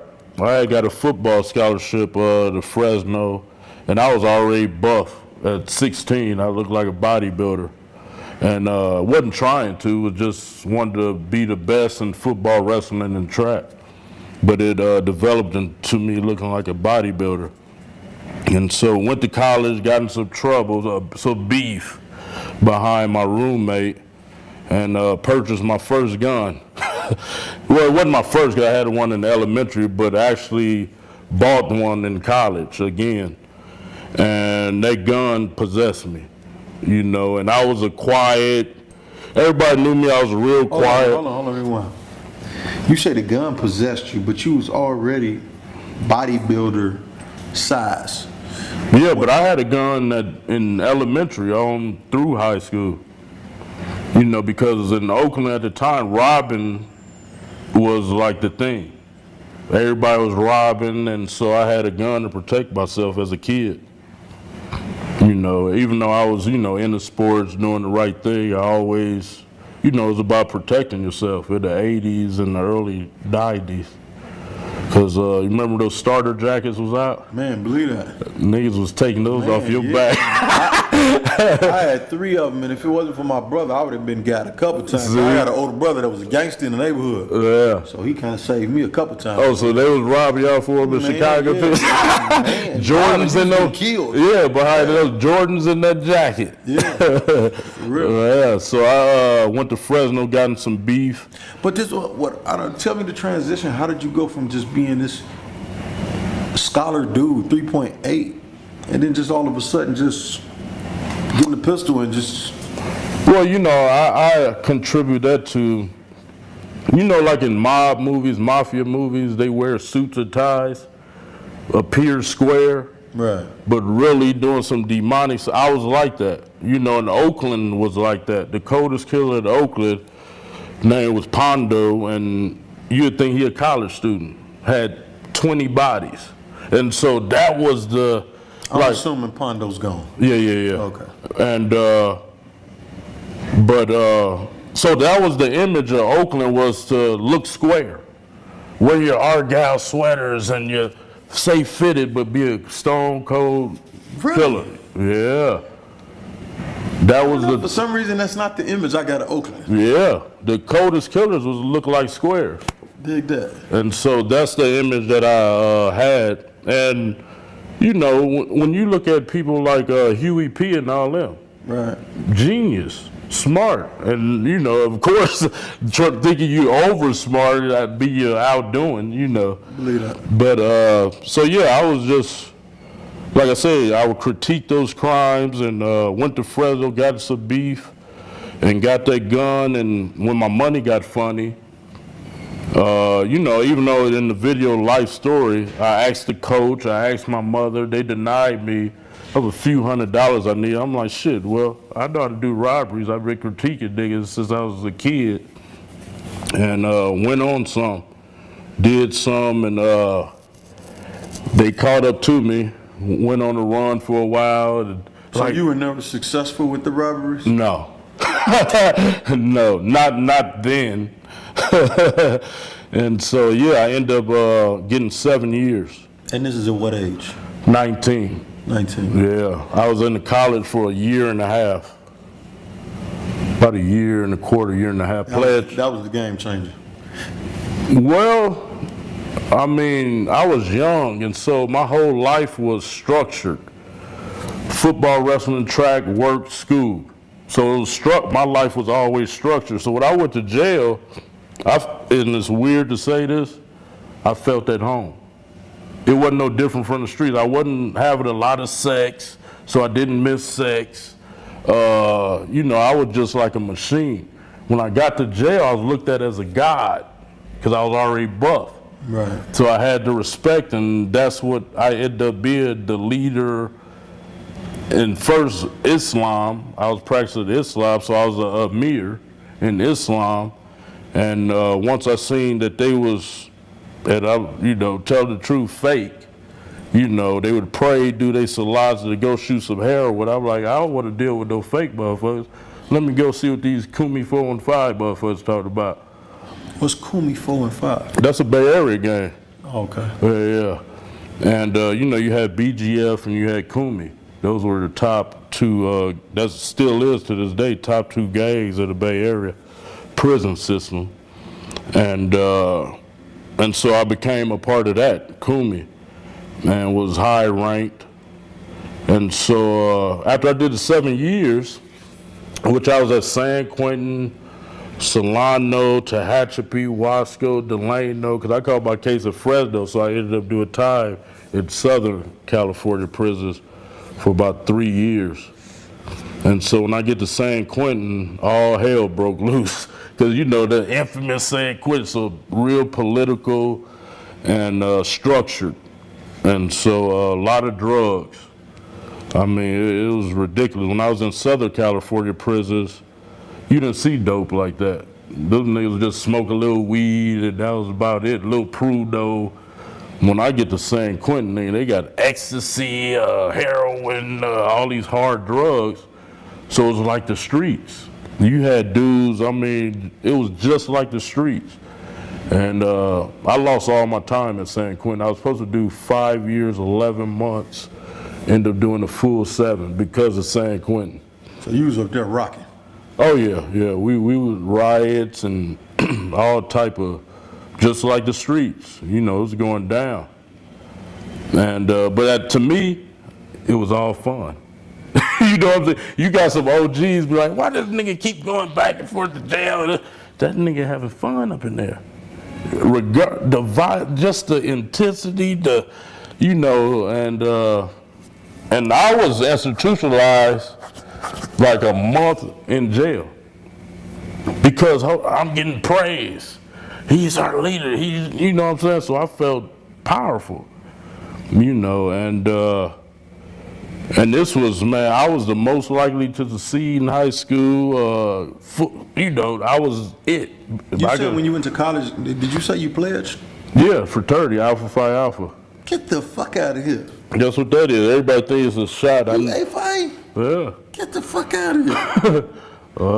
I almost pledged A-Phi, man. My cousin wanted me to pledge A-Phi so bad, but the campus I went to, it was just political. I couldn't get to it, but that's crazy. Wow. You don't even fit the, like. No, everybody was thought 3.8. Yeah, that makes. Yeah, but everybody thought I would have been a Q. Q dog, yeah. But alphas, like I say, God just mapped my life out crazy. The alphas were like the Qs. It was all game. Information. I've never heard this. What? That you A-Phi? Yeah, it's in my book. Everything. Oh, okay. Yeah. And my whole life is in there. But. Let me ask you a question, man, before we get back to the story. Mm-hmm. Your book, it says from ex-con to icon. When you were locked up, was it your intentions to become the bodybuilding guy that you are, the personality that you are? No. During the 7, I went personal trained and became a stripper. And so I was successful at both, but once again, when I took a hit financially, I looked at the block. I grew up on 98th and East Street. Look, these niggas ain't handling this right. Here come that intellectual, think he's smarter. Bruh, go buy me a half a key. Let me show y'all how to do it. Never sold dope in my life. I didn't know you was a dope boy. Yeah, never. Only in San Quentin, when I get bugler or something, I traded a youngster and brought some dope in, I'll get that and sell it to the lifer cats, right? For some canteen. And then I got in the dope game after I was only out about 8 months when I took a financial hit again and got in the dope game. So, hold on, man. We gotta cut this. You became a stripper. Yeah, I was a personal trainer stripper my first week out after doing 7 years. What made you say I'm gonna become a stripper? Oh, when I was in the pen, I'm like, I'm gonna put this motherfucker body to use. Right. You know what I mean? If I'd be a gigolo stripper or something, and was making dope. Making dope. Cause I got with an agency called Men of Exotica. First week out after doing 7, we go to a John B concert where we was the headliners. All them bras, it was nothing but women in there. I'm talking about thousands screaming for a motherfucker. First week out of the pit. And I just kept on snowballing. So why did you walk away from that to get into the dope game? Well, at the time, the stripping brought in I'd say every weekend at the Grand. That's good money, bro. Yeah, then personal trainer, I didn't know it dipped. That's when you was asking me being a personal trainer. Personal trainers, I didn't know. From January to about May is good. But summer times, that's when everybody go on vacation. So my money dropped. And I was spending 2 cars. I had 2 cars, music, and all of them rims. So rims cracking, beat. You got to go to beat shop. So that money was leaving. And so that's what made me get in the dope game. But I didn't last in the dope game about 2-3 months. Oakland police, they had a heat-seeking device on my ass. So you were hot. I was hot. Because I was the known top dude on the streets in Kumi 415. And I didn't know, I'm fresh out. I don't know these motherfuckers got a telescope on me anyway. And I'm buff, a threat, And so, yeah, I didn't last 3 months. Went back. I ended up having 3 cases with the same officer. And each case was you ever heard of a third player? No. I'm right here, dudes around me serving. So they saying I'm telling them to serve dope. No dope never found on me. 3 of those. So I went back the first time. And Let me ask you, what was your parents at during all this? Right there saying, what the hell are you doing? Moms and dad? Because my little brother was already in the game, and he didn't have to be, because they gave him everything. And yeah, shit, I was on the same block they still lived on. So they was like, you know, what are you doing? Your little brother doing it, you supposed to be motivation, inspiring him to die. But I just had that leader, you know, that general mind, like I'm about to get rich by any means. So yeah, so I went back, bam, did a year. What not 11 months after 7 years, went back, did a year with a case. So I had to take probation. And so they had me on probation and parole. So the next time I got busted, I don't think I was out 90 days. Same case, same police, same block. Another one in Frisco. So I seen I couldn't do nothing in Oakland, so I went to Frisco, the Tenderloins, and was running the cats down there, and that's when I became really demonic though in Frisco, because that's a whole nother level of I'll never forget a guy, one of my comrades, gang members told me, Khalid, what you doing out here, baby? You swole. This shit gonna turn you into a demon. I'll never forget he told me, nigga, get out of here. I'm just trying to make a few dollars. I ain't getting all that what you talking about. What do you mean? He mean that it was. What is it? Because what's the difference between Frisco? Because to my understanding, and just Oakland has always been considered rougher than Frisco. Not Tenderloins. Tenderloins, it's way faster. Because you got to think, the police station right there. You know what I mean? And the speed of it, I never seen kids on crack until I went to Frisco. You got teenagers on crack in Frisco. And in Oakland, nigga kick you in their ass. You know, if you wasn't 35, 40 or something, but we talked about 12, 13, 14 kids on crack. And everything is fast. It's in the small little Tenderloin from 4th Street to 6th Street. Like that. And man, people doing demonic shit out there. And it sucked me in. I got real violent when I went to Frisco. And you know, and they was all behind me giving out bundles. Motherfuckers come running off. See them a day later, where my money? Oh, my nigga. And I, you know, had to get on them. Right. And so, yeah, I didn't last in Frisco. Caught a case. They put the same charge on me, third player. And so went back, I think I did 90 days on that. But then when I got out again, what stopped me from selling dope was 2 young cops in Frisco came up to me. They called me my birth name, because I changed my name to Khalid legally, but they called me my birth name. I remember I hopped out of Cadillac on 24-inch rim. They're like, hey, Chuck, let's talk to you, man. Cool ass white young cop. He said, listen here, this the deal. This how they talk, right? We know who you are. Oakland, the whole Bay Area. We know we ain't gonna catch you with no dope, but we gonna tell you, you need to get out the dope game, or you go pay the price. So I took heed. But did I start at Pimping? Yeah.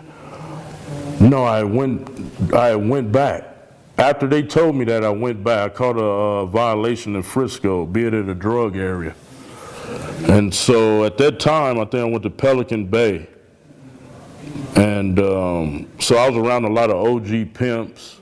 I was just about to ask, how did you learn about the game? Pimping? Yeah. Well, I had already, during all that time, I had read every book you could think of. Pimp. So you always been kind of fascinated with the game. Right. Yeah, with the Pimp, yeah. And so I read all those Pimp books, Tar Baby, Pimp, all these books. And so, I went back and I was around a lot of Pimp OGs. And, they was, of course, dope fiends and shit, but they would sit and just tell all these stories. And I'm like, nigga, I'm gonna get out and pimp. I'm gonna show these niggas how to do it. You know what I'm saying? I started having saying swole pimping, always tripping, dipping in the bitch pocket, going to the top like a skyrocket. This ain't bebop. All I'm doing is dress, rest, finesse. I'm gonna let the hoe do the rest. You know what I'm saying? So I had all my lingo down. And so I got out. Did I do the 16 months yet? No, I hadn't did the 16 months because I went back another time. But so I got out and went to Frisco and just like, I'm about to pimp, and so I started just picking at bras because I'm a natural introvert, antisocial, natural. Right. And so for me, it was like I had to, kind of force myself, even though, I always felt I was a shit and bras had to come talk to me. But I had to get out of that and reverse it. And so, I just started picking at females here and there. And my first one, I never forget, it was a late night in Frisco, like 3 a.m. And she like, can I have a ride home? I'm like, yeah, come on, get in. I had the Lexus at the time. And I took her home. So I'm like, what you do for a living? Look, and I didn't know she was young. She was like 19, could have been 18. But she had a kid. But so we talking as I drive her home. I'm like, what you do for money? She's like, oh, I do a little bit of this, that. I'm like, what's that? She's like, I'm a hoe, right? I'm like, you got a pimp or something? She's like, no. She was like, oh, you want to get into the game? I'm like, yeah, what's happening? She's like, I call you tomorrow. That easy? Yeah. So I dropped her off at home. And tall girl too, and she was taller. She was about 5'11", taller than me. And so, the next day, what happened was my partner gave me a bundle of dope, and so I got her the next day. I'm like, sell it for me first before I take you to the track. So the broad out there, she just letting dope fiends walk past her, right? And so I'm like, what's happening, man? Why you ain't selling it? Dope fiends coming up to you. She like, nigga, didn't I tell you I'm a hoe? I don't sell no dope. I'm like, oh no, give it here. Let's go. Took her to San Pablo in Oakland. No, I took her to High Street in Oakland. And so your first hoe, you try to turn her into a slanger for you. Yeah, I tried to have her get off this bundle right quick. It was like a quick 1,000. That hoe, she was letting them go by. And first day was violent, pimping. Your first day pimping was violent? First day.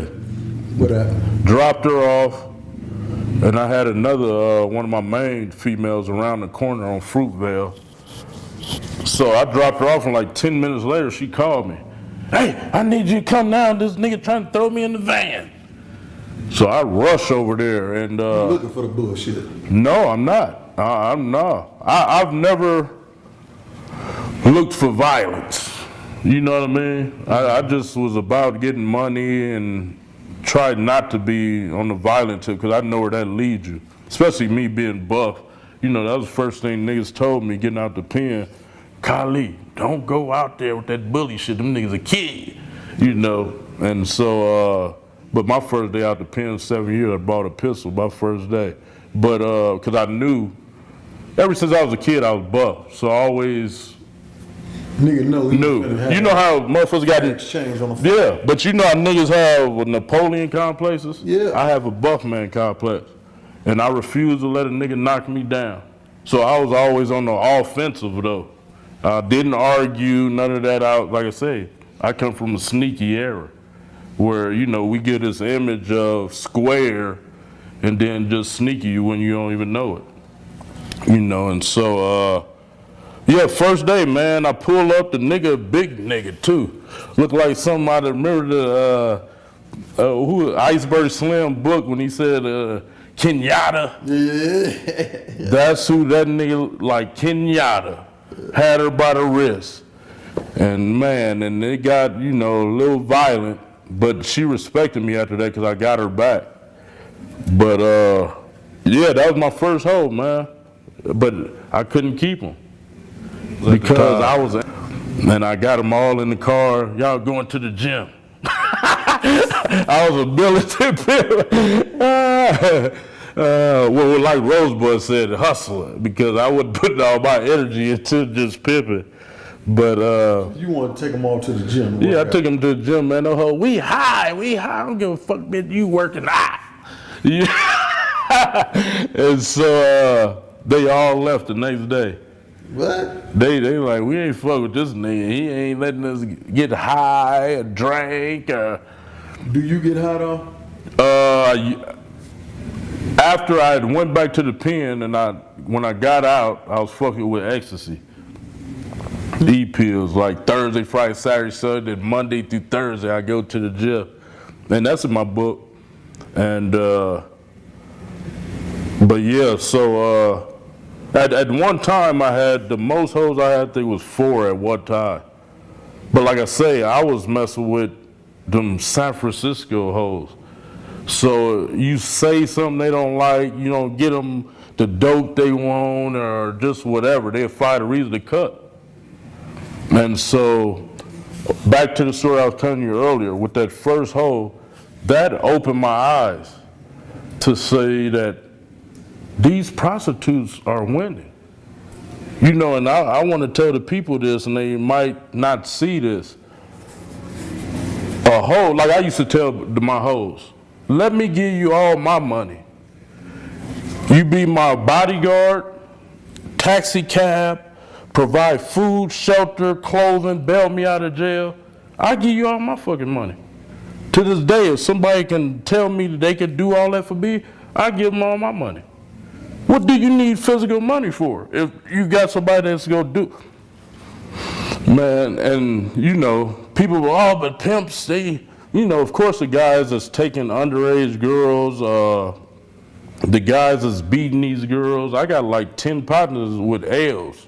That's why I be so intrigued watching your channel that them dudes getting all them years, but the dudes I know doing years, they was torturing these girls. You know what I mean? Hitting them with, doing some Iceberg Slim Pimp shit. They done read the book. Hitting them with iron and branding them. It's what they read about. I mean, they wouldn't want nobody to do that to their mother or daughters. So me being buff, I couldn't whoop, bro. I mean, I'd be doing life. And I always knew that. So at the time I was making money, I had like a little barber shop I was working out. I was cutting hair because I'm a barber. So I was making good money doing that. So my thing was, like Rosebud said in the interview, I tell her, hoe, get on. Bitch, I'm caked up without you. I'm your everything. Like if somebody slap you, here I come with the pistol here. So I realized they were winning. The hoes, these are nymphomaniacs with psychological problems. They are winning. And here it is, these dudes, like you doing these videos, 40 to life, 50, like, and this hoe back out here choosing another cat. Got another dude. And go get him wrapped up. Believe then she's still, it's not, and so that's what. The police do that on purpose. Without a doubt. They don't charge the chick nothing because they want her to get back out there and catch another nigga. Well, and so it took me, I dibbled and dabbed, and at the time I was still cutting hair, I was still stripping. So I was making money, so I did it for 2 years, would lose a hoe, I had to get another one a couple of weeks later, that kept going on. And they was only bringing max, the ones I was dealing with, like $500 a piece a night. But I got to spend $300 on them that day. Clothes, hair, got to get a room, so I'm adding it up like, this ain't even worth it. And here I come, this bitch called me, I'm coming like a maniac. What'd you say in my bed, man? Looking like and about to go do. All right, man, no question your life has been interesting. But the thing I want to know is like your book, Ex-Con to Icon. When did you become, or how did you become the icon you became? Because I look at you like a young OG, meaning you OG age, but it's these young motherfuckers love you. Yeah. The young motherfuckers is crazy about you. How did that happen? When did that happen? Well, for me, it started off on YouTube, doing the pull-ups on YouTube in Oakland by Lake Merritt. And so I must say YouTube was a blessing for me. I wouldn't be where I am without YouTube. And so what happened was I did a 16-month bid for a high-speed chase gun. And so when I got out from that, I got in a barbershop on East 14th and 91st, International now, 91st. And so I met my wife, ex-wife now. And so she had this same mentality I did, want to get out of Oakland, want to be a superstar, all this. So I'm like, yeah, me too. So I was doing what happened was I did a bodybuilding show in 2009 and won it. I never, thought about doing bodybuilding or whatever, but I had a lot of money because I was still in the game, shipping ecstasy to Denver. So I was making a lot of dough. So I'm like, I got to invest in something positive, I got all this money. So I got into the bodybuilding game, won my first show at Orange County Classic 2009. And so from there, we had started planning to move to LA because she had been to LA before. She was roommates with Linnell, the comedian.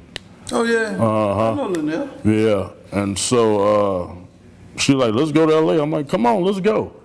So we went out to LA, and my whole thing was to manage her and become a pro bodybuilder. So things in the music business had changed, and you got to work. You had to be a workhorse, to make it in any business nowadays. And to me, she just didn't have the work ethic. You know what I mean? And so I'm like, I got to get off my ass and make something happen. So this is no lie. One day I never watched TV, and the TV was on in our place, and I looked up. I'm like, you know what? It ain't no buff, real niggas on TV.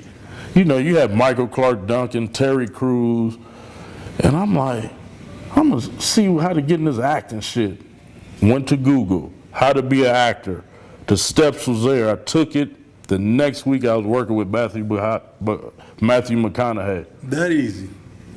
That easy. I started like 10 niggas off our acting. Anybody out there, go to Google, how to be an actor, follow this. And you know what's so crazy? Because most people act like everything is fucking Chinese arithmetic. Everything is some different type of chemistry and simple. You just went to Google. Yeah, and it's funny because we even moved to LA.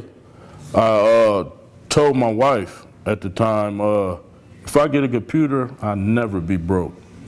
Got that laptop, that was the end of it. Because I've always been a researcher all my life. I would go to the library, research stuff and all that. So when you was in the joint, you never said the lifting weights and all that stuff, it was never part of the plan for you to get out and be this bodybuilder? Well, a personal trainer and the far as I seen was personal training and stripping when I was doing the 7 years. That was the far as I seen. I didn't even know about, like when I seen those fitness magazines, I didn't know these dudes like competed or did shows and stuff like that. You was just unfamiliar with that type of... Right. Right. Yeah. And so... now I know you probably get a bunch of letters from people locked up now that talk to you about that type of shit. Letters, no. I shut that down. I used to send dudes packages, books, money. I'm talking about people sending you letters. Oh, from where? Like fan mail from. Oh yeah, email. I get so many letters from the joint. It's crazy. I don't know, man. Oh no, I don't have no address like that. I get emails and DMs and But all that it was stuff. it would seem to me like if I was locked up and I was a swole nigga, I would say, man, I'm finna hit this nigga Cali Muscle and see what the formula is. That's why. Oh, they doing emails and DM and stuff. Them niggas, they in there with Facebook and stuff. yeah, exactly. They do it through that. But I shut all that down too. But your book gives a format of that. In the book, did you talk about how you found it on Google? Yeah. Oh, all that. You better believe it. Well. So let's talk about your merchandising right now. Besides the YouTube, you got the clothing, the money and the muscle. Well, yeah, I got like 600 items. You got 600 items? Uh-huh. Damn. Well, got the book, got the music. I did 2 albums. Never wanted to do music in my life, but my fans asked for it. Get big. Well, yeah. Exactly. Got I got the supplement line doing well. Now your music is real legit music on iTunes and all that type of shit. Oh yeah. Dig that. I'm not messing around. I took the hustle, being a hustler, all that shit I did, every genre of illegal activity, I just do it legally. Every genre of legal I could do, I do it. When I found out that it's millionaires playing games, I went and bought a game. When I wanted to write a book, I Googled how to write a book. You said once you found out about the gaming, you said you went and bought a PlayStation the next day. Next day. And never played. Well, I hadn't played in 25 years since Genesis. I'm not a video game. Yeah, I had a second Genesis. Yeah, I don't play video games. So when people say that, gaming, I'll be like, I didn't either. I used to laugh at gamers till I seen them numbers. Right. KSI and all them boys. Exactly. Money, yeah. Well, and so I got into that. Man, I got so much book, like I say. I can really admire that because I'm always telling people, man, listen, hip hop is hiring. They making millionaires every single day in hip hop. Wow. So if you could make an album about whatever and that shit go viral or blow up, man, you can get you a check. Yeah. You know what I'm saying? So I really admire that, bro. Oh, yeah. I seen you shot the videos for him and everything. Yeah. And I didn't want to get into music because everybody in Oakland was doing it. So you never decided to rap for real? Oh, I got some tracks now, and I'm doing my 3rd album next month. I know now, but I'm saying rap was not your thing. No. I used to laugh at them niggas because, not to downplay what the Bay Area doing, whatever, but I just didn't see the professionalism in it. You had Too Short, E40, Mac Dre, a few cats that were, okay at it, but they still didn't have the business aspect of it. So it never intrigued me. Because I'm like, oh, they just messing around, they playing. So I never was intrigued. I had all my partners go to the studio making garbage shit and, so it never intrigued me. But you got music now that I seen one of your videos, that motherfucker got like millions of fucking views. Yeah. But like I say, I had built up a fan base. Boy, they gonna follow whatever you do. Right, when they asked for it. Right. If they wouldn't have asked for it, I wouldn't have did it to this day. Now what about the incident when you was the stunt you was talking about becoming an MMA fighter? Oh yeah, that's like I tell people, youngsters, I always tell them, I started on YouTube 9 years ago talking shit, trolling. I still do. I just get under their skin because I know they gonna go tell their partner, you see this golly mother, and he go watch it or his girl, and I like him, and they become fans. I done turned a lot of haters into fans. Yeah, but and like I do a lot of live stream now on Instagram, Facebook, YouTube, Twitch, and I see the real hate, but it's like, how can you hate somebody that showing you that you can make it? Believe that. That you can be at the bottom, and not only that, being black. And pull it off. How can you hate this? I don't care what he did. the comedic antics. You don't like how my left bicep look, right bicep. That's inspiration. I look at my story and be like, dang, I still read my book like it's not me. And I'll be like, that's amazing. Because I look back on all that like it's a dream. Like, dang, I did all that and that's crazy, you know. Well, okay, now you got 600. I didn't know you fucked me up with that. 600. I got to step my game up. I got a few shirts available now on TooRealForTV.com. 600 items. Yeah, because it's print on demand. Of course. Books. That's music, TV still. And you've done got movies, commercials. I did like 20 commercials in national in 3 years. In case people don't know, this is the man from the Geico commercial. Directing traffic. Hey, listen, so what's next for Cali Muscle? Next is blowing my supplement company up. It's doing well too. I got a pre-workout hyphy mud coming out with 2 new flavors, a weight gainer, and ultimately, I came to Vegas to get established. In LA, man, it's like everybody hustle and bustle trying to become an A-list actor and all this. And what I seen was, what did it for me moving was I met some older black actors living in an apartment. I'm like, nah. That ain't the way. Nah, I'm not about to be doing all this auditionings and still not. Raggedy houses, $1 million? You get out of here. Let me go to Vegas or Texas, get me a house. If I want to do the acting, I can, but I have a foundation. Believe it. You know, and so that was my purpose of moving. But I'm gonna get back into the actor maybe another year or so. But yeah, I got to get established, get me a foundation. Yeah, and it's a blessing and a curse at the same time, because now I was supposed to have about 10. Yeah, I feel you. I feel you. I never wanted kids, but as you get older, you feel like, man, that's life. Yeah. You want to see a little bit. Exactly, and leave something behind.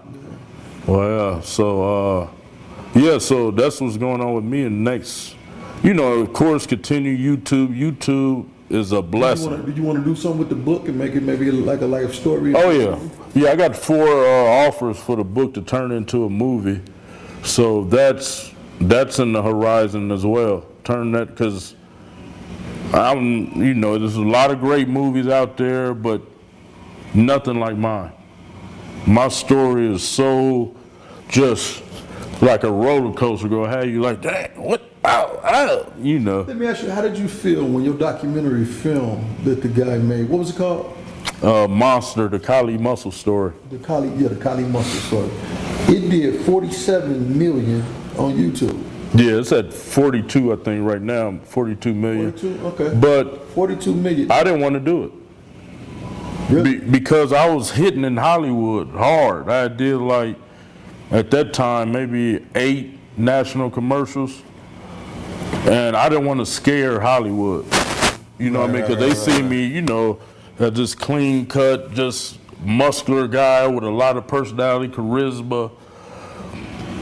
I prayed on it. Dude hit me up. He hit me up a year before we did it. And I told him, no, I ain't doing it, nigga. I'm making money. What I need to do a little YouTube video for? Because at the time I was only getting like 100 or 200 off YouTube a month. Right. And so I prayed on him, man. And he called me at a time where the commercials, I had a couple airing, but I'm like, fuck it. It's slow right now and no audition. I ain't been on audition in a month, and let's do it, man. So we did it, and I'm thinking, okay, get 100,000 views or something. And in 2 days, it was at 3 million views. And that thing just started snowballing. How did that make you feel? Truthfully, that you had a story that fascinating that people had. It scared me. Even when I did my first national commercial, it scared me. To this day, I tell people, I don't want to be famous or a celebrity. Because I come from that era of robbers, stealers, killers, where you didn't want to be on the radar. You know, that's like I was watching some of your pimping, cross-country pimping little clips today. Why my clips got to be little? No, you had them cut up in parts. Yeah, I know. Part 1, part 2, part 3, right? And I'm like, that ain't the era I come from. I used to be a jacker. Right. In Oakland, you didn't want the police to be on you. You know what I mean? Right. So when I did the first commercial and that video came out, I'm getting calls from people I ain't talked to in years, and I got most paranoid as I ever got in my life. Because I was one of them ones in the streets. You know what I mean? So I was scared of anything coming back on me. You know, and like to this day, man, you know, you got these people want to be famous, looking for fame. How I blow up my YouTube? I'm like, my situation is from God. Right. So it's not really a formula. No, God did this. That life story. The average person couldn't follow your formula even if they wanted to. No, it got to be from God. Because they'd have to have your history. Well, and it's impossible to reduplicate what you've already done. Man, I didn't want to be famous or a celebrity. God put me in this position, and it took me 2 years to realize it, that I'm actually like a minister pastor. Like, this is a ministry. At first, I was just doing it as entertainment. I'm working out, watch me, nigga, I'm buffing. But then I started doing these fitness expos. Grown men come crying their eyes out, saying how I inspired them not to commit suicide. I inspired them to do better in life, and you know, I'm getting goosebumps now talking about it. I remember when me and you was first originally supposed to do this, and you was trying to get prepared for the Olympic, the Arnold Classic. And I realized how serious you was. You was like, man, I got to get this stuff together, so we're going to postpone the interview. And I was like, God damn, that's my goddamn interview. But I just realized you trying to put your most effort into what you're doing with the people. Yeah, it's special, man. And you know, and a lot of people, especially at those expos, they don't get, why do this man got people waiting 5 hours in the line, standing up 5 hours to see him? They don't see this is epic what God has did with me. And I'm saving a lot of lives. Hey man, at this point, man, can you do me a small favor and tell your million subscribers to go subscribe to the button on TooRealForTV.com? Oh yeah. What's up with it, Team Hyphy? Team Hyphy? What's happening, baby? Y'all make sure y'all go subscribe to my boy Too Real for TV, because he keeping it lit. He giving too much game. You see what I'm saying? That's how I found it. I found this channel because it's just too much real game being given. Now, don't go to try to implement all of it. Don't try to go out and be a new school pimp. Fuck yourself up. But take the information that a lot of these OGs giving you. They giving you game, man, wisdom, knowledge. And make sure you subscribe, like, and share our videos. For real. YouTube.com/TooRealForTV.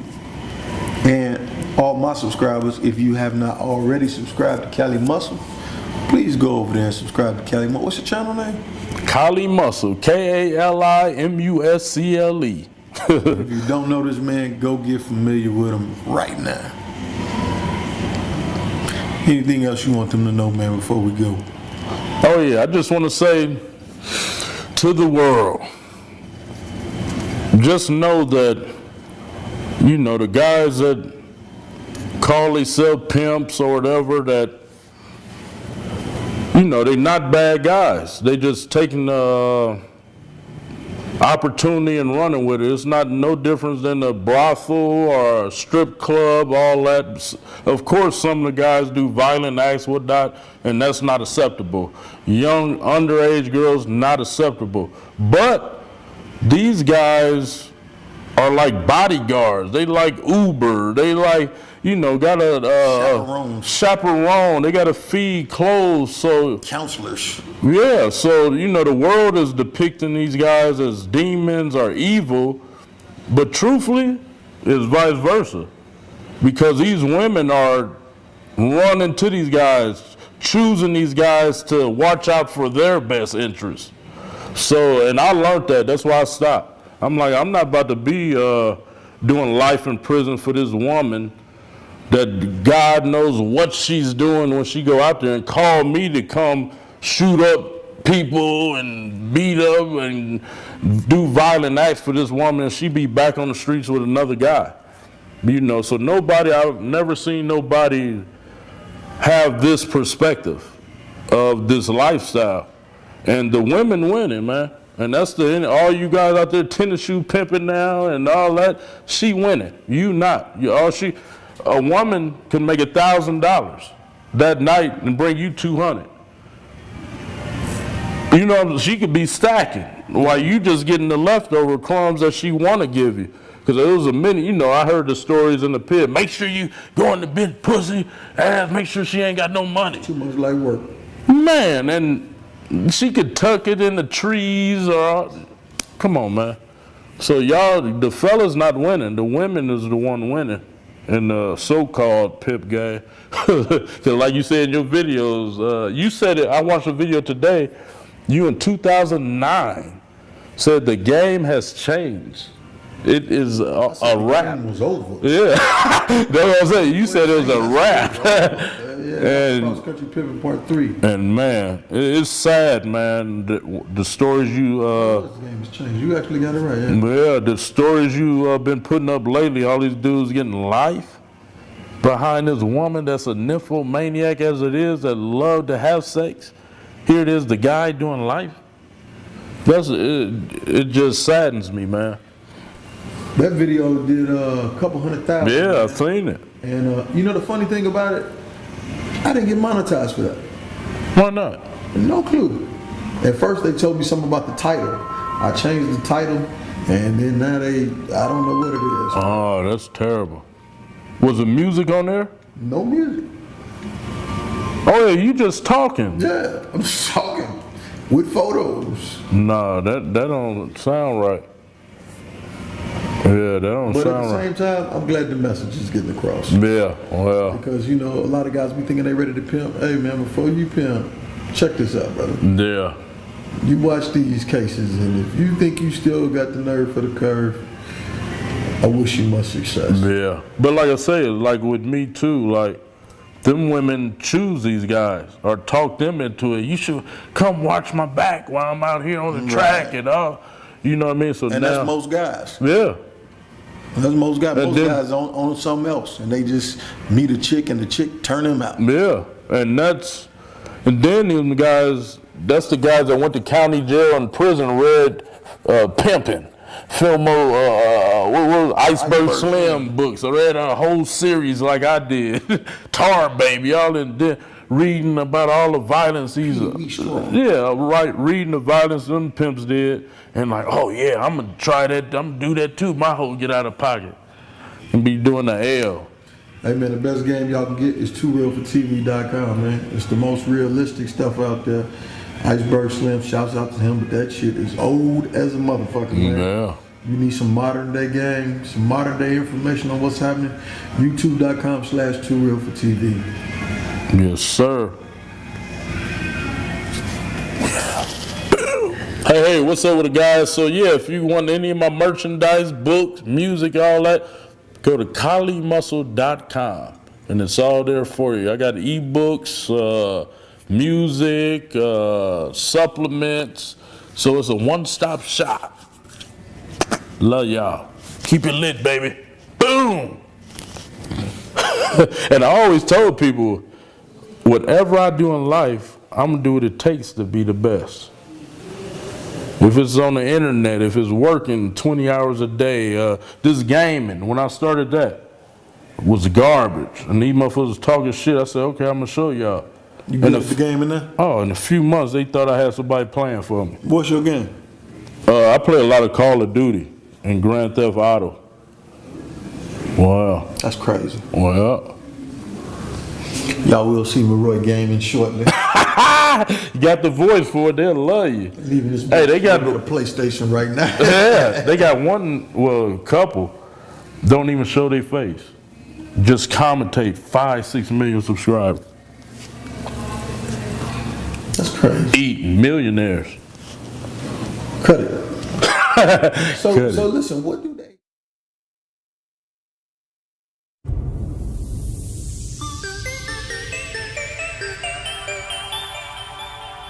TooRealForTV.com. He also owns a construction company that purchases, rehabs, sells, and rent property. Tell them what you mean when you say big business, man. Big business, man. This is a 3-family investment property, you know what I mean? Picked up for $40K cash, you know what I mean? We're gonna throw another 40 into it, you know what I'm saying? Should be worth praising about 160, you know what I mean? 3 floors, you know, I'm doing them all in and out. Hot water and heater units. They like this big right here, you know what I'm saying? Obama giving everybody $1,500 back for each joint. Tell so them I had to go something. Tell them grab something they don't know. You know what I'm saying? I had to go grab them, you feel me? So look at this here. Ooh, wait, you gutting this joint. Hell yeah, got the whole shit, man. Came in here, me and Jiggy J, you know what I'm saying? Up North Management, he came through here with me. Got my little cousins and them. We ripped everything off the walls. I had paneling and everything everywhere. You know what I mean? We had to rip all that shit. It's that big business. It's the plumbing right here. Running all new pipes, packs. You know, back in the day, like every house I done bought, all the copper was stolen out and ripped out, the baseboard and all that shit. You know what I'm saying? The crackheads, they come and take that shit. This shit right here, they can't do nothing with that. They can't sell that. That's called PEX. You feel me? And it's bendable. You know what I'm saying? It's easy to run. The other pipes, you gotta, you know what I'm saying, run one this way and put an L joint on there and all that other shit. This shit right here bends. It's flexible. You feel me? Running through the whole house. Bring this out a little bit and make a closet, because this is supposed to be a bedroom.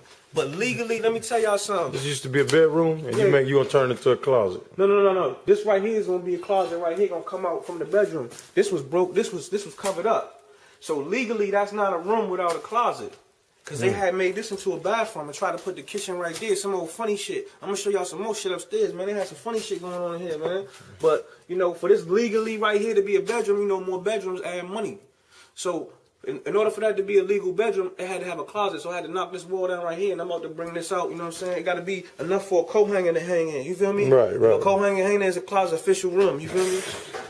So now I'm gonna show y'all see what it looks like raw. Now I'm gonna take y'all another step right before it's finished. You feel me? It's like one step before it's being done. This right here, this Joe, he's the enforcer. Get a good look at him. He'll fix your whole house, top to bottom, everything, but he'll break your face too. Oh, this shit look nice up here. So this is what it is, man. This is what downstairs, you know what I'm saying? This is a step before it's ready. Cabinets, countertops, spot for the stove. You feel me? And what's so nice about this joint? What's so nice about this joint is it was a 2-bedroom before. You know I had to pivot. It's a 3-bedroom now. Kind of like a little laundry joint, man. I turned that whole shit into a bathroom, bust this open. Now we got a 3-bedroom. More money. More money every month. You know what I mean? Let me take y'all upstairs now. Show y'all what a finished product looks like. This is a finished product joint right here. You know what I'm saying? Ceiling fans in. All the plugs. Floors grouted. Then we got one more bedroom. It's a 2-bedroom. This joint gonna go for like $700, $750. You feel me? Because everything all brand new, everything new, doors new, handles new. Once this is carpet, we good money. Got that closet to make it a legit bedroom. Yeah, it's a legitimate bedroom. So that's what the thing is, you know what I'm saying? So we put 40 stacks, you know what I'm saying? Give me the house. You feel me? Drop another 40 in it, we at 80. You know what I'm saying? It's gonna praise for like 160, something like that. Could be more. 160 is a low ball. When the market turn around, it's gonna be worth 325, 340. And in the meantime, you can put some tenants in there. Yeah, meantime, we renting it out, you know what I'm saying? 900, 800, 700, you know what I'm saying? For all the floors, you dig what I'm saying? Then we turn around, we go to the bank, and we tell the bank, look, man, I got a $160,000 house. I got 80,000 cash in it. Give me 80,000. They only want a couple $100 a month for that 80 stacks. What I'm gonna do with that 80 stacks? Go get another. Go get another. Yeah, that's big business. You feel me? That's big business, man. Always thinking of his next move, Truth and Power took it upon himself to supply the soundtrack for Cross Country Pimping Part 4, an idea he felt that would help boost his publicity in the streets. Brilliant marketing idea. With help of Too Real for TV's ability to book artists, Truth and Power received the opportunity to record with Too Short, Sugar Free, and Ken Ivy, amongst others. Alright, this happens to be the street that I was born on, man. Sunset Boulevard, man. This is what you call historic, man. It's like shit. This is the best of the best and been worked in Sunset, man. You know what I'm saying? Yeah. The stories I heard from when I was a little boy, man. It had probably been like, you know, billions of dollars worth of pussy sold on this motherfucker, you know? Yeah. Real from to the end. Let me ask you something. Is this something that you traditionally do? Go to the blade before you go hit the track in the studio? I mean, it works, man. It makes for a good vibe, especially for a song like we about to go make, man. It's just good to like walk down Sunset and then ride up 2 blocks up over Sunset and then record some shit, you know, some pimp shit. So, you know, the vibe is in the air. Hey, yo, TP. What's good, shout? What's up with these squares out here, man? They crazy than a motherfucker. Man, would you let your bitch just talk to you like that? Hell nah. These niggas let a bitch do anything, man. Shit, check this out. Would you let the bitch just break your car up and shit? Hell nah. I already know. Bitch will get shot to the left. Uh-huh. Bitch, I need a G, bitch, don't even try. You wanna give me that cat and get a free ride. Think I'ma fuck with you, running around here looking bummy. You can't be with me, girl, if you ain't getting money. Pimp, unless you've been on the blade with a bitch. Pimp C, yeah, you know. No, I ain't say Pimp C didn't say that. Oh, you said you was interviewing a pimp. A pimp, not the pimp, but a pimp. Oh yeah, you know, nigga like me, man. I don't necessarily go 24/7 all my life and none of that shit, but I've never ever turned down a bitch's money. Never ever, and you know, just like what you said, the bitch said, I give mama money. I done been standing around on a few occasions, and the bitch walk up and they ain't even my bitch and go, here go a stack, nigga. Thanks for the game, or you know, nigga, I done had a bitch say, nigga, I never would have ever became a hoe if it wasn't for you. How do you feel about that statement? That's tough. I feel like, you know, if we turned out a good little innocent girl, you know, I do have like certain little, you know, misconceptions about that. Like, should we do that? Right. But some bitches need to be a hoe, bitch. You a slut, whore, tramp. You fuck for free all day. The scrubbiest motherfuckers on earth. You ain't got nothing to your name. You kind of cute, and you stupid.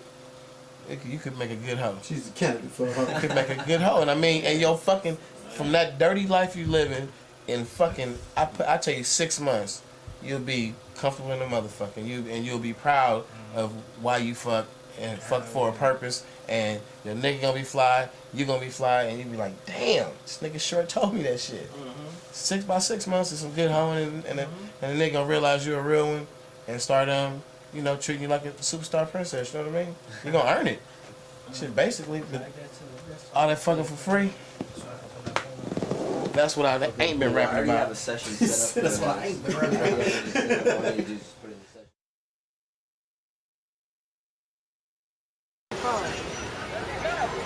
Who that? Who that pull up in there? Chicken box. Tell them what it is at 19. Right, 19 years old, boy. You gotta tell them. Nah, show that piece one more time. You gotta tell them. Yeah, them monkeys ain't got it like that. That's that baby blue on them 20, what them look like, 20 trays. Is that a phone? Tell them, Roy, definitely though. Young 19, remember that though, Young 19 though. Hey, ain't playing out here though. Aston Martin. Hey, ain't playing, hey, and a vet though, and a vet. Chicken box. Hey, man, camera over there. That's my little brother, man. That's champagne, man. Let them know on the camera. Champagne, what it is, man. Champagne. My little brother, blood brother, man. 19 years old, chicken box, corporate entities, money, revenue flowing. He live. Look at him. Show the champagne bottles in case they don't. Champagne, champagne. This is Aston Martin, man. I'm still live. That's his little brother. That's my little brother. Your little brother? Don't nobody respect. He got Bentleys, We ride these Aston Martins like you. Straight out of high school, though. Pay your dues, get your receipt. Hey, man, Kevin Garnett, straight out of high school, nigga. Man, definitely. Straight out of high school. Kevin Garnett. Hey, came out here 2 weeks out of high school, man, and ain't stopped since, church. $1 million right there at 19, monkeys. Hey, good luck. God bless you, man.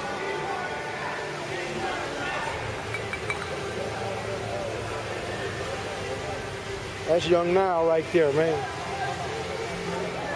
Making Vegas look good.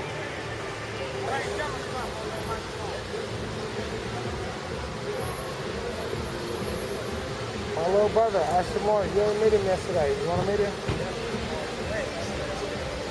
Ooh, that champagne bottle off the chain, man. Aston Martin now, Aston Martin. Tell her that's why we gonna pull up on him. My nigga Champagne used to knock niggas out, but now he knock niggas off. What on, guys? It's not bad. What on?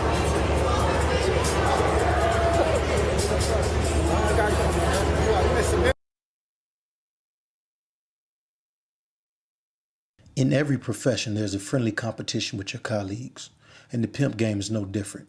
For years, two of the biggest names in the game had a simmering, friendly rivalry that was largely unknown to the general public. The Archbishop Don Magic Juan and the infamous Pimping. What began with Pimping being the fast and loud-talking, braggadocious, self-proclaimed slickest talker in the world, trying to prove himself worthy of praise from an older, smooth and mellow-mannered Bishop Don Juan, whom he looked up to, slowly spent out of control. Pimping got white motherfucking hoes, nigga. You understand me? Yeah, nigga, I'm driving new business around here. Yeah, these niggas counting me out. You understand me, nigga? But I'm so down, nigga, I gotta step on the dime to get close to mine, nigga. I mean, y'all know what the time it is. Niggas got their pattern for me. You understand? Niggas see me in the vine, then they wanna, you understand me, copy my style. Niggas see me motherfucker getting endorsed by Murray. Nigga, you ain't never seen a pimp get endorsed by Murray until Pimping selling tapes out the trunk, huh? And had hoes. Was rich, you know what I'm saying? Having money, you know what I'm saying? Jury, nigga shot me 3 times about my shit, nigga. You understand? From motherfucking Jermaine to P, nigga, to Too Short, nigga, I laced all you, nigga. You know what I'm saying? You ain't never heard a nigga talk slick as me. Man, Yeah, me the nigga that talk slick as me, nigga. Yeah, motherfucker. You understand me? Yeah, let's keep it real. You understand? And a gangster, nigga, yeah. Ain't scared of now one of you motherfuckers. Yeah, huh? I talk slick like this wherever I go. It ain't no nigga better not touch me. You understand me? Yeah, nigga, cause I'm pimping, nigga, I'm street. Yeah, I've been to Cleveland, all in the hood. I know what motherfucking goddamn it, what's that street where we yeah, you know what I'm talking about. In an interview in a 2004 April issue of The Source, a story on Pimping Ken entitled Game Over, Ken made a statement that changed everything. And I quote, "I would like to take this time to tell my good friend the bishop, quit using the word church, quit using God's name in vain. You cannot lead a whole generation of people astray." End quote. Needless to say, his words were heard by pimps and players all over the country, instantly. Church. Church.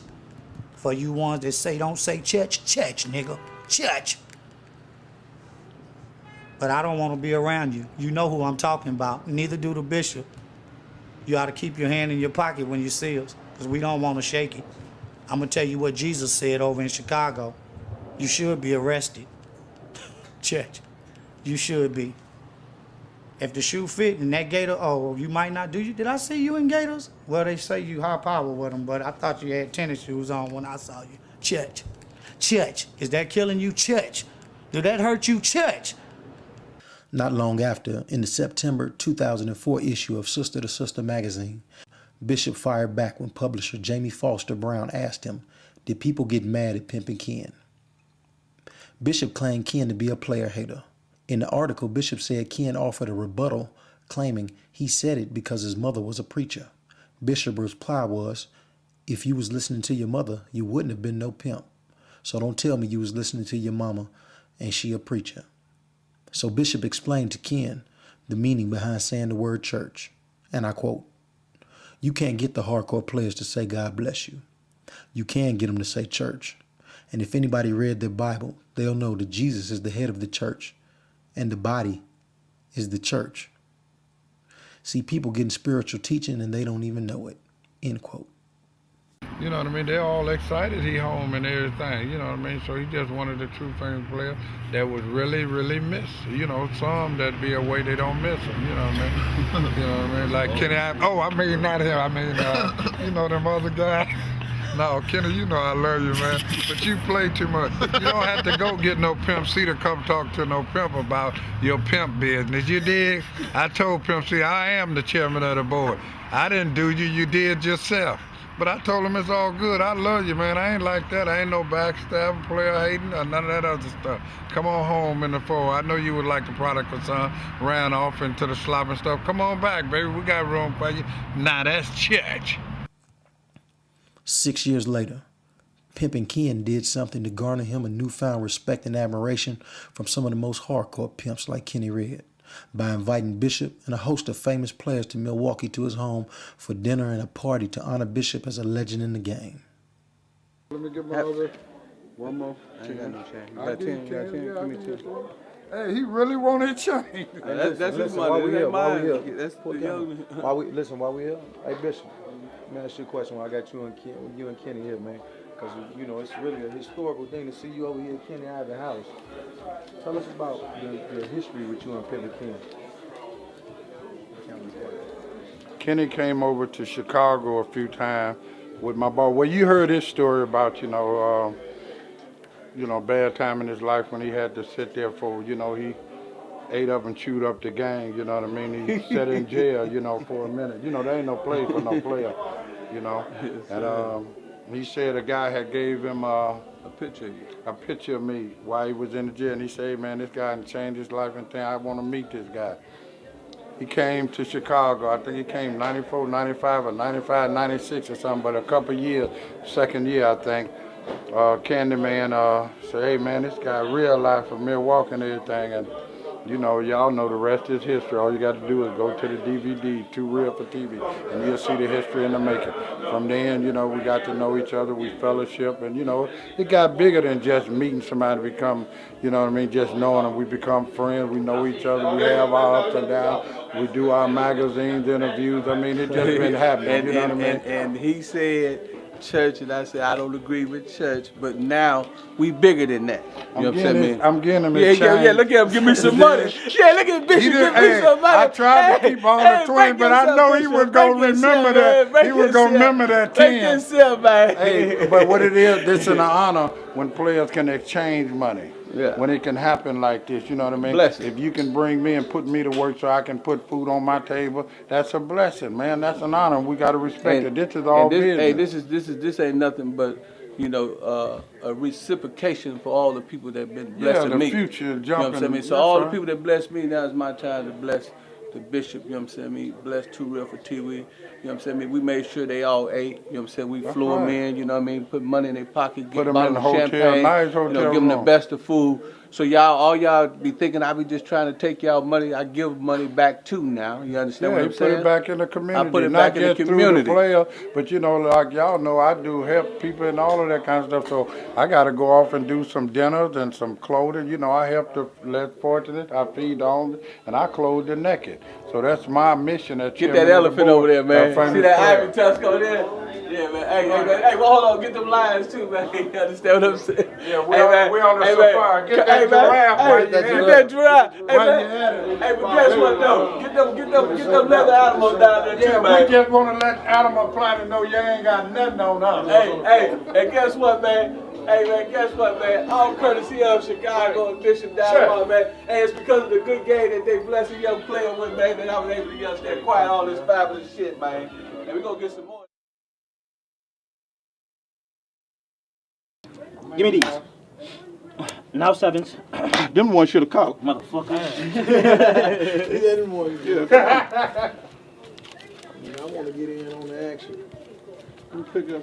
But I hit 100. Who want to bet on the Pacquiao fight that happened yesterday? But I hit 100. The one yesterday. Yeah, the one that you. Sevens. Come on. That nigga cracked my head with that. I'm good. Hey, camera. I'm good. Hey, he cracked my head with that one. He cracked my head with that one. He bust his ass. That hurt. Good to see you, my nigga. Hey, man, let me tell you something. That nigga got the W of the horse. Keep the camera too real for TV. You see, hey, this was not playing. Walker with Flock of Flame, the hottest nigga in the country. Y'all see him iced out, gun beat up and some more shit.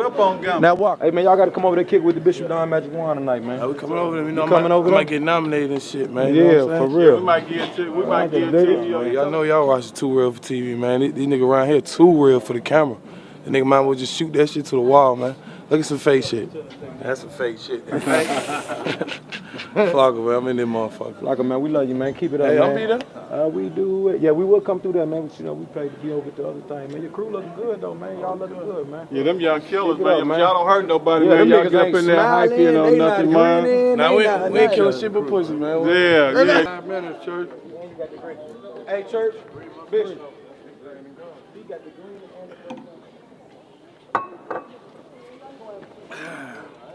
Hey, church. Hey, that's my man right there. Look what he got on, though, church. That's my man. See, he got the green I and the met him gold. earlier, ain't I? Love you, church. Tell him what they said when we was in Connecticut. He was the hottest nigga about to have. Sure, yeah. He blowed all the way up. My daughter, everybody like you, man. Bishop's daughter's right there, man. Yeah, that's beautiful. She got a little helium in They there. play alive, Jack. They play alive right there. Hey, I like you, man. You live, church. Hey, I wanted to come to your show and stuff, man. How you doing? I wanted to come to your show, man. Yeah, but Bishop Come to your show. Your show better. Yeah, believe that. This is motherfucking Charlie Boy. In case y'all don't know who Charlie Boy is, on my mama, on my hood, I look fly, I look good. Now everybody know, yeah. What's up, nigga? What's good, bro? What's happening, Good, fam? good, You man. looking Just good? out here getting in. I'm trying to keep up with you, man. Stop it, nigga. You shining. Hey, man, your single's hot. Everybody bumping it. We got it on the ringtones and some more shit. What you doing in Milwaukee, nigga? Man, I'm out here. I got a show tonight, man. Oh, Going you at the out Waka just shit? like that. No, Waka got his own spot. I got my own venue tonight. Onyx. Club Onyx, you know what I'm saying? So Yeah, man, we got a party tonight, too. So when you get done with your concert tonight, you got to come over and pay homage to the bishop. No That'd doubt. be a blessing. You hear me? No doubt. Yeah, come That'd over be and an pay honor. homage to the Love church. church. That's all. But you a player though, Charlie Boy, man. I love that shit, man. Oh, I be bumping that shit when I'm getting dressed. That's what's up with it. Yeah, That's man. what's up with it. You know what Yeah, I'm that saying? shit is real hot, man. Get it in. We fucking You know with what the you. business Hey, is, Pinky man. gonna be Real there now. I niggas know you fuck know with who real Pinky is. That's why I put it on this side. What's up, Pinky? Go on, give him some, kick him to some of that hot shit. Charlie Boy, 33rd, Battery Jive, Milwaukee. We out here getting it in. You know what's up with it. On my mama, on my hood. We looking fly. As you can see, we looking good. You should too. Every day, all motherfucking day. Get it, got it good. Yeah. Tell them they watching Too Real for TV. You watching Too Real for TV.com. One more time. Too Real for TV.com. I don't think they heard you in the back. Too Real for motherfucking TV.com. Sing it to them one time. Man.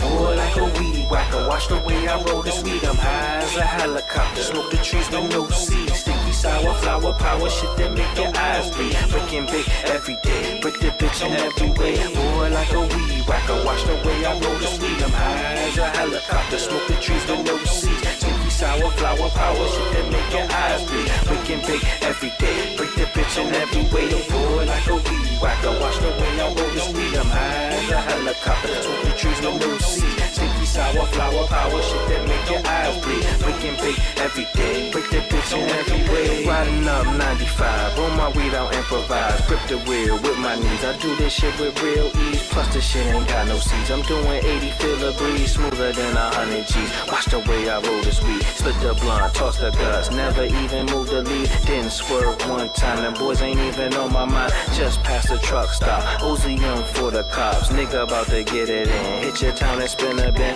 Pimp like me ain't trippin', only looking for some bitches. Walk up on a real smooth, 100 miles spittin', pimpin'. Come on mama, show some love, take me to the strip club. I can tell that she wild from the way that she smile. Girl, I'ma roll some sour flower power straight from Dower. She only took 2 hits, think I got a new bitch. Now we up in the club, encouraged her to get a dub. Taught her how to use a beat, made her do a card D. Boy, like a weed whacker, watch the way I roll this weed. I'm high as a helicopter, smoke the trees with no seeds. Sticky sour, flower power, shit that make your eyes bleed. Breaking big every day, break the bitch in every way. Boy, like a weed whacker, watch the way I roll this weed. I'm high as a helicopter, smoke the trees with no seeds. Sticky sour, flower power, shit that make your eyes bleed. Breaking big every day, break the bitch in every way. Independent 50,000 with the lack through public housing. 50 carats, 50K, run up boy, them clips will spray. Like to spend money with ya, only with your little sister. All I wanna do is smoke, hook that bitch like a bag of dope. Only smoke the best now, don't play that shit just like that clown.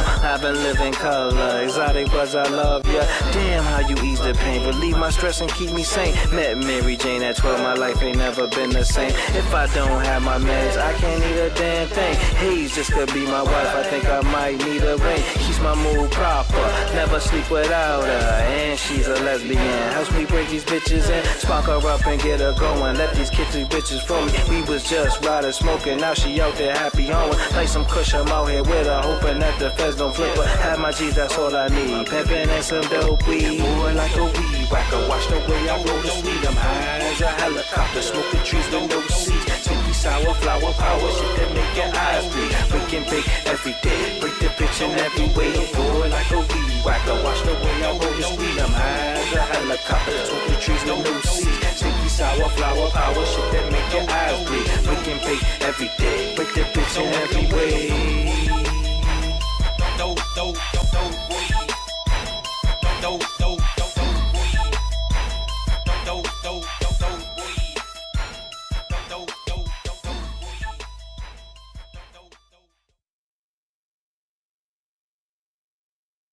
Man, y'all heard y'all mama, y'all daddy talk about this man. This man is a motherfucking legend, man.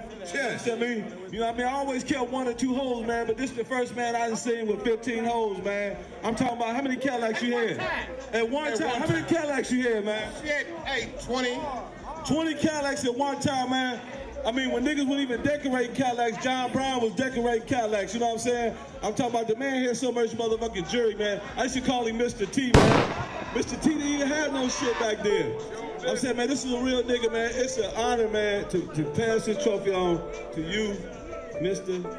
J. Everything, man. The man was pimping for real. He like Kenny Red. When you look at Kenny Red and you think of a pimp, you think of, damn, Kenny Red, that nigga's a pimp. So he you know, they you know, cause you know he was a jury type pimp. He was a type pimp. He was smashing. So I mean, he stayed mink to the flow. He stayed mink hat. He stayed, you know what I mean, everything, man. The man was pimping for real. He like Kenny Red. When you look at Kenny Red and you think of a pimp, you think of, damn, Kenny Red, that nigga's a pimp. So he you know, they similar. When you look at John Brown, without saying a word, you be like, damn, dog, a pimp, man. So that's what it is. It's like real flashy and flamboyant. Yeah, he a pimp for real.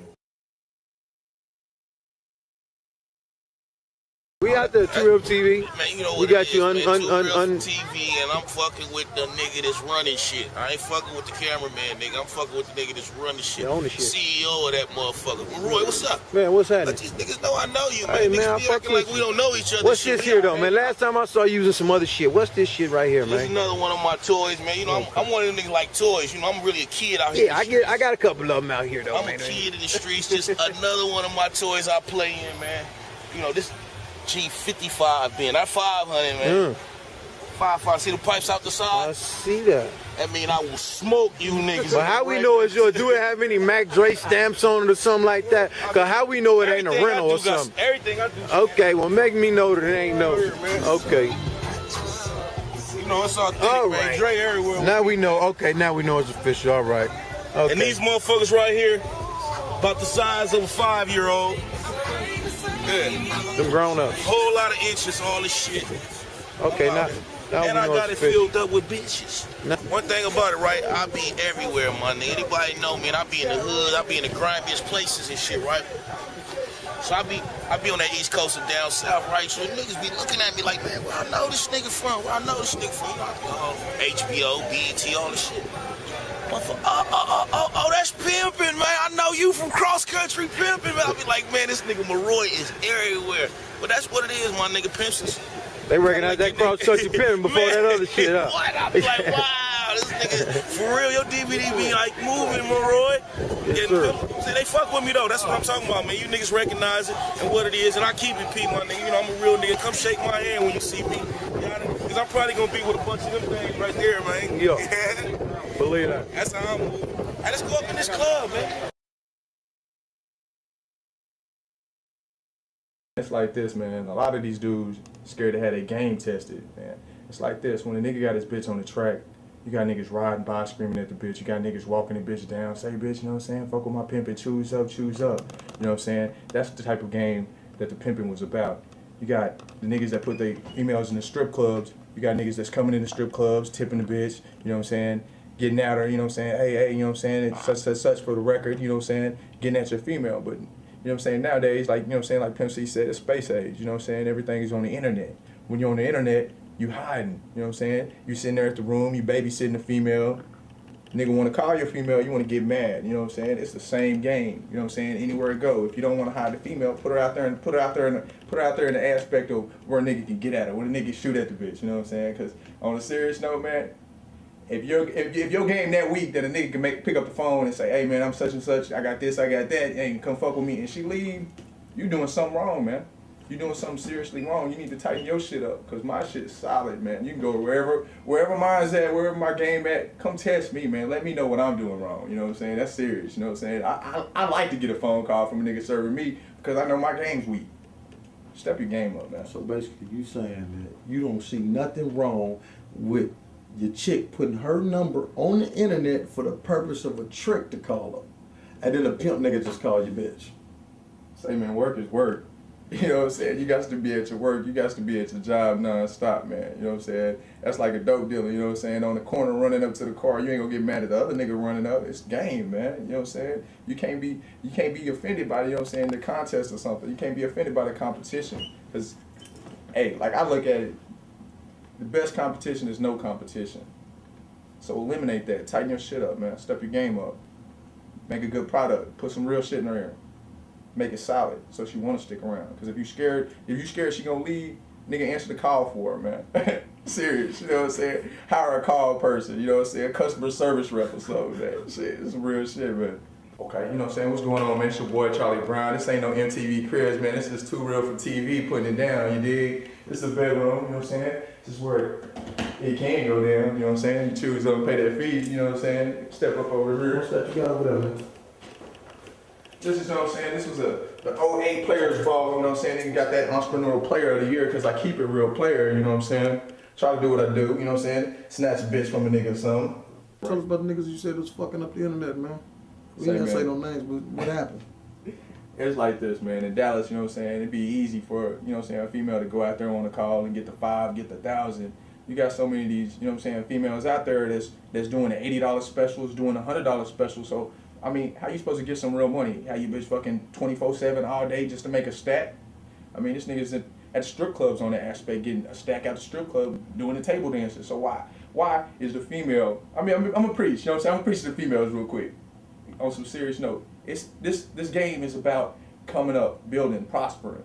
So why you gonna stay down? You know what I'm saying? I understand you gotta stay down to come up, but staying down and always being down, that means you need to move around and get rid of the clown, man, for real. But on that aspect, you gotta look at things like this. If an old white man, old Asian man, or old anything saw you before you started home at the mall and said, hey look, I got $100, let me get that pussy, what you gonna say to him? Probably get mad, you probably get offended, you probably cuss him out, you probably tell somebody. So why is you fucking for $100? That's how I look at it. That's not no money. $100 can't do shit. You know what I'm saying? The club table dance is 20. Some clubs they 30. They even got spots that's $40. Yeah, you looking at it, I'm working, I'm dancing. That's just called lazy. That's lazy hoeing. You know what I'm saying? You want to sell yourself short.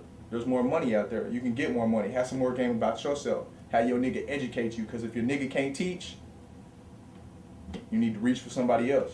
It's like this, man. You know what I'm saying? You got different type of niggas out here. Like I said, most of these females is comfortable with the boyfriend. You know what I'm saying? And the boyfriend pimps, you know what I'm saying? On the most part, that be the D-boys. You know what I'm saying? The D-boys be hitting the females. They get them on the aspect of, baby, you know what I'm saying? You get this little money so I can flip this and we can build something together. They really don't sell no dope. They selling you a dream. Pretending. I call them pretending dope boys, because a dope boy ain't gonna fuck with a bitch on like that. Because most dope boys is tricks. Appreciate you. You know what I'm saying? But those dope boys got too much money to be dealing with a bitch they for be $100. dealing with a bitch for $100. No, they making some moves, moving some weight, man. But you know what I'm saying? A lot of these females, they just confused, man. You know what I'm saying? They so much caught up in looking for that love and affection that they forget what the game's about. Prosper and coming up. Not loving and fucking and sucking and not having shit. You know what I'm saying? You know what I'm saying? These females leave pimps, go to the boyfriend, you know what I'm saying, go for the big crib, to, you know what I'm saying, to the trailer park or the big crib, to the apartment, and they happy, you know what I'm saying? And I'm gonna talk about them, hit a point on somebody, you know what I'm saying?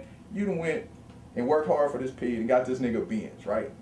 How you gonna leave the Benz to go to the apartment with no furniture and get your lame boyfriend a bullshit ass car like a Bonneville? Not even some new shit, just like some old raggedy shit. And you think you're doing something because you think that affection is the same. But it's not. Because if that affection was the same and the affection was really there, you wouldn't be doing what you're doing. You know what I'm saying? You're still working regardless. Everybody gonna say it's boyfriend pimping. If your boyfriend take you to work and drop you off and pick you up, regardless if you hand him your money, you still probably spend all your money on the nigga. It's the same. He just ain't got enough courage to ask and put his hand out. You know what I'm saying? It's the truth. But that ain't that we were calling that that's pimping. not really, you know what I'm saying, pimping, but on the cool, that's still on the same aspect of sending the bitch to work though.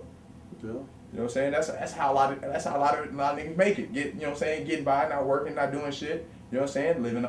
Living off the means of the bitch. Yeah, you know what I'm yeah. saying? So let me ask you a question. What would you define as game? What is game? Game in this game, because every game's different. You know what I'm saying? Good game for an NBA player would be, you know what I'm saying, that nigga shoot three-pointer, he got the good slam dunk game. In this game, it's about that conversation skill. If you don't have enough conversation skills to keep somebody around, if you don't have enough conversation skills to make a person have motivation, power in motivating people, you know what I'm saying, that PIMP, power in motivating people, to make a person want, need, and have that ability to want more in life. First, a good start in your game, is finding somebody that wants something. Because if you got a female that don't want shit, how you expect her to want you to have shit?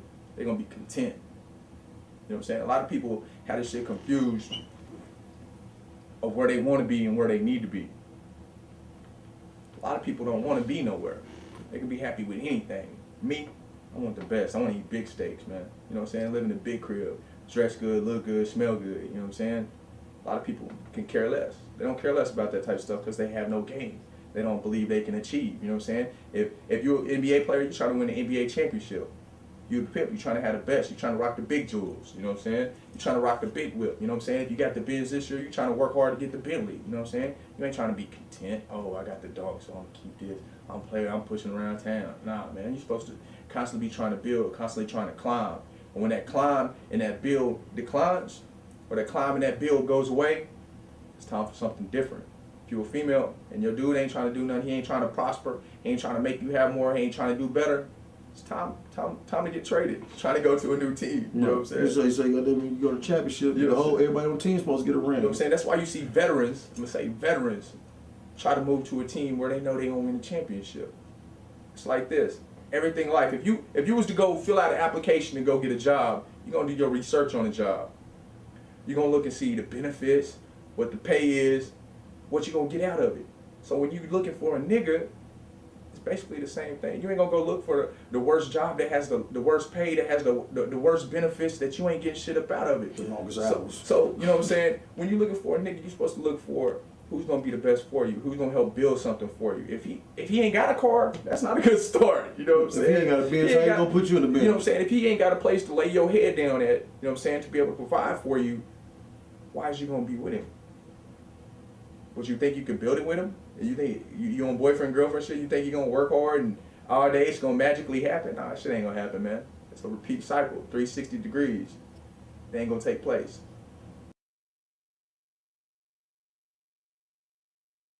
trying to get you right now. Here we go. We're going over here. Fuck with the Archbishop Don Michael Maroy. There we go. Check.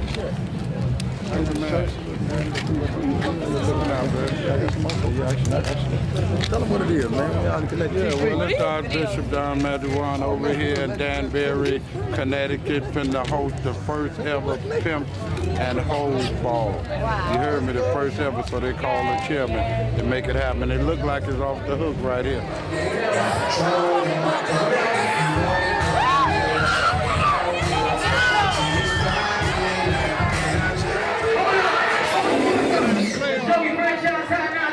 If you ain't know by now, look to my left. The dog magic one is in the building. Look, Chris, we do it like this. Hey, yo, magic one, man. You know we gotta do it proper, baby.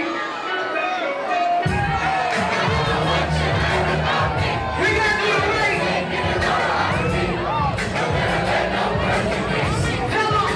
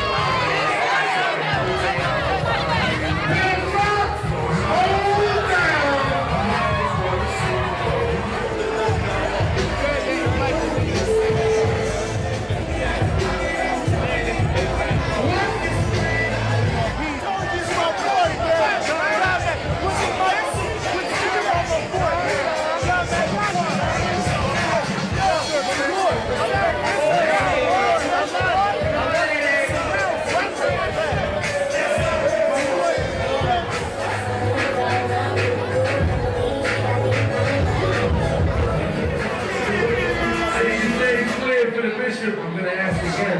We're balling so hard here, man. And it's cold to even think that these are college students. Y'all too hard. I love it though, man. This is a pimp ball for real. I want to do something special, but I want to do it real quick because I want to go back to that live music they play. So listen, y'all gonna have to help me.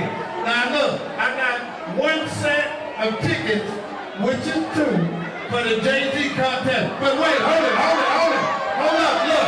This is what I need y'all to do, Connecticut. Who is the most popular around here? I need the 2 most popular people to come up here. We need to do it real fast, and y'all know who they is. If you ain't that one, don't do it. Y'all know who they is. Send them up here real quick. You say that's up? Who you say, Church? Who you say, man? Hey, baby. Right here, let them see you. Hey, they sit up. Right here. Hey, man. You come up here. Come here, man. Yeah, come on around here. Hey, Maroy. He been balling. We gonna give him some help now. Okay? Hey, pal.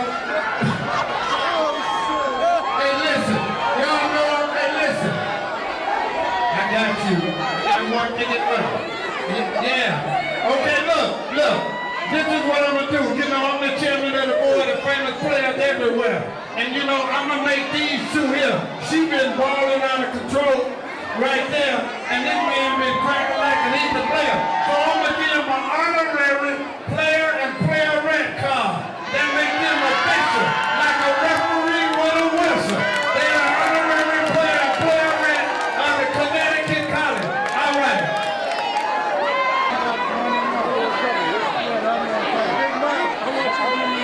Hold on, Big Mike. Mike of the mixtape, the king of the mixtape, is in the house. Give it up for Mike. Come on, y'all. Come on, Connecticut. He brought me in here. Come on now, give it up. I wouldn't be here if it wasn't for Mike. Mixtape man, the king. Hey, Hey, look, we only got 2 girls. Let that lady up right there. Come on, baby. Hey, let up. Yeah, that lady right there, yeah. So these some good JC seats. That's front row. Hey, listen. These ain't in the balcony. These ain't no nosebleed seats. Hey, player. Man, all the crime in you got it early. You know Pimp broke the show up, man. That guy live there got his Pimp truck and his cane. Now that's pimping, Jack. Let your school see what it is. Give it up, boy, y'all. She one of y'all. There's one in the one. Come on, baby. I want to get you one too, man. You know that. There's another one of y'all. One. Tell them who it is. This is Kim from CT. What's going on, Connecticut? Now let's get back to balling. Because this is player ball. Pimping home. Hey, Connecticut. Let's get it on.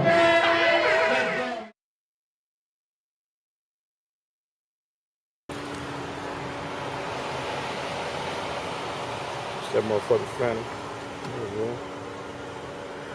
Man, what you doing in one of these, man? Man, the game is big business, my nigga. It ain't big, you know what? That's right. That's right. Right? You've been screaming businessman for a long time, Check this though. out. Oh yeah, Businessman Records, my nigga. Listen, see this shit right there? J Diggs presenting Businessman Records. Spread it open one time for Diz him. Nation, new album. Y'all go get this shit. Y'all Double disc? You gave him a double dose? Yeah, half dead, half living. This shit ain't no I heard gimmick. the fuck out of that. Half This shit dead, ain't no gimmick, my nigga. I been half out living, this shit, huh? two-tone rose. Yeah.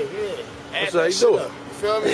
Playboy Maroy, what's up, my nigga? Two River TV, you know what it is. Yeah, only for our fans. Only reason I'm doing this because I go to every ghetto in America and I be hiding and motherfucker run up on me like, yo, I don't know you from Outlaw, I don't know you from Pop, but I know you from that Kosh Country. Woo woo. You Say it again, though. Huh? You know I'm paranoid on the shit, right? Say that cross. They know where that cross country though. Woo woo. I say, yeah, that's me on that cross country. Yeah. Woo woo. You feel me? And I be humble, but they fuck with me. So I give a shout out to my nigga Maroy, H. Ryder. For the fans, I did this for y'all. I fuck with y'all. But y'all see, I stepped it up a notch. Y'all fuck with me, man. I heard niggas talking about big boys and heavyweights, my nigga. I'm a motherfucking outlaw, order, second generation, 5-star general lieutenant around this bitch. Operating the thug laws as a warrior, nigga. Thug and peace, be out here with Pop. And like I said, I don't even know what to call myself. I'm a sumo wrestler around this motherfucker. Big boy. Niggas is heavyweights, big boys. I'm a sumo wrestler. Step your weight up, man. I weigh like 800 pounds around here right now. TwoRealForTV.com. TwoRealForTV.com. HRider.com. Go get the record. It's out right now. HRider, go find it. All you bitches that's really trying to find a nigga, MySpace me, man. That nigga J Diggs, the king of MySpace. I got some MySpace game from that nigga. Y'all look out, bitch. Holla at me. Believe that. HRider. Yada. Where we at? Yeah, I'm over here trying to see my man. Cause I know he's in the area. Very, shit's getting scary. Dallas is live. Dallas is like a second, maybe third home to me. You know what I'm saying? Like I'm really comfortable in this town. It's a live city. You know what I'm saying? The niggas got flavor. Town got flavor. Beautiful women. Good weather. Big city. And they support Too Real for TV, which is most important. Hey, church, I think I'm outside. G-God, the governor, y'all know what it do, man. Cold country, no, man. Just sitting down in the town, you know. Y'all been on the internet, y'all see what's going on, man. And hey, how about it? I'm going to take a little vacation, but when I'm come back, I'm back in it. You boys watch out, man. We talking about Bugatti, man. Ain't fucking with nobody. Nobody. Church, hey, he gonna be gone, but not forgotten. It's gonna be a slight, small break, and Too Real for TV gonna hold him down. As seen on Cross Country Pimping Part 2 and 3, the governor quickly became one of Too Real for TV's most memorable characters. I'm gonna put some strain on that game this year. Dig that. We're gonna make them tell the truth this year, man. Yeah, man. We're gonna put some strain on it. Hey, man, I'm talking about some pimps. I'm talking about pimps. Pimps. Yeah, man. Pimps. I'm putting strain on Pimp's game. His popularity began to skyrocket so fast, it even triggered him to begin a rap career and start a record label to capitalize off his image, Undisputed Pimp Squad. You know, y'all probably looking Let him know this is the next level of the guy. Yeah, that's it. Man, you know, it's, as an entrepreneur, taking your game and really, man, making it work for yourself, man. You know what I mean? This 10th album, actual release, October 9th, that is single. But you know what I'm saying? What we did, we gave out 5,000 copies here in the DFW area. Governor had created a lavish lifestyle for himself where at one point he possessed 9 high-end luxury vehicles at the same time, which is what led to his indictment. Shit, there ain't no sense of tripping, man. But y'all got a real load of this, man. You know what I'm saying? That's what it do, man. You know, it's being comfortable, waking up, being comfortable, and feeling good about yourself, man. You know what I mean? A lot of you niggas probably don't feel good because you know you waking up in that motherfucking stinking ass hotel room, then you jumping up in that little ass shower, man. Then you gotta go jump in your Benz, and then you know your motherfucking car don't match your house. We make the whips match the houses, man. You understand? All this shit go together, it's chemistry. You dig? Otherwise, this shit gonna blow up in your face, man. As the federal documents state, an investigation began on Expressway Financial Incorporated, who provided financing and leasing agreements for individuals who derive their income from illegal activities, such as drug dealers and pimps who use their illegal income to purchase luxury automobiles. It was also to arrange to title these transactions in names of third parties with their knowledge and consent in order to conceal the source of payment and true ownership of the automobiles. That's a charge of money laundering. Upon the FBI seizure of the vehicles from Governor, they found a handgun in his possession. That's a charge of ex-felon with a firearm.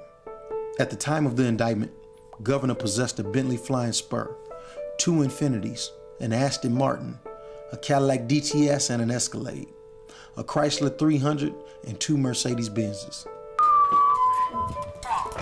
Yeah, man, you know, y'all know how we do it. 08 the Benz, you know what I'm saying? Yeah, man, you know, that new CL550, you know what I'm saying? I was gonna grab that CL63, but I'm gonna be for real with you. This motherfucker here came quicker. The folks said, well, if we get you the CL63 AMG, you got to order it because it come off the assembly line. I said, well, check this out. What can you get me less than 30 days? We can get the CL55 here. And that's what I did. But guess what? I'm finna get that 63. You know what I'm saying? Hey, man, it's for real around here, man. Give y'all a real load of this motherfucker, man. You know what I'm saying? You know, come on, Louis. Yeah, his name Louis. Y'all wanna see Louis? Come here, Louis. Come here, boy. Yeah, man, how many times y'all seen a Chihuahua walk around with a $400 collar around his neck, huh? Yeah, man, you know what I'm saying? That even the dog got Louis around his neck. Y'all see that, man? The dog wearing Louis. Ooh, well, step your game up, man. You know what I'm saying? The pooch wear Louis, you know? Yeah, we talking about push start, you know what I mean? And if I'm gonna ride at CL550, I'm gonna get them fully loaded, you know what I'm saying, with the night vision and the dashboard, you know what I mean? Yeah, man, we gonna get them real fully loaded around here, man. Let y'all get that's that new Undisputed Pimp Squad too, whip it up. Whip it up. You dig? Hey. Whip it up. Feel that? Let her hear that whip it up, you know what I'm saying? Hey, man, but this how you got to... Just so they know this is not the only whip, though. Oh, nah, man, you know what I'm saying? I got the Bentley over there at the other garage, man, you know what I'm saying? A nigga got whips that's gonna pull in the night once everybody come on home, man. You know, so the garage and things be full around here, man. You know, it's almost like parking on the north side of Chicago. Ain't no parking when the hoes come home, man. You know what I'm saying? Also seized from Governor was 3 bank accounts from Pavilion Bank and U.S. currency from his home, which totaled over $107,000. Governor's trademark flashy jewelry was also confiscated as evidence. Ironically, before Governor had to turn himself in, his rap career began to show signs of promise. His records were beginning to sell. He was doing shows performing around the country and getting booked to do features on other rappers' songs. But Governor was sentenced to 33 months in federal prison.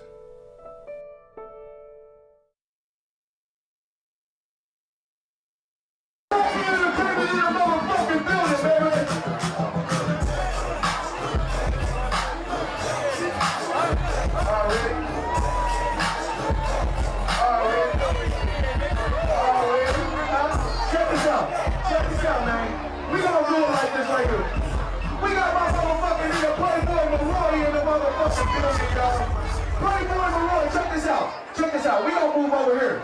Let this player through this motherfucker. We got my nigga Playboy Maroy in this motherfucker building. Excuse me, Miss Lady. Excuse me. We got a goddamn event coming through tomorrow, man. We got this goddamn player boys, man. Hey, folks. What that bitch gonna be like tomorrow? Let them know what it's going down tomorrow. Tomorrow we giving away $1,000 to the baddest bitch in the club. We giving a trophy to the biggest player in Minnesota. We know some real niggas in Minnesota. We giving out a trophy to the biggest player in Minnesota. Let me say this. Come to 2rivertv.com. Check it out. My nigga Cersei in the building. I see you, Bill. Come out tomorrow. It's going down, man. $1,000 to the best bitch. If it's 10 baddest bitches, Say it you loud, give baby. away $10,000. Say it loud. $1,000 to the baddest bitch. DJ family, let's keep this motherfucking rocking. That player let it know what it's gonna be. I was booked to host and film a cross-country pimping party in Minnesota. But once the event's commercial hit the local radio station, protesters and police showed up to protest the party. The police towed the DJ's vehicle while he was trying to unload his equipment. Majority of people coming to the party didn't even try to enter. And while the event was not based on the concept of pimping and prostitution, simply a theme party, it's hard to defend it when one diehard 2 Real for TV fan showed up with a woman on a leash. You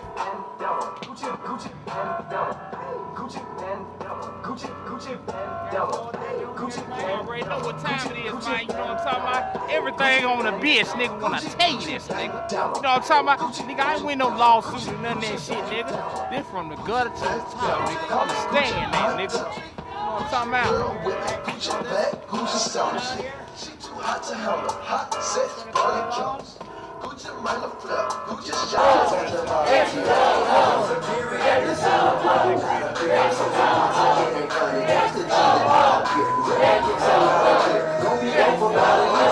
Funny thing is, I was booked to give away $1,000 to the sexiest woman in lingerie. Far from a pimp shack. But the word pimp is so taboo, most don't even bother to see what the event is about. I'm not a pimp, I'm a businessman, and entertainment is my business. Ironically, I was booked by a promoter named Country Chris to film his birthday party in the ultra-conservative Mormon state of Salt Lake City, Utah, along with Bishop Don Magic Wand. And the funny thing is, everywhere Bishop went, people wanted to take a photo with him.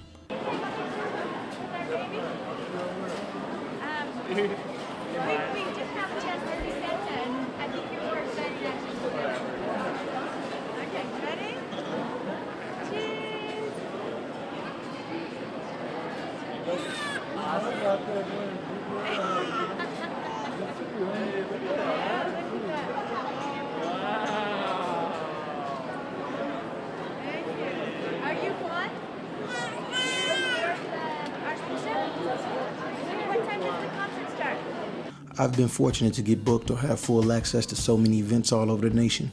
My films have been so admired in places outside the country like London that filmmakers from the UK come to the United States to steal my film ideas, using the same characters and concepts. So sad. However, I get recognized for my work. There you go, church. Snoop Dogg. Jacob Fella, what up, nigga? Hey, what bring you in, church? What's up, nigga? Hey, champ. Hey, champ. What bring you out tonight?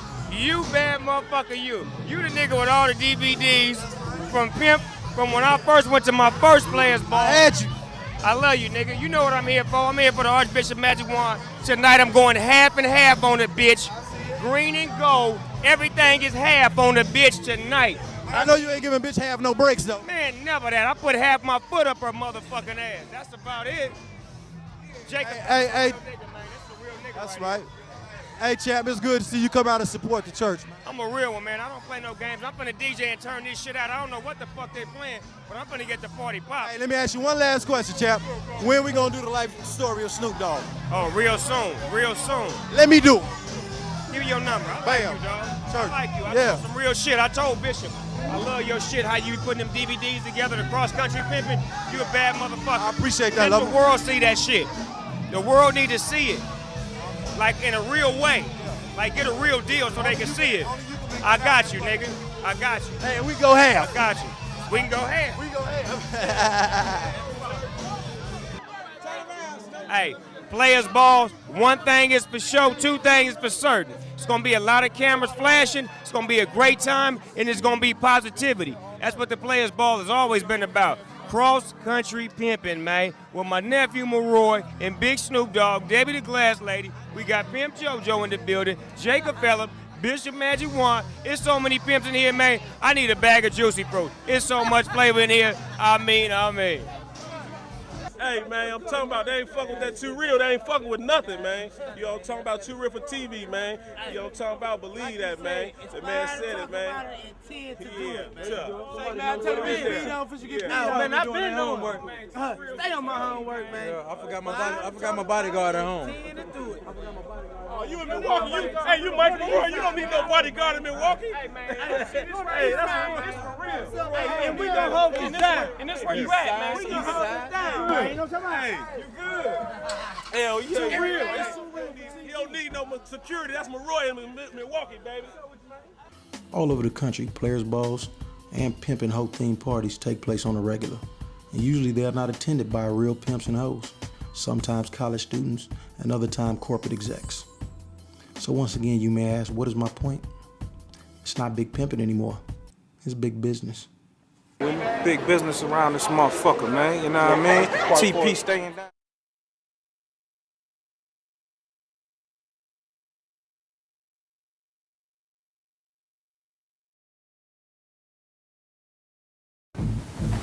A pimp supposed to be like God to his woman. You know what I'm saying?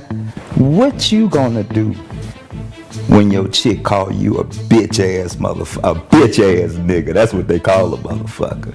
You know what I'm saying? What you gonna do then? You know, you gonna be finesseful? You gonna pout? What you gonna do?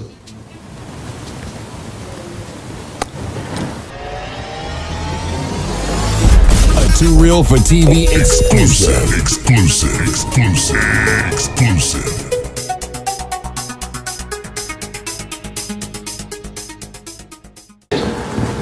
Ladies and gentlemen, I'm here with none other but one of the most highly decorated street generals in Chicago history, King Bert.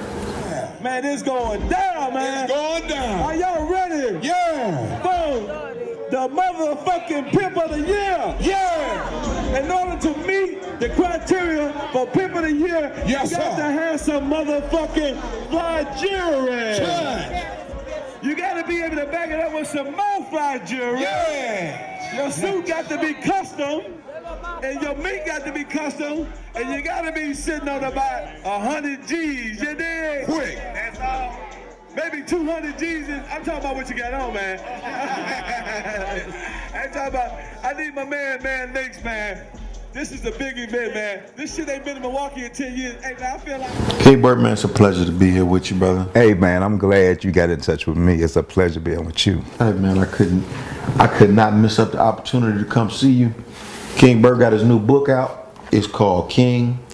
I had to get it because, you know, so many people have written books and, you know, about the game, but a lot of them have been fictitious, half-truths. I know with you, we're going to get the real nitty-gritty. Tell us about your book, brother. Well, it's based on a true story.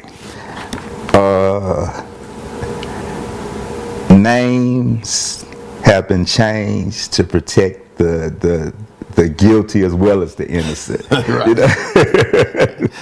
know? Guilty. You know, but first of all, where can they get a copy? They can get the book from Amazon. Boom, there you go. You don't need Amazon, barsandnoble.com. So the man been on his business if you get it at Amazon. You already know. Nookbook, all the ebook outlets. Oh yeah. Yeah. And it looks like a pretty smooth read, man. You know, it looks like a short book, which I'm assuming that means you have a part 2 coming. Well, let them read the book. Okay. You know, I got my autographed copy, so I'm very honored about that. Tell me, man, Bert, man, you know, everybody's seen you on Cross Country 3. You won Pimp of the Year in Milwaukee. We all know you was notorious. You won Pimp of the Year in Chicago. You won Pimp of the Year a few places. Yeah, a few times. So, in your career, what do you feel about the game right now in 2017?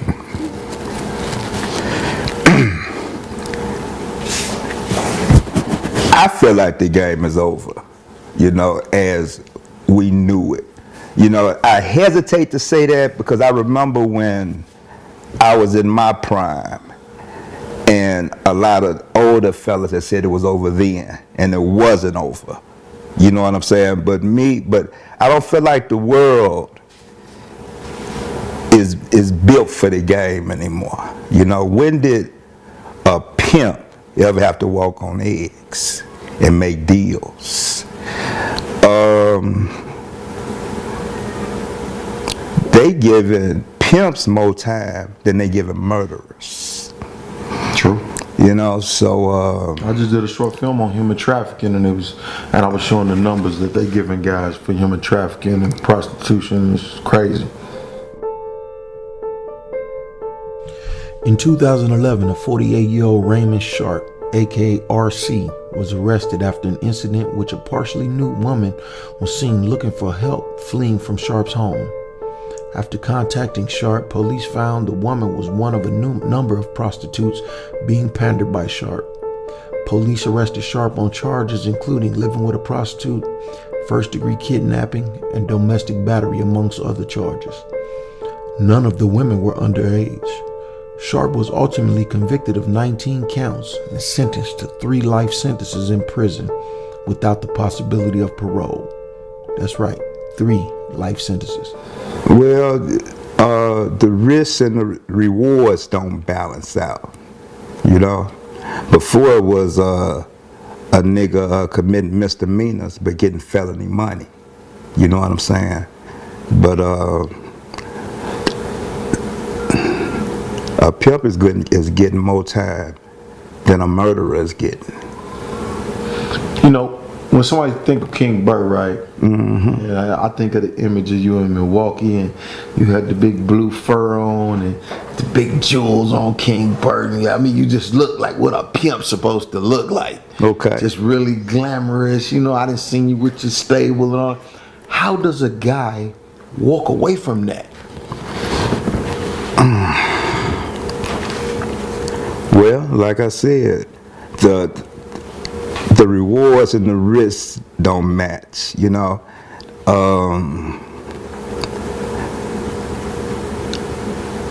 I've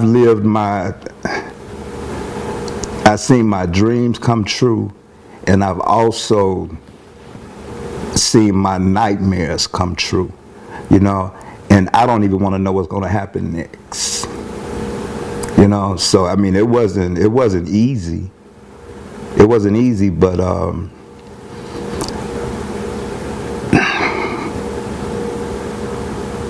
I remember one time years ago, man, me and you was chopping it up, and you told me, you probably only recall this, and you said, Maroy, the game got high highs and low lows. Right. And I remember at that time, I was like, what the fuck is he talking about? Like, you know, I didn't understand it. But as I live my life and things go on, I understood totally what you meant. The game got high highs and low lows.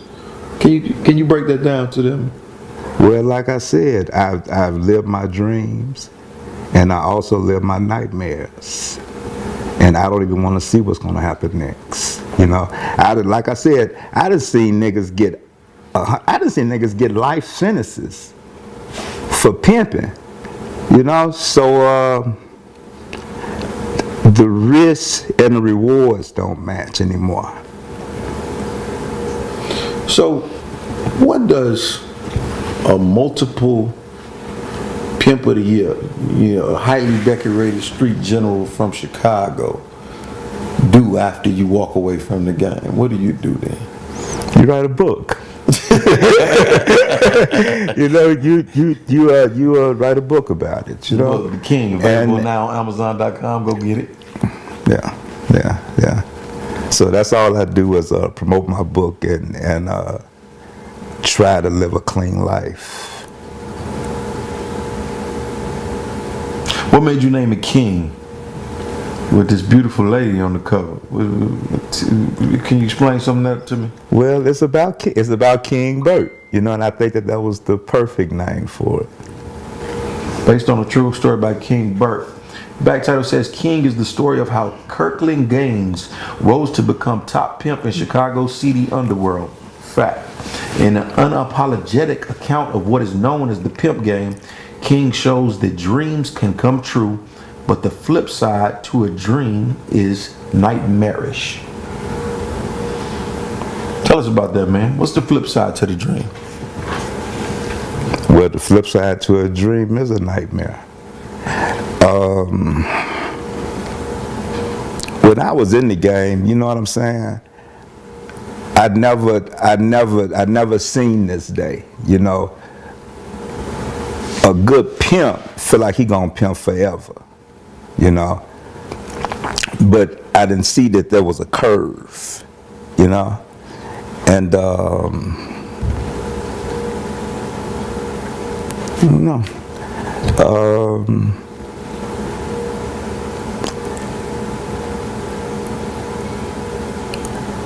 The flip side of a dream is a nightmare.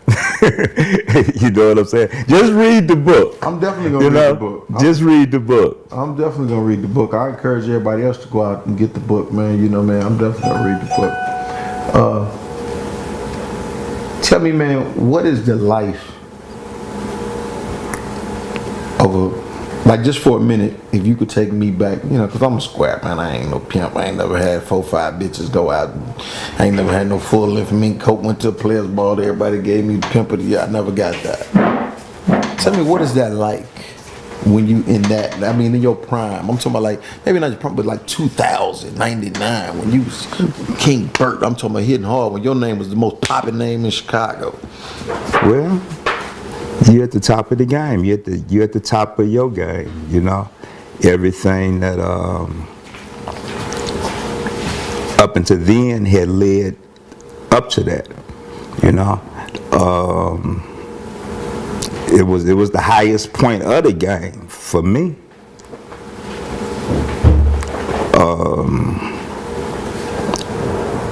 Remembering all the things that I did to get to that point, you know.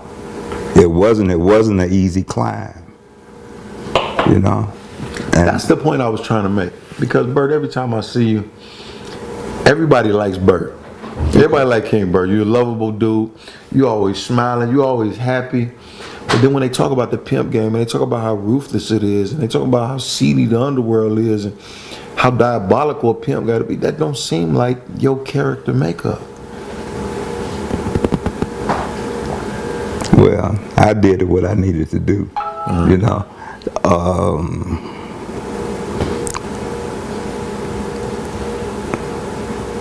And I was exactly the definition of a pimp. Today I'm not, like I said before, you know, I live a clean life. But I was the definition of a pimp, you know. Do you think these new cats now that are currently in the game could navigate the waters of the game back then when King Burt was in his prime?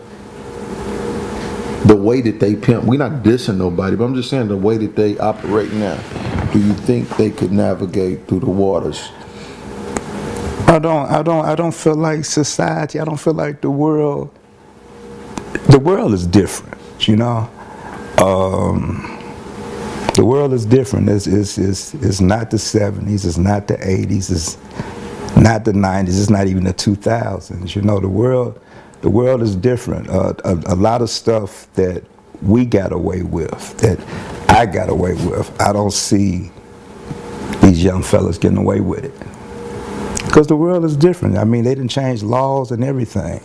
What they say by force, fraud, or coercion. I mean, for real, what is coercion? You know what I'm saying? No. I don't see them getting away with what we got away with. You know, it's a different day. It's a different world. When you look at the speed of the game now, just the whole format of the game now, what do you think is the most changed? Is it the laws, the pimps, or the chicks? Just from your street IQ, if you looking at it and saying, I'm going to play, which one is most different now? Is it the chicks? Is it the laws, or these dudes is just more diabolical? Which one? Well, the world is different. The world is different.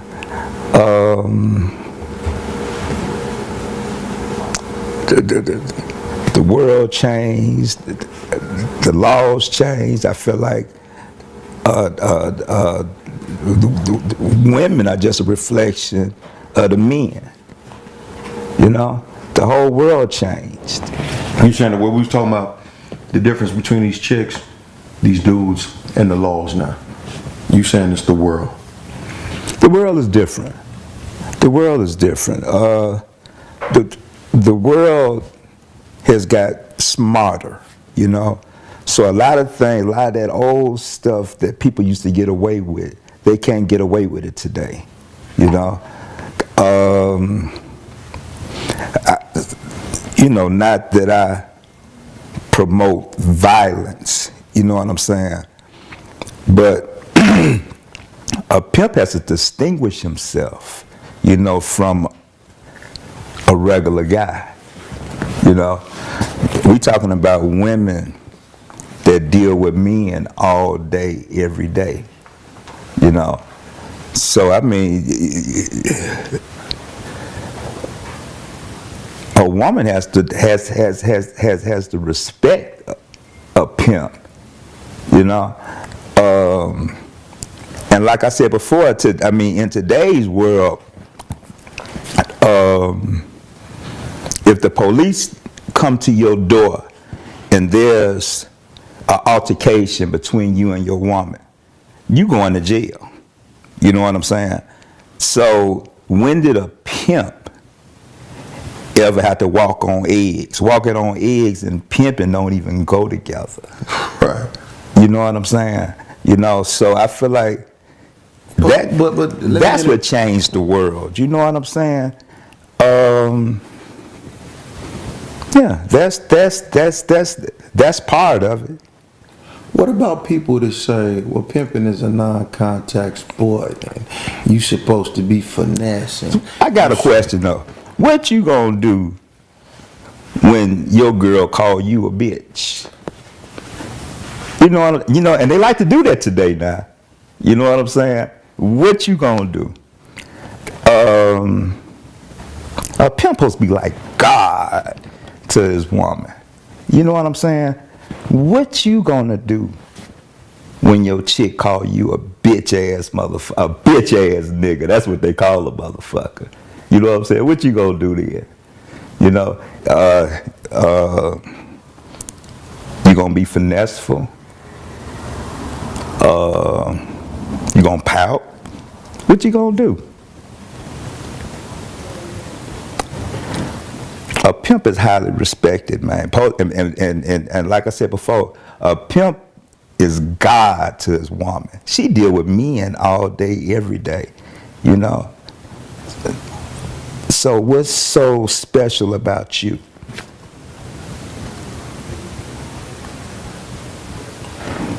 So how do you instill that God-like a concept into this woman? Well, she know the last thing she want to do is disrespect me.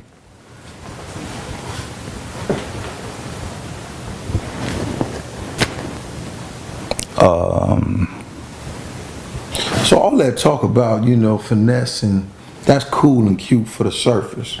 Right. But the real deal is discipline has to be instilled. Definitely. I'm not saying that it's all about that, but a chick supposed to have the utmost respect.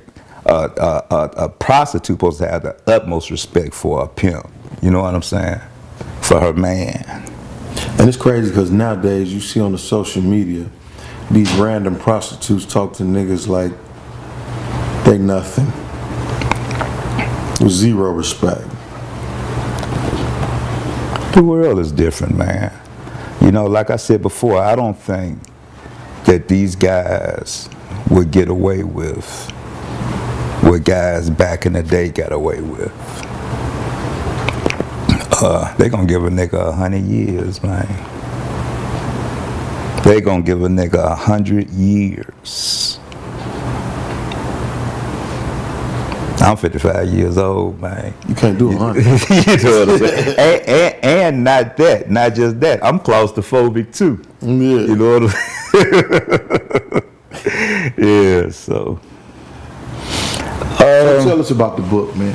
What does, when a person get this book, after they get through reading this book, what are they gonna walk away with, man? I think that they'll have better insight.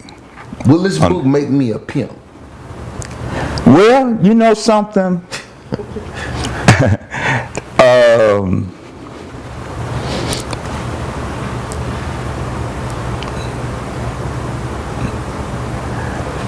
It's a cautionary tale, you know. I respect that. That's real for TV. It's a cautionary tale. You know, we read Iceberg Slim back in the day, right? You know, and we omitted the parts where he got hooked on dope. We omitted the parts where he did 4 prison stints. You know what I'm saying? You know, we just ignored that part. Exactly. You know, we seen the good parts. You know what I'm saying? Right. Nigga, you did, you know, pivot at the bitch and drive Cadillacs and shit. You know what I'm saying? But when I read the book when I got older, I seen those parts. You know what I'm saying? Right.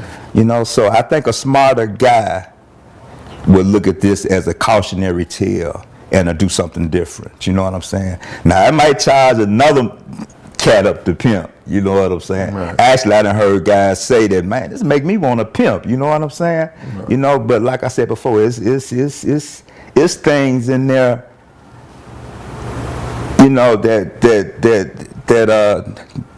the discerning eye would see. You know what I'm saying? That would make a nigga think like, I'd rather do something else. So it's a good book. It's a cautionary tale. It's based on a true story. Those that know, gonna know. You know what I'm saying? And those that don't know, use your imagination. Bert, where you from originally? I'm from Chicago. Born and raised? Well, actually, I wasn't born in Chicago. I was born in Alabama.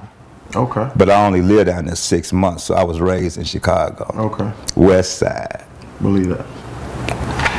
But I've been all over the country though. Ain't no you know, question. 38 states. I done forgot how many cities. You know. Yeah.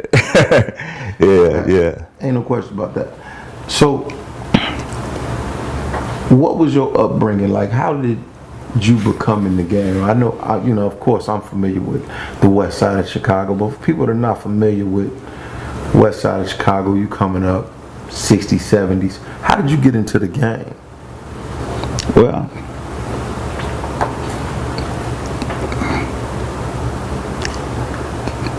the big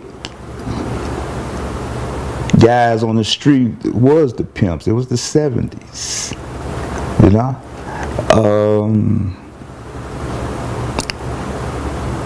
I wanted to be a pimp from a young man, and actually, most of the pimps,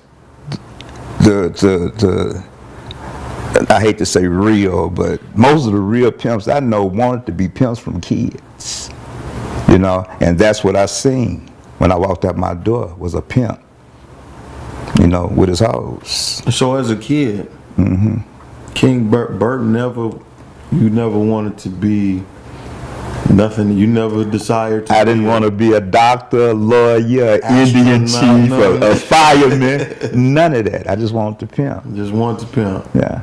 That's cool. Yeah. I just wanted to pimp. And then I felt like I wasn't going to do anything else. You know, I didn't see this day, you know, square, not in the game, you know. Born again Christian. I didn't see this day coming, you know. I didn't think I was gonna do nothing but pimp. You know what I'm saying? For real. We did Pimps Up, Hoes Down together. You did? Yeah, Kenny Ivy put it on the map. P. Walkie. You know, love this town, man. Too real for TV. You did. King Bird, I bet it for me. Anyway, thank you for the honor. Thank you for the honor. You know, thank you for the honor. So for all you out-of-pocket bitches, you understand me, that want to get a new pimp, you know what I'm talking about? Yeah, you shopping and finger popping, now's the time to make the move. You understand me? I know y'all was wondering who gonna get motherfucking picked. Y'all see who got picked, now y'all can, you understand me, quit being chicken and start doing some picking y'all motherfucking self. What made you become a born-again Christian? What made you bring Christ into your life? Well, just my whole life adding up, you know. In the beginning, I believed in the game.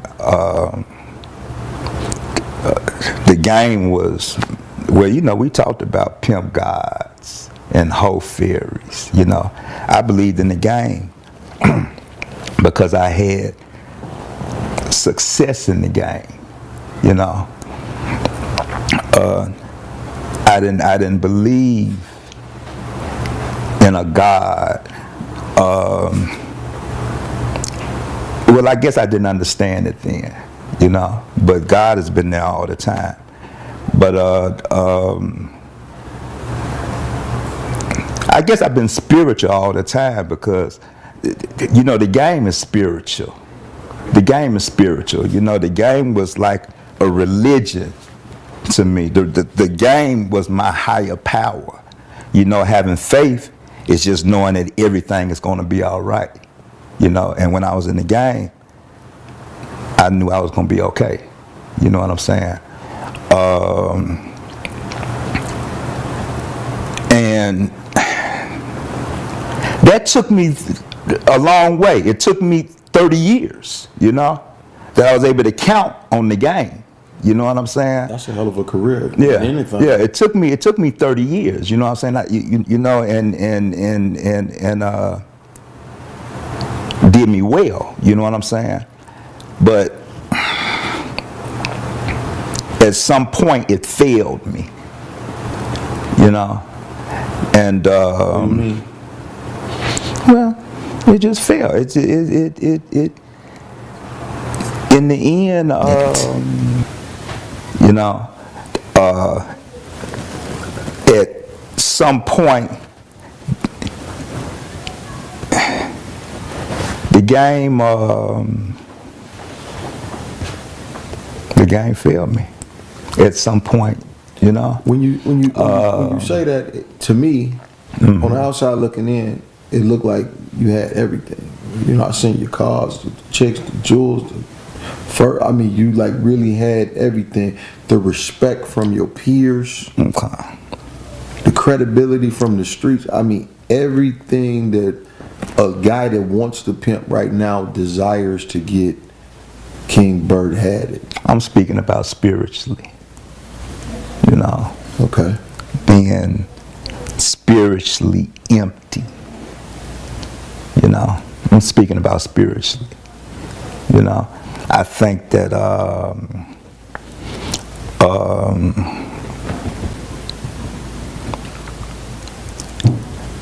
if I hadn't took the path and went through what I went through, I would think that money was everything. That money would make me happy. You know what I'm saying? But it's a spiritual thing, Maroy. Don't do it. All right, man. It's a spiritual thing for me. I want to know. You know? Let me ask you this failure and the spiritual thing you speak of, is it in this book? You say who? You said this what? The spirituality that you speak of. Will I find the answers to that through this book? Will this book tell me about that? Well, you know, you got to. Well, it's. I'm trying to sell the book, brother. Okay, okay, but what I'm saying is, I think it's going to be different for each person that read it. You know, no, because Bert, I've been knowing you for years. And I've had conversations with you for years. Okay. This is the first time I've had a conversation that felt, kind of heartfelt, where it's like you saying something and not saying something. I don't know everything that's been going on with you in life. Okay. I'm just trying to figure out what's going. I feel like it'll be heartfelt. It'll be spiritual to a person because spirit touches the spirit in another person. What comes from the heart reaches the heart. And I poured my heart out in that book. Okay. So to answer your question, yeah, I think that it will be a spiritual journey for whoever reads it. You gotta get it. The book King, Amazon.com. You gotta get it. You did. What's next for King Burt? Are we still King Burt? Are we still King Burt since we're not the pimping no more? Is it still King Burt or what? I'm still King Burt. Okay, all right.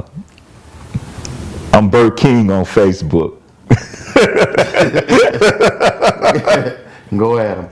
But what's next for you, brother? Like I said before, Maroy, just promoting my book, living a clean life.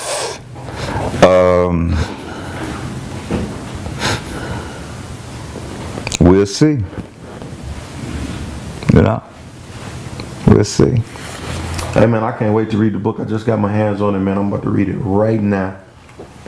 And I look forward to it, man. I've always thought this man was a very intriguing brother, very charming, just top flight everything, So to hear a brother like this say the game is over and he walking away from it is, I can't wait to read what's inside this book. I really can't. Always been top flight with me, brother. Hey, thank you for the opportunity. Hey man, thank you, man. You come to Vegas, I had to see my man. My man come to Vegas, he don't go get a hotel room like everybody else. He got to rent big old mansions and shit. That's King Burt for you, man. But hey man, the book on Amazon.com. Anything else you want to tell them, man? Get the book. It's a good book. Any brothers out there in the game right now? What advice would you give them right now? Be careful. Be careful. I hate to say, like I said before, I hate to say that the game is over because when I was in the game and it was older fellas telling us that it was over and it was far from over. You know what I'm saying? But like I said before, the way the world is today, it's a lot of risk these guys taking. You know what I'm saying? And if not today, further on down the line, because before, and then let me say this here, I think that is real one-sided. You know what I'm saying? They ruining guys' lives and they giving these girls an out. Yeah. You know what I'm saying? It's not even fair. So before, a woman had the opportunity either to pay you or to leave you. You know what I'm saying? But now, she got another option because there's an FBI agent who would love to hear her story. He took you across state lines. What? He kicked you in your butt. What? Be careful. That's what I would have to say to him. A lot of young cats not coming up don't have mentors in the game. Okay. They kind of just like ear hustle off a movie that one Too Real for TV dude made. They think they're going to get some game from that. Right. Or they pick up a book, Iceberg Slim, think they're going to become a pimp. When you was coming up, did you have a mentor in the game that was able to polish you and tell you to watch out for these downfalls? Because what you're doing now is like mentoring. If you tell a dude, hey man, be careful, watch out for this. Like I said, the world changed. It was a whole different world because really, I got the game the hard way. I mean, I had guys who I snuck a peek at, you know what I'm saying? You know, like I said, I've been all over the country, you know what I'm saying? And I jumped on the highway young. So it's a lot of guys I can mention. But like I said, it's a whole different world out there today. It's a whole different world out there today, you know? And I got the game the hard way. I got it from the bottom. I started at the very bottom. At the very bottom. And I learned as I went. I'm not trying to test your spirituality with this question, but I got to ask. Okay. Bad young chick, 22 years old, out here in Vegas. King Bert, I seen you in the movies. I like your flavor. I got something for you. Trying to choose up and fuck with you. I need it for real from a veteran pimp. What does King Bert say in 2017? So basically, you asking me if I would take the money. I'm just saying. My partner, man. To be honest, it ain't that I can't pimp no more, you know. That's my choice. I don't, you know. I still have chicks I used to have knocking at my door, but I tell them I'm saved, Maroy. I ain't in it. That's beautiful, man. Yeah. That's beautiful, man. I really respect that coming from you, man. Yeah. Cause I know you the motherfucking truth. Yeah. Yeah. No, I ain't in it. You know. Hey man, there y'all have it, man. That's too real for TV. Don't get much realer than that. King Bert exclusive, man. A new reformed, saved version of King Bert. Really speaking on some royal shit. Go get the book, King Bert. Amazon.com. Check it out right now. Church.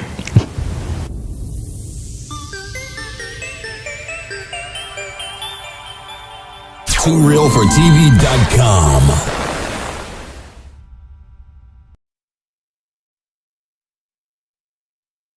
Shit, nigga, the fuck is wrong? Okay.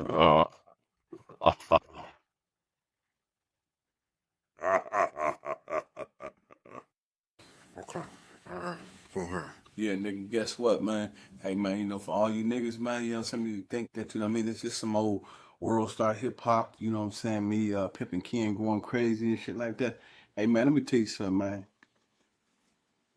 I'm from a motherfucking part of Milwaukee, man, east side of Milwaukee, where, you know what I'm saying, niggas, they tell over there and shit, you know what I mean? Niggas ain't all solid. You know what I mean? It's some snitches and some hoe ass niggas over there, you know what I'm saying? But at the same time, if I bring one of them niggas over to the motherfucking hood, I'm like, JD, this my nigga. And JD be like, yeah, well, he your nigga, he our nigga. And the nigga turn out, man, to be not solid. You know what I'm saying? I'm responsible for handling that nigga. You know what I'm saying? If I endorse a motherfucker, you know what I'm saying? Like, for example, you know what I'm saying? This my man, you know what I'm saying? T.I. You know what I'm saying? You know what I'm saying? This is my book. This is the 48 Laws of Game. You know what I'm saying? This the #1 selling book in the country right now, as far as urban books, the 48 Laws of Game. You know what I'm saying? Which is sold, you know, all over the world, Pimping.Amazon.com, Barnes and Nobles, everywhere. You know what I'm saying? Motherfuckers get this book. I got this nigga actually in my book. You know what I'm saying? So, therefore, you know what I'm saying? I'm not just coming at T.I. or 50 or Nelly or none of these niggas on no disrespectful manner, right? These niggas is actually niggas that I have fucked with at one time. You know what I'm saying? T.I. say he a UGK alumni. He all .com. Be it. Hey, what's happening, homie? T.I.P. man, the king himself speaking. You dig that? Valedictorian of the UGK alumni. All right. That's what Chronic.com. Yo, that they seem to really look to connect to UGK. It's almost like a badge of honor, like, you know, a stepping stone. To get UGK on your record is really like a stamp. Chronic.com. on the video with my nigga Pimp C. You understand what I'm saying? You know, this nigga say, you know what I mean, he followed Pimp. So therefore, you know what I'm saying? I'm thinking, you know what I'm saying, if he followed Pimp, then, you know what I'm saying, this nigga, you know, me on some Pimp shit, because he called himself the Pimp Squad Click. But yet the nigga got the #1 trick motherfucking song in the country. It ain't tricking if you got it. T.I., it is tricking if you got it, my nigga. You understand me, nigga? You understand me? I know that you understand me. You don't understand what the pimping is. But you should have did what Pimp C did.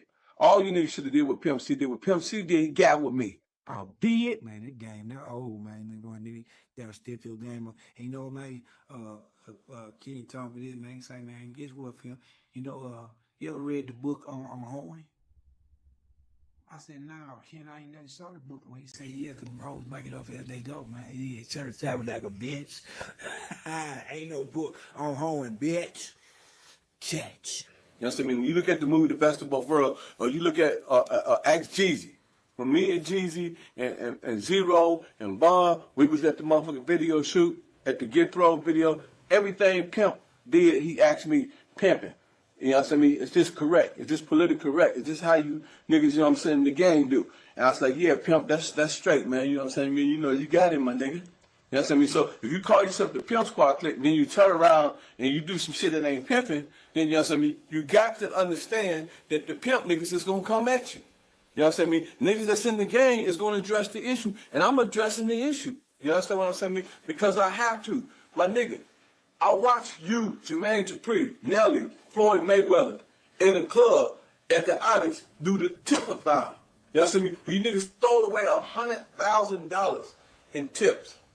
$100,000 in tips. Just gave y'all money away. You see what I'm saying?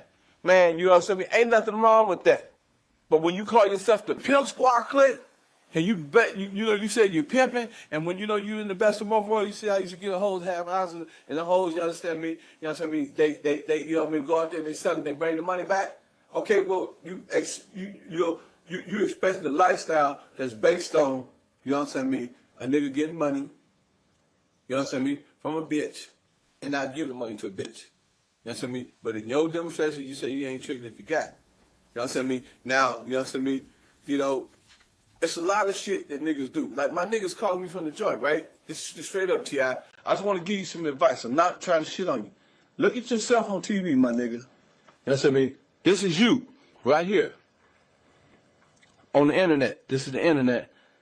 Hey, what's happening, y'all? Look at you, my nigga. This is about another kind of tip. They can help our mothers. So you helping the police out, Tip? You helping the police out, my nigga? This nigga got his own police line, man. What the fuck is going on? It was called Crime Stoppers Line. Man, come on, man. The number of Crime Stoppers around here. Watch this, nigga. Tips. That's 404. Atlanta tip line. Atlanta tip line. Yeah, hey, I got a tip for you, my nigga. You understand me, my nigga? You just really need to get on off the rap game, man. Or quit rapping about this motherfucking pimping and this hustling in this game, man. You don't get on a motherfucking TV, man, and have a motherfucking police line, my nigga. How you gonna tell motherfuckers to stop crying, nigga? You walking around with motherfucking pistols and silences and shit like that. Mac Booney Country, all you niggas, I fuck with you niggas, man. But I'm gonna tell you niggas, man, you understand me, the shit that your man doing ain't right. Like I said, the mob bring a motherfucker to the mafia, and this nigga ain't right. The mob gonna have the motherfuckers responsible for bringing them to the motherfucking light. This nigga's in my book. You understand me? This nigga's in my book, man. You understand what I'm saying? Me? So definitely, I have a motherfucking disagreement with this shit. Here goes some more shit, my nigga. What this nigga had in the courtroom, man? See. Man, I like T.I.'s music. T.I., you cold the motherfucker, man. I just want to get an understanding because Busta Rhymes didn't go. This is dope, man. You know me, nigga. You said in your song, I'm known in the hood like the neighborhood dope, man. We are known in the hood like the dope man. Phone number, rolling the thing. I can throw some 20 bowls on. Nigga talk bad about the man, but I don't wonder what's the Known in the hood like the neighborhood dope, man. You said that, nigga. You send me a Bankhead, book box office, the courtroom, man. Put it on. You know, nigga sent this to me, man. You know, I just got turned on to this shit, man. Hold on, man. We already played that. That was a courtroom. The courtroom, really, that's room, so it's a month, so no. That's nigga. That's all I'm gonna keep it on. We did play the whole thing. Yeah. I bet it's from the T.I. You just had it. That was court in court. T.I. in court.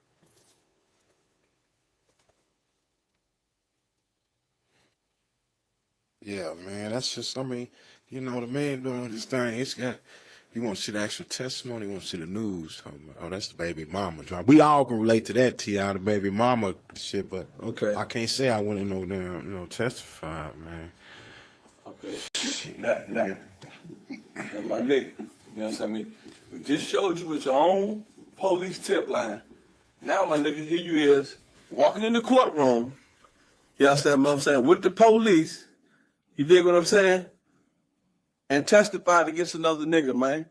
You know what I'm saying? I don't know, listen, man, I don't know why you was there, but man, the bitch little Kim, she didn't go and testify. You know what I'm saying?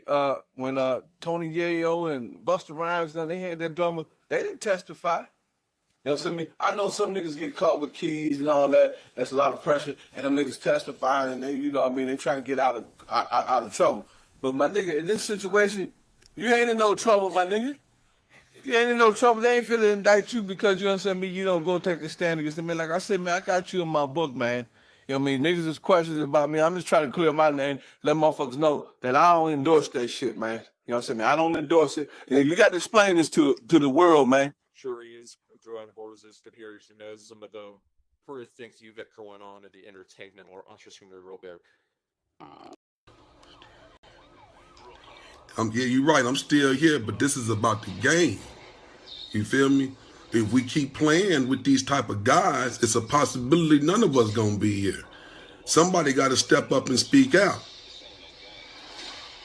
That's right. I am the game. You the game. We all the game. That's why I said tune in. That's why I said tune in. KP, hello. Hey, I'm gonna tell you, you ain't talking to a young one now.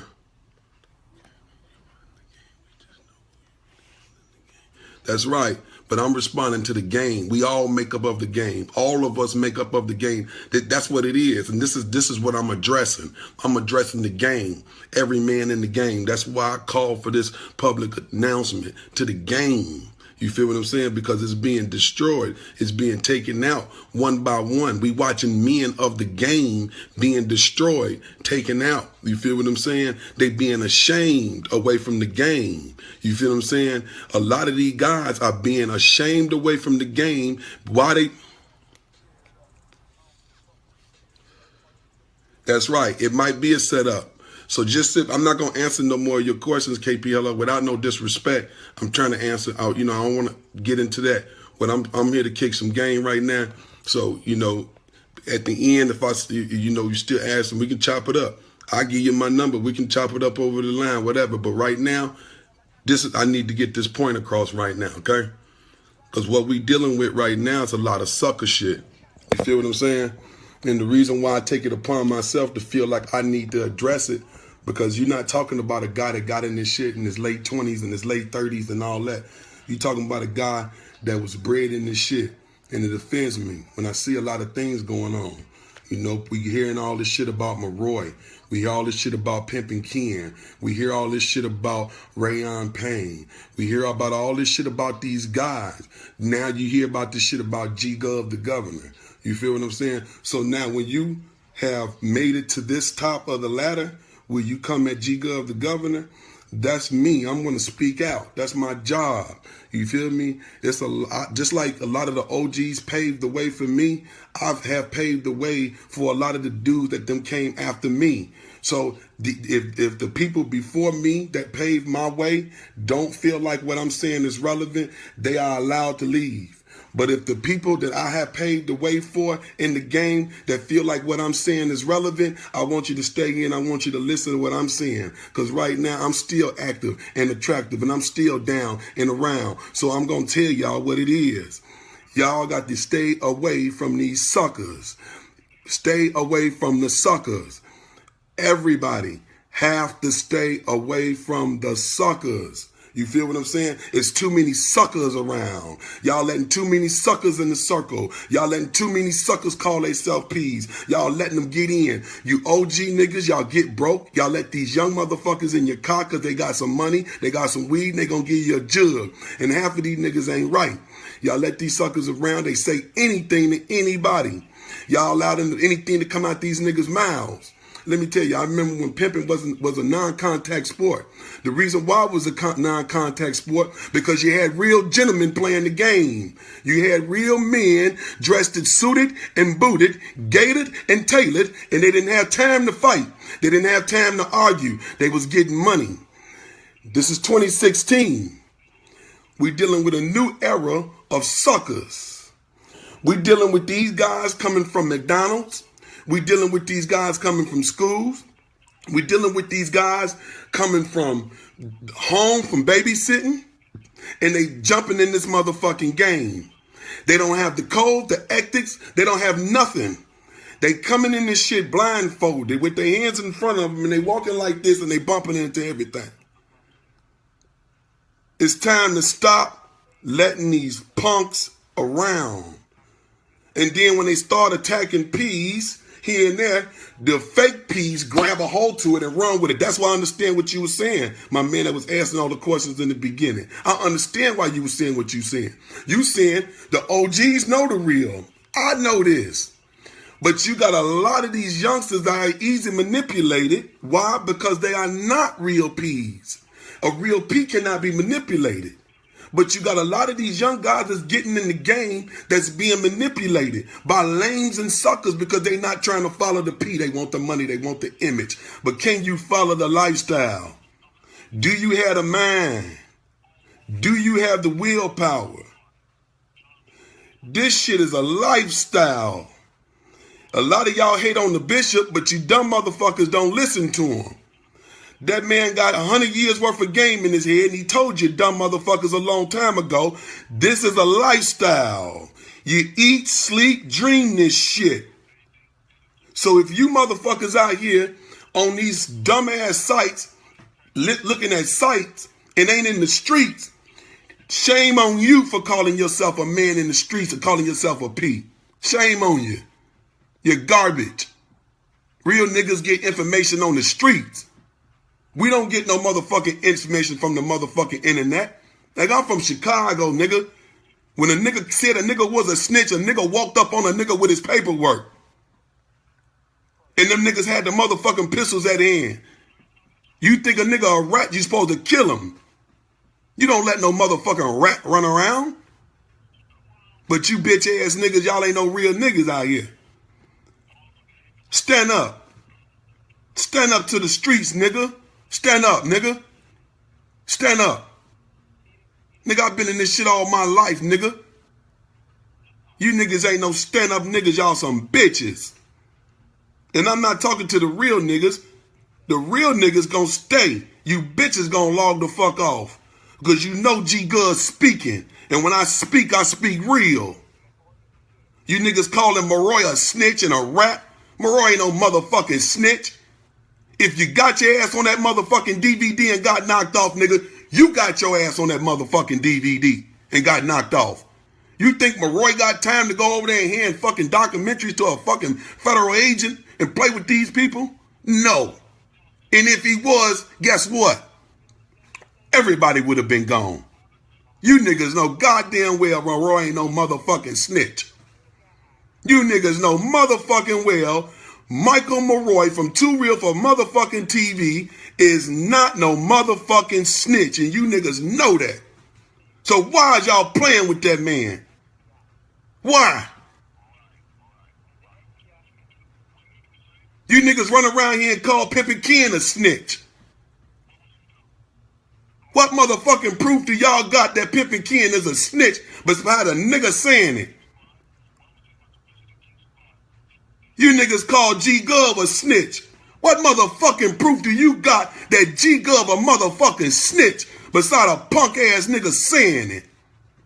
And we've been watching all the trickery that this faggot been playing for too motherfucking long, and everybody running to this site looking at this old bum ass trickery shit.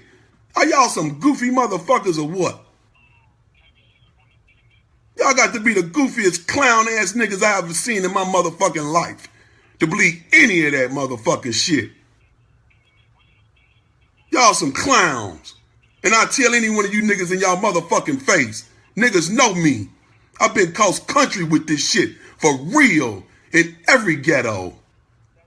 Every motherfucking ghetto, nigga. I'd have been shot in 2 different cities, nigga. Man, you niggas need to get y'all motherfucking game together. 90% of you niggas smelling like motherfucking pee. The other motherfucking 9% sitting around looking home and don't know what the fuck to do next. The 1%ers is scared to speak out because we too real. We too real to speak out. We too real. You know what real is? Let me wake y'all niggas up what real is. Real is short for reality. Real is your motherfucking reality. That's what real is. Real is your reality. My real and your real can be totally different. Why? We have 2 different realities. So all this shit nigga talking about a real nigga, find out who you're fucking with. Find out if y'all got the same reality. That's when you can go off and do a crime with a nigga and say, he real. We face the same reality. But if this nigga's reality is not wanting to do 100, that's his reality. Don't go do the crime with the sucker. Now that's what real is. Since you niggas always talking about what real niggas is. Me, I'm a real nigga. I face reality. I have never done nothing that I ain't willing to stand the fuck up for. Absolutely nothing. If I say I made a mistake, I'd be lying. Because mistakes is for motherfuckers that don't think about the shit that they do before they motherfucking do it. That's a motherfucking mistake. Y'all keep playing with that motherfucking clown ass Rayon Payne, a convicted rapist. Keep playing around on this site. I done told you niggas too many times he done hacked my phones. The man done hacked my computers. Y'all think this shit a game playing with this man. Y'all want the real on Rayon Payne? I done told you motherfuckers stay off his site. He tracked your IP address. This man sent me a hacker shit in my phone today trying to get me. Leave that man alone. Do y'all think this shit is a game? This man will hack your motherfucking computers. Nobody knows about no Rayon Payne, no motherfucking Kiko. Who knows about this dude? But y'all got niggas vouching for him. That's where Pimp and Ken come in suspect at. This is where the suspect shit come in at. Do I know if Ken a snitch or not? No. But Ken, you are suspect if you fuck with this nigga Kiko. Why? Because nigga, you done shook hands and met all of us, but you won't bring your fucking friend out. You're fucking with this clown and you won't bring him out. That's what we talking about.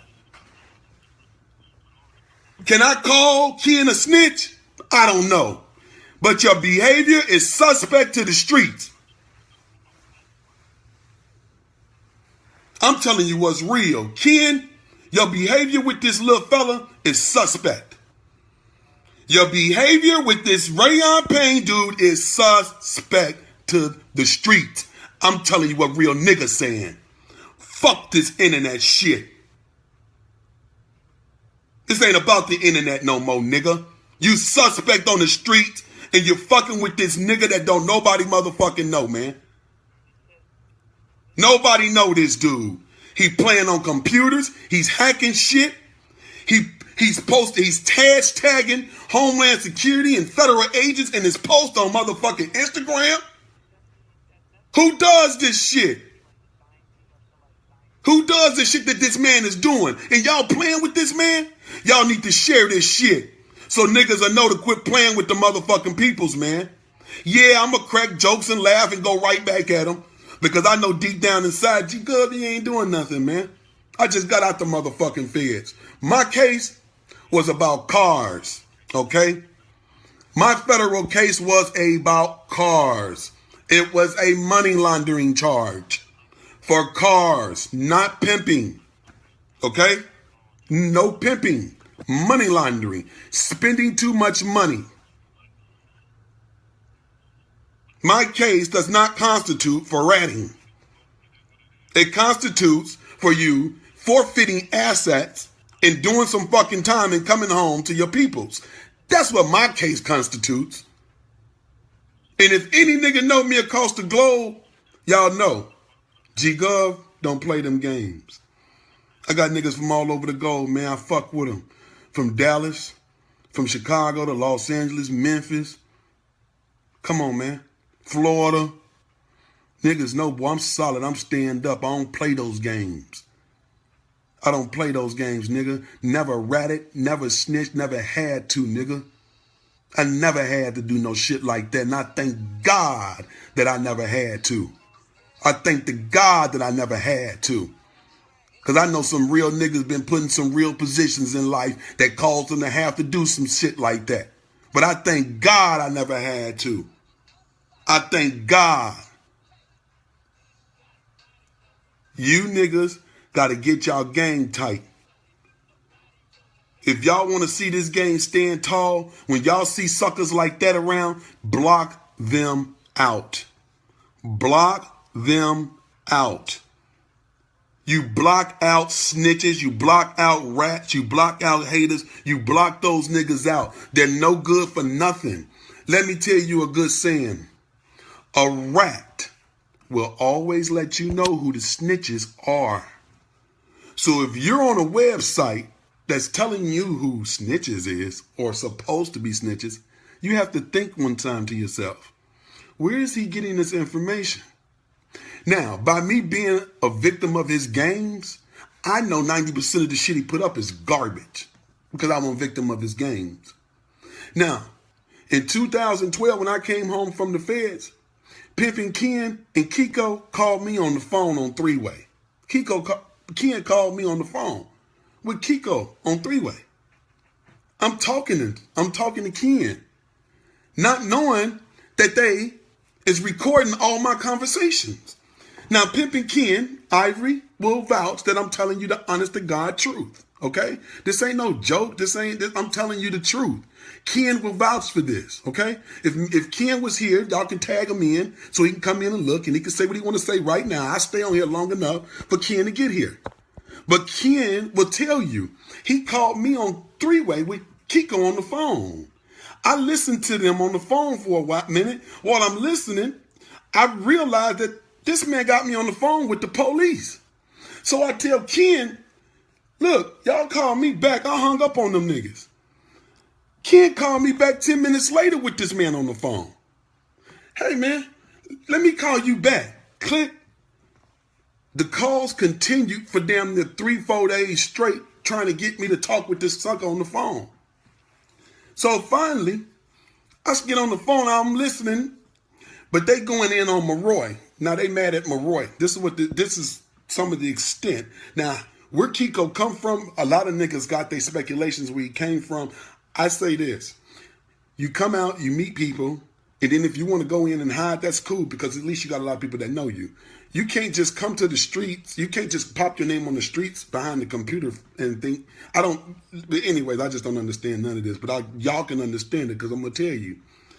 They called my phone several times. Why? I don't know. Talking about Maroy.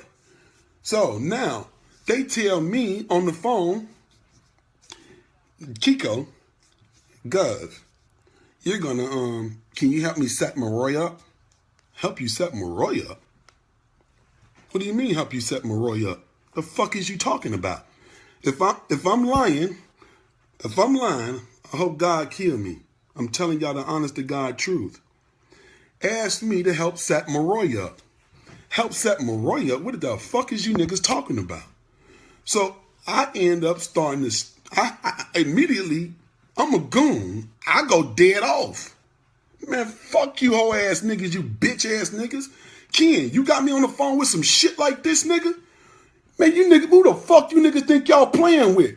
Man, you niggas gonna get hurt and I hung the phone up on them niggas, okay? Bam. It called me back again. Said, hey, you're gonna set Maroy up or we're gonna go on the internet and tell everybody that you're an informant and that you're a rat.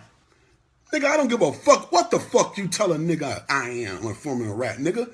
Nigga, I ain't no motherfucking bitch. Ain't no motherfucking way in the world you niggas are ever get me to pull some bullshit like that. So I hung the phone up on them again.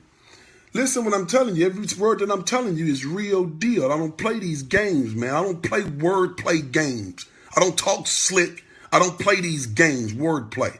I talk real, okay? I don't talk the bullshit. Y'all know me even in the pimp game. Y'all ain't never seen me walk up on no bitch. Yeah, oh, da. It's real with me. I kick real words, okay? But let me finish. So I hang the phone up on them niggas after checking basically both of them. Ken for putting me on the phone with this clown, and this clown for disrespecting me like that, asking me some shit like this. So, bam, I tell Maroy what's going on. Man, these niggas talking about they want me to set you up. He said, what you mean? I said, man, I don't know, man. Shit, man, you know me, I hung up. I'm trying to really figure out what the fuck they mean. None of it sound right. Shit, period. You feel me? So then, Maroy, I'm sorry. Then I started getting funny emails. Now I'm gonna be for real. Now I was a fool on the computer. I'm just coming home from the feds. The computer's really what I wasn't no computer savvy nigga. So I done clicked a couple of his links that he tried to fake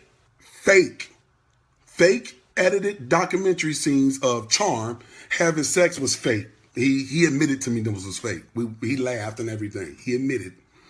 So he trying to send shit over in my email, but me being so, uneducated about the computer, I download the shit. Bam. He hacked my computer. He ended up hacking my phones. So I'm not knowing my computers and shit is hacked, okay? I started figuring the shit out because he hacked my Facebook. He had actually, and I found out after doing some research, he hired some motherfuckers from India to hack my motherfucking Facebook and change my panel on my Facebook where I couldn't hit my settings.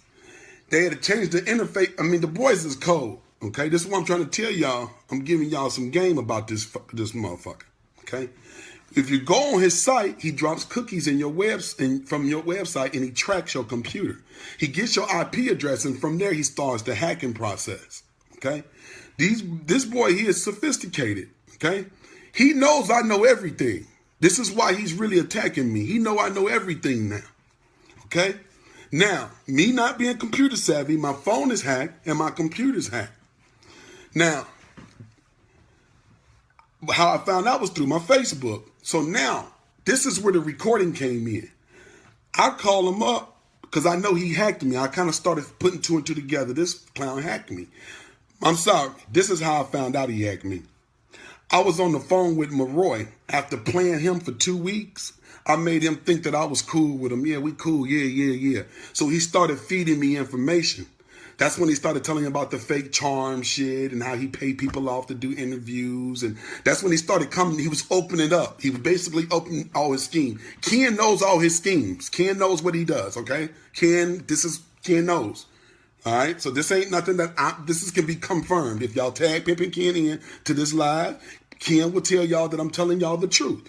I'm not down talking Ken. The only time I'm down talking him when I say, Ken, you suspect from fucking with this nigga. And I told Ken that at Big T Bazaar in Dallas when I seen him face to face. Okay? I was heated. Okay? All right? I was heated. I was real heated. Okay? At Big T. He'll tell you I was real mad now.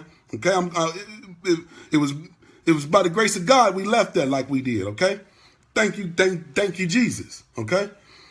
I seen Ken at Big T. I told Ken to his motherfucking face, dude, you fucking with that nigga, you suspect.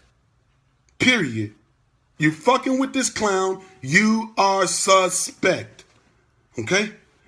That's when he told me, I don't fuck with him no more. I don't fuck with him no more. I don't fuck with him no more. He said, I don't fuck with dude no more. That's what he told me. I don't fuck with him. I don't fuck with him. I said, well, why don't me and you go on camera and tell these people we don't fuck with him? Let's stand up for the game, man. I said, you brought this motherfucker around. Since you brought this clown around, Ken, me and you go on camera and tell the people that fuck this nigga Kiko, we don't fuck with him. You know what Ken told me? No, because he's gonna start to target me. Okay? Ken told me, when I told Ken, okay? I remember you back in the day at Big T Church. Hey, listen. Church, I'm definitely going to do that. Let me tell you. I told Ken, I said, let's go on camera together and let's squash this nigga. Let's let the game see that we're not going to let nobody little rag dog come in the game and disrupt it like this. He told me no. He said, because dude's going to go after me. Okay? When Ken told me dude's going to go after me, I knew then, okay, Ken. I knew then that he's weak. At whatever reason, man, he weak. Okay? All right? He's weak. It's a weak man. Cold, man. All y'all. Because he got it all, you niggas, and all you niggas bow down. All you niggas bow down to that piece of shit. Y'all bow down. Y'all bow down. Anyways, now that I know my computers are hacked, I spent about $2,500 getting my computers cleaned up. He got my phone. I got my phone cleaned up. Boom. Now, about a year ago, they tried to pay Marvelous Rich $500 to snitch on me. Well, not snitch on me. I'm sorry. They tried to pay Marvelous Rich $500 to say that I put him in the feds. Marvelous Rich took the money from them. Okay, called me on the phone and told me, Gov, they gave me $500. I'm supposed to do a radio show, but I took the money from them. I'm calling you to let you know that I ain't gonna do it. I'm not finna sit there and do no shit like that. I said, Marvelous Rich, Marvelous Rich. I shook my head because I knew for him to get the money, he had to talk about me bad anyways. Even though he did the right thing, he got the money, he called me. But he's a young man. He's only 23. But I said, Marvelous Rich, okay, that's cool. That's cool, Marvelous Rich. I said, but I need you to go on interview. And I said, I need you to go ahead and tell what happened, okay? So after they realized that he took their money and played them, that's when Kiko and all them called the jailhouse, told the people that he had a cell phone, trying to get him popped with the phone so he couldn't do the interview with me. Just so happened I got the interview. Okay, the interview is very damaging on both ends. Okay, I never put the interview out, and the reason why I never put the interview out because it's detrimental. Okay, it's a deep interview. Okay, let me tell y'all, man. As I'm going through it, I'm telling y'all, I want y'all to always remember, man, block these suckers out. Block these lames out. You see people like Kiko's, niggas that fuck with them type of guys. See, this community is small. Okay, it's always was a small. We was able to go cross country. I remember back in the days traveling the highways, man. You get in the car, man, you ride to the next city, you get on the phone, niggas show up with the weed, and man, this is what's happening, boom, but everything was, look, if you ain't been in the game 20, you might not really know what I'm talking about. I'm talking about going from one city to another city, getting up with a nigga, having true love. It was real. You feel what I'm saying? That's the community we need again. See, and if there's some women on here looking at this too, I'm going to blame some of you motherfucking hoes out here playing these fucking square ass niggas too. Y'all go out here, y'all give y'all money to these sucker ass niggas, and then they get in our motherfucking circle because they got 2-3 of you dumbass bitches paying them, and we let them in like another dumbass. They break 2 barriers. They first broke the hoe barrier, then they break the pimp barrier, and now we invaded with a bunch of suckers. Y'all paying these suckers, man. Keep y'all motherfucking money in your pocket till you find a real one. Hold that motherfucking money. Stack it up. Put it in the motherfucking pillow till you find you a real one. Because when he get it, he gonna respect you and what you doing and everything you doing for him. Stack that money up. Quit running to the cute nigga because the nigga cute, or the nigga got a nice car, or he's selling the biggest bag in the hood, or his pants sag, or he got a Gucci belt. Quit paying these squares, man. Y'all infiltrating us too. Heavyweight hoes paying these squares, and then these squares get around us riding these big whips, big chains, big rollies, and these niggas suckers. Hold your money, man. You ladies hold that money and wait till a real one come. You can get it to me. but there's more real ones out there than me. Find your real one. Hold it. Quit paying these fucking suckers. They got the game looking soggy. These niggas don't live like this no more, man. This my office, man. These niggas ain't pimping no more, man. These suckers, man, they tricking y'all. And y'all tricking y'all motherfucking selves, too. Quit tricking yourselves, man. Quit tricking yourselves, man. Real talk, man. Quit tricking yourselves, man. There's some real ones still around here, active and attractive. Quit tricking yourselves. Y'all letting these suckers in. Y'all letting these suckers in because y'all think they cute. Y'all letting these suckers in, man, I'm telling you. Get them out. Get them out. Check them out. Make them see if they standing up to the paint. Make them stand up to the paint. Make them sweat you. Make them spit some pimping. Make them kick that game. See, that's what hoes made niggas do back in the days. We had the pimp ours. We had the pimp ours, man. We had the Mac. We had to really Mac. We couldn't act. We had the Mac. These niggas is acting and knocking y'all. We had to stay down on our game. We had to be around the OGs to get the real game. Because these young niggas didn't know what to say to knock nothing.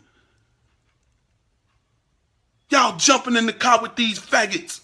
Get out the car with these faggots. And if you got a faggot ass sucker now, leave him tonight. Leave him, get out that house with that sucker. Because he a cancer to the game. He a cancer. Get up. Get your money.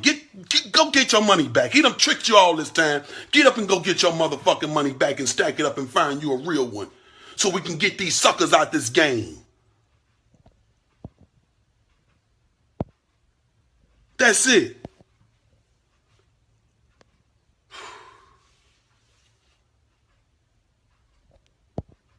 I'm telling y'all, man.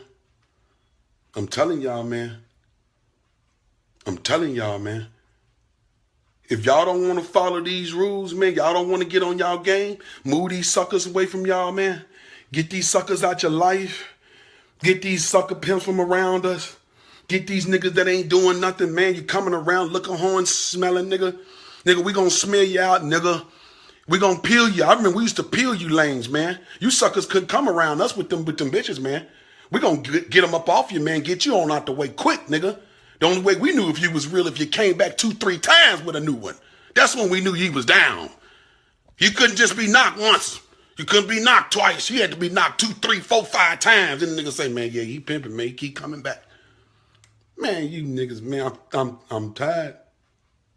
See, my days in this game is limited. I'm gonna tell you. And the reason why I done did what I had to do.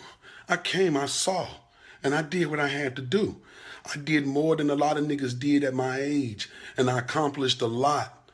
You feel what I'm saying? By the good game, by God did it. Don't think that, oh man, the pimps believing in God. We got the Bible. We believing in the word. And God has carried me this far in this game. And he has gave me a voice to speak out. I don't want to speak bullshit. I have to speak facts. Some of us here will be sent to speak facts, and some will be sent to speak garbage. Some people are kings and some people are jokers. Some people are the truth tellers and some people are liars. That's just the way we have to accept this shit. But us, the real ladies, the real men of this game, it's time to stand up, y'all. Stand up. They human trafficking, stand up. Come on, human trafficking, they stand up, man. Stand up, y'all. Y'all see what they doing. They can't penetrate the game when you're dealing with real pros and cons, man. You can't do that. What they doing in the game is because there's a lot of fakes in the game. At 300 years, go to them fakesters.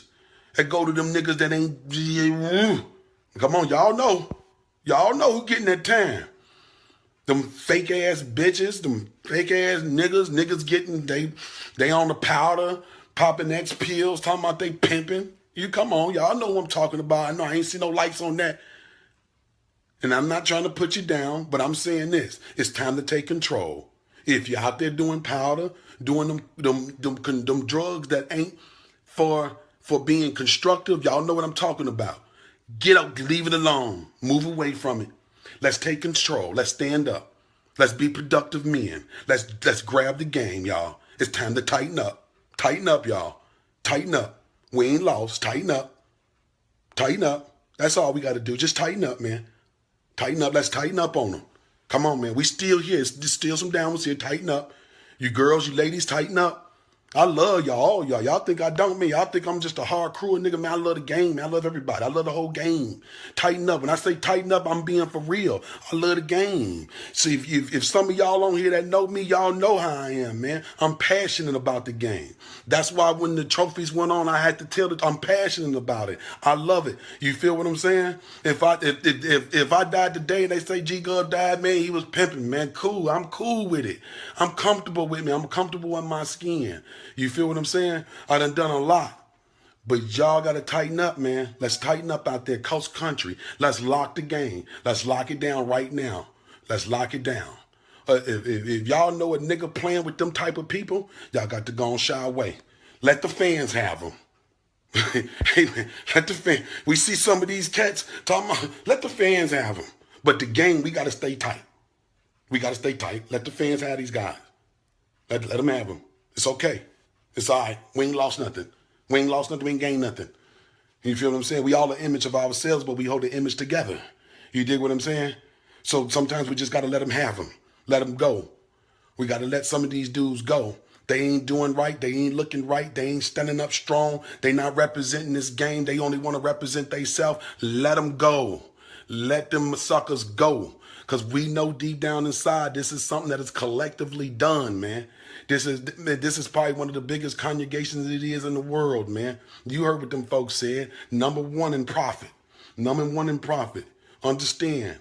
Get your business. All the time, oh, nigga pimping, he got him a business. That's a lie. I don't give a fuck what you're doing. You're pimping, go get your business.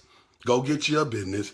Quit buying the rims. Go get your business. It's okay to get a business, okay? It's okay to go and get your little money over there and come on over here and open up something and be successful. It's okay to graduate. It's okay to step your game up. Don't listen to that. All that drag they try to tell you, man, you got to be a real pimp. You got to be straight laced pimping, only checking it out the bitch.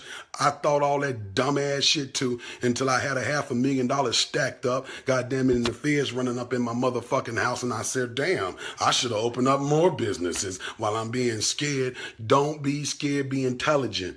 Take that money and be intelligent. Do something right with it. You feel me? Don't let these niggas drown your head with the bullshit part of the streets game. It's bullshit niggas. Let me give y'all some history. I've been on the street since I was 8. I used to sleep in cars. Niggas from Chicago, if y'all here, give me some thumbs up. I used to sleep in cars, okay? Slept in alleys in my car at 15 and 16 and 17 years old, okay? I used to ride the L train from one side of Chicago to the other side of Chicago, okay? All right? I didn't have anywhere to go. I used to keep my clothes at the cleaners. I would wake up in the morning, go to the cleaners, get my clothes, and walk to my grandmama's house when she was at work and take a shower upstairs and leave so would nobody know I was there, okay? Now I would hit the streets clean with jewelry on. Niggas didn't know I was homeless or young homeless because I stayed clean. Now, but let me tell you, I stepped my game up. I left Chicago and came to Dallas, and I said I wanted something, and I seen something, and I took something. You feel what I'm saying? I applied all the game that I learned from the streets, and applied it to the streets, okay? And I made something, okay? Ain't too many of us lucky like this, okay? Don't too many of us can take it to like that. I'm telling you, it takes a man to do this shit. And if a nigga think it take more than a hoe and our money, it takes a man to do this shit. I know more niggas had more hoes and more money and wasn't doing a goddamn thing. I had lesser hoes, but I had money and I had a brain with my money. You understand what I'm saying? So I want y'all to know, man, listen, man, don't, when I say the streets, been in these streets, listen, 17 years old, went to the juvenile home, did a year there. I escaped the juvenile home, okay? I ran, left, called them back when I was 18, okay? Hey, man, let me tell you, got shot twice. I've been popped here. Been shot twice, St. Louis and Dallas, okay? Man, I got a history in the streets. I got a history in these motherfucking streets. In these streets, I got a history. My history is the streets. Okay? I came to Dallas. Okay? Got money. Caught my little fed time. You feel me? Cool. Came home. Still bossed up. Still bossed up. You feel what I'm saying? You got to use your mind, man. Quit being followers. Be leaders. Use your mind. I am a leader. I've never been a follower. I am a leader.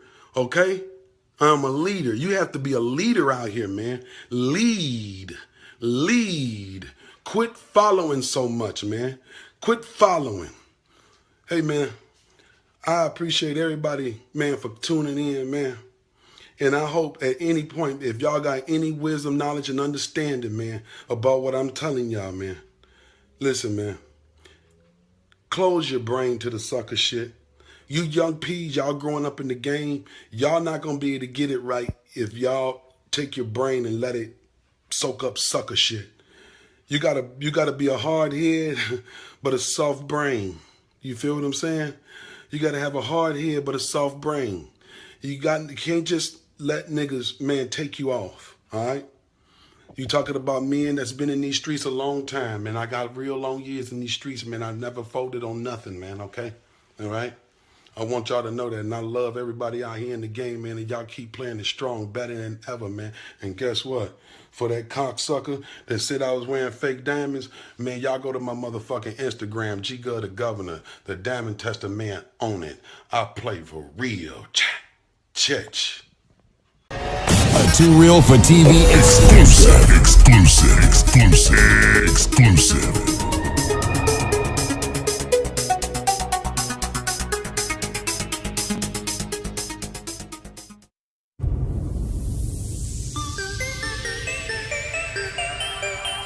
TooRealForTV.com.